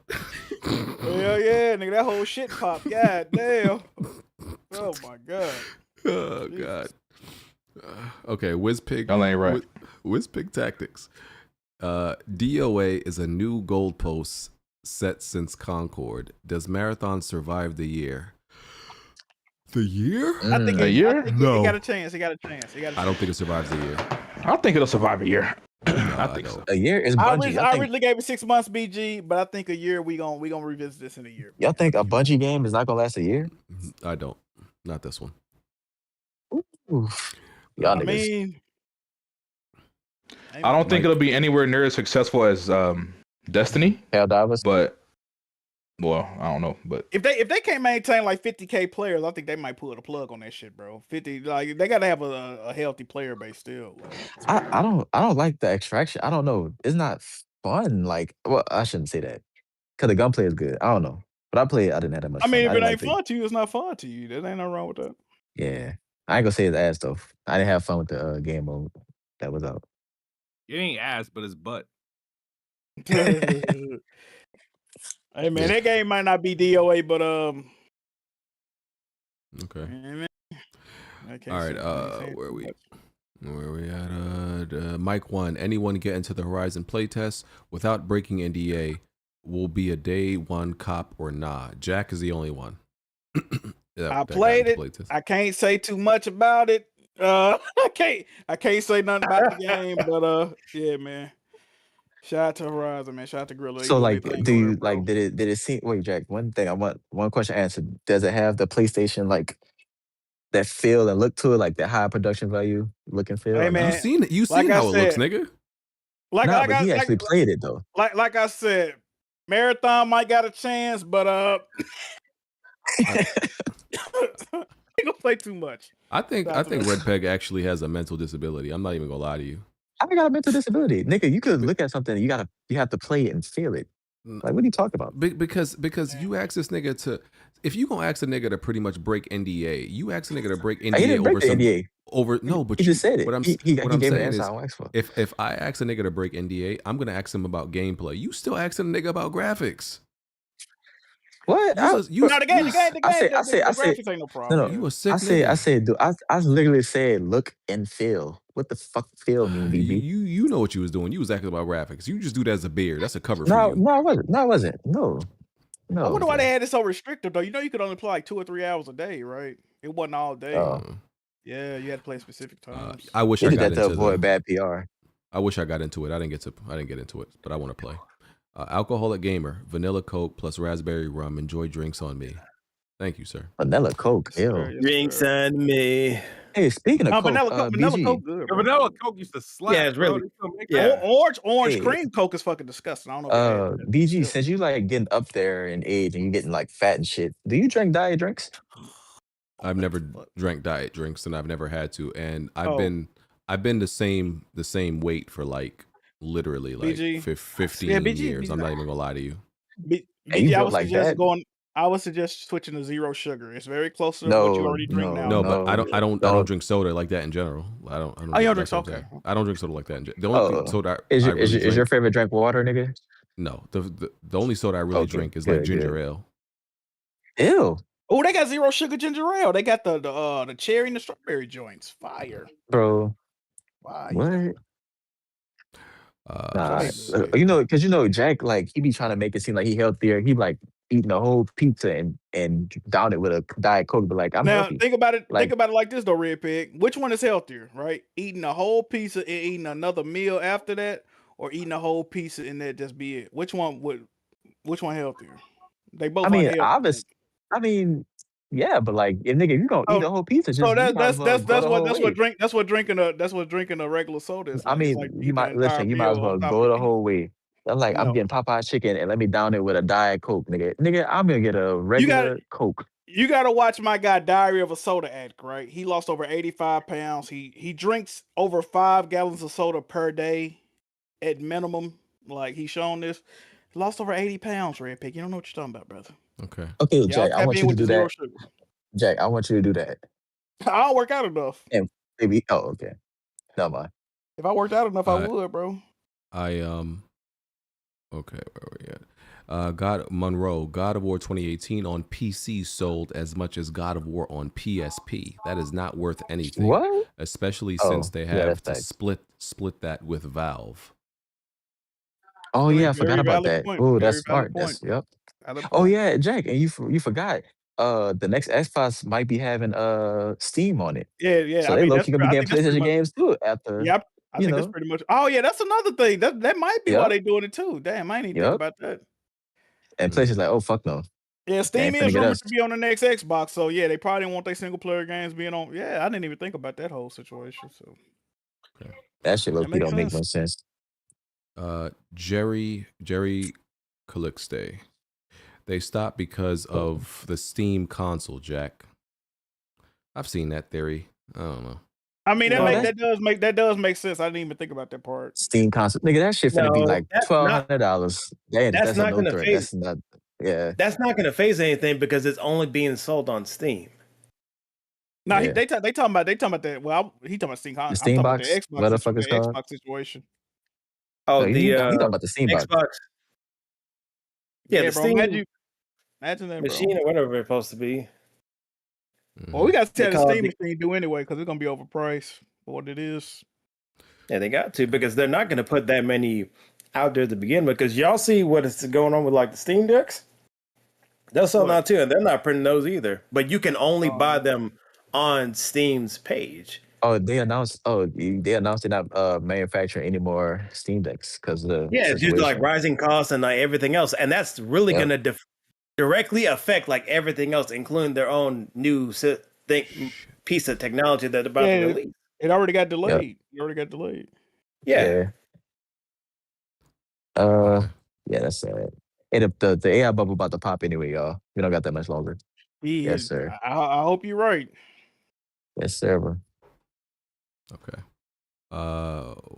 There's the next one. Shit, where is it? A-Town MLH. Just built my PC, but if Sorrows and Wolverine ends up only on PlayStation and looks and plays great on the Pro, then I'm definitely getting the Pro. Okay. Yeah, but if they was coming to PC, what would you have done, my guy? Right. Exactly. Let's talk about it. You see, you see what exclusivity do, right? He just said, if it's not coming to PC, he fucking with that Pro. He about to spend another. He just spent like probably what, 1,200 plus, and now he about to spend another 700, 750 to play it on the greatest console in the world. Hey, Sony, they didn't take notes. I hate when this nigga say like greatest console in the world. Like, there's not that many consoles. It is. It's the greatest, but it's the greatest console in the world, nigga. But there's not that many consoles. That's like saying, it is. It's out of the 4 consoles. Yeah.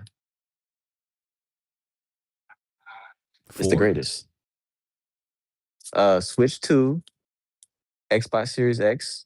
Yeah, 3. 4 out of the 4. 5 really, because the base PS5. Yeah.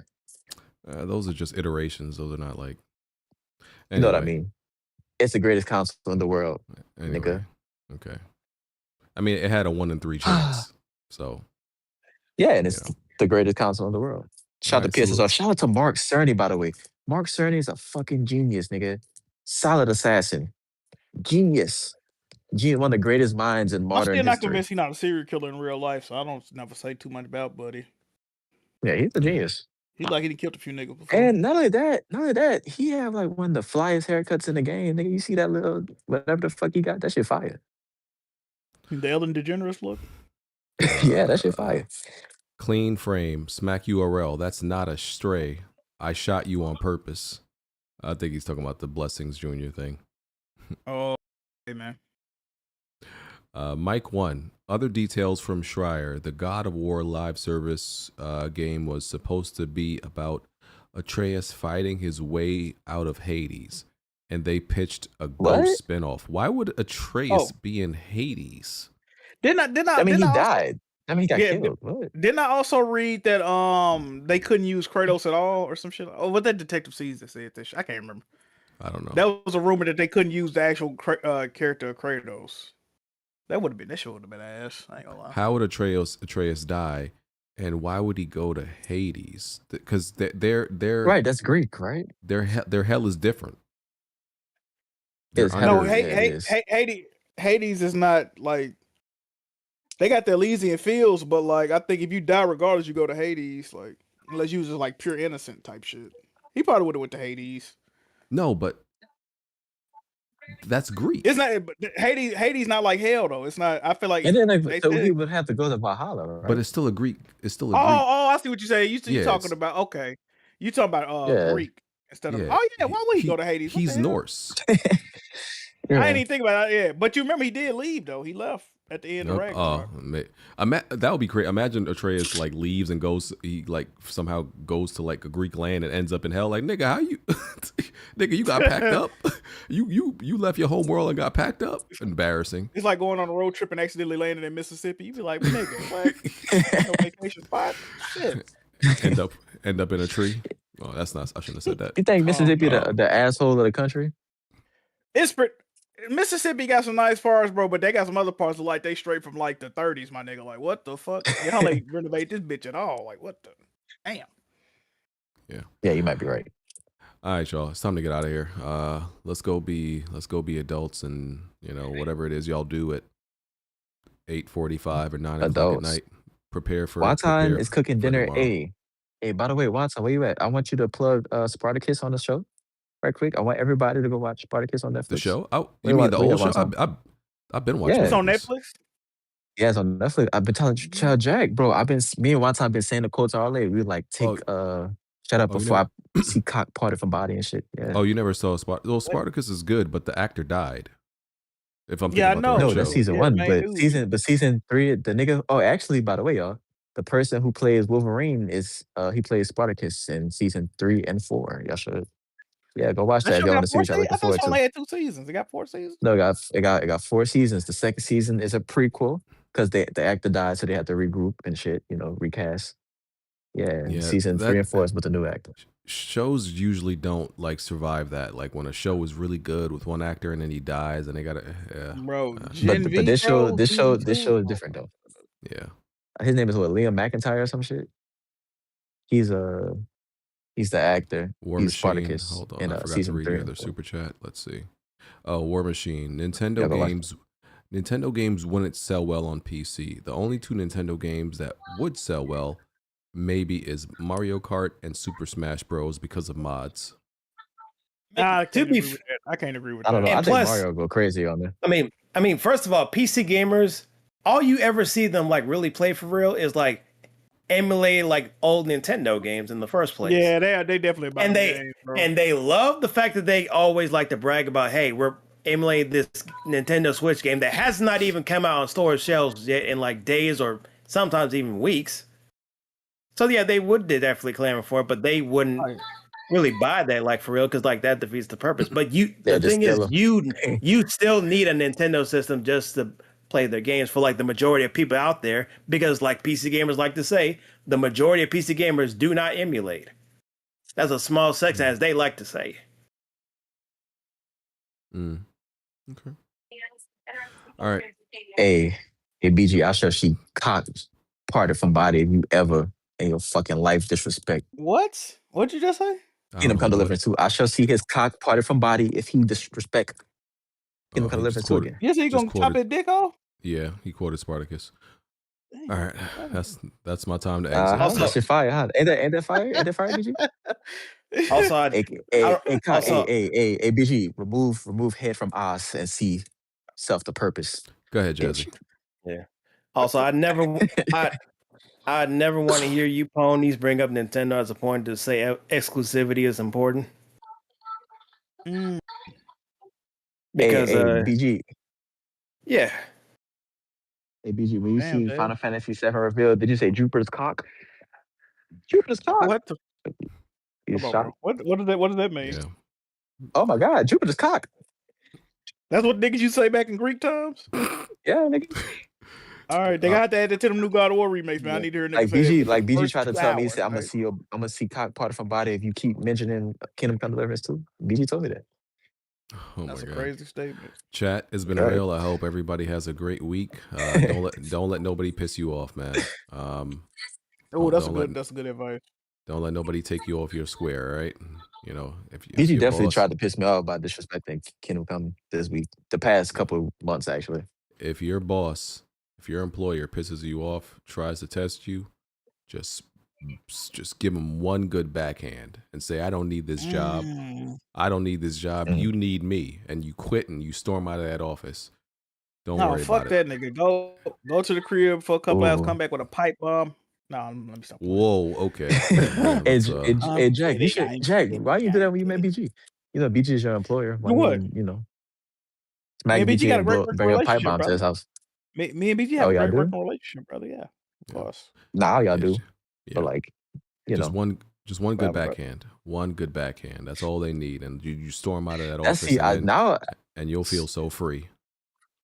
So Jack, you the teacher's pet. That's why y'all didn't tell Bond y'all was meeting BG in New York, because he could have came. Don't do that. I didn't even know I was meeting. I didn't even know I was meeting BG. You know you was beating BG, nigga. Stop it. I didn't. We didn't. I didn't. Hey, when me and right. Alice go to New York, we gonna link up with BG and we gonna do some things. Okay, that sounded mad gay. Nothing sexual. Nothing sexual. Nigga, All me right. and Alice are turned on by you. The fact that you had to add that is crazy. But we gonna do some things. We gonna hang out, nigga. Eat pizza. We gonna measure BG belly. I'm telling you, we don't. Yeah. Okay, chat. Like I said, it's been real. We out. Peace. No. Right. Plenty of tried and plenty of failed. You can run and hide, but you can't dodge what's in my weapon well. Name another pot that's big or small, I'm contesting it still. Name another spot or any section, I'm king of the hill. Name another squad that wanna test it, I'm beating them still. Bye. No, you can't dodge what's in my weapon well. Name another pot that's big or small, I'm contesting it still. Name another spot or any section, I'm king of the hill. Right. I know my bro King got me, see that's a black bond that can't be broken. No Idris Alba, I'm a black bond, aiming a scope and all black panel, you can never try playing us token. Yeah, we playing games, but now one of us playing or joking. For real. Oh wait, then Jack Move came in with the trophies, God in a lane of its own. Like how can you gamers approach me? So kids move to body you in Halo, then sing your family an angel emoji. You should've known, dog, you ain't got enough Series X's. Blind got all the answers, no, you ain't gotta ask Siri questions. All the latest gaming news gotta be here to check it. Since 2015 and beyond, I'm just here to respect it. When you at the top of your tier, it's a blessing. From the bottom, so no way we appear to be desperate. This for anybody doubting, I'm clearing a message. And if you ever had a problem, I'm here to correct. Plenty have failed. You can run and hide, but you can't dodge what's in my weapon well. Name another pot that's big or small, I'm contesting it still. Name another spot or any section, I'm king of the hill. Name another squad that wanna test it, I'm beating them still. No, you can't dodge what's in my weapon well. Name another pot that's big or small, I'm contesting it still. Name another spot or any section, I'm king of the hill. Right. I know what it is, man. Weapon World Podcast, y'all know what we got in the building, man. We got BG. We got Kid Smooth, we got Jack Move, we got Black Bond, I mean. Blandrew, I mean, what you can't out strafe us, bro. Like, the strafe too strong.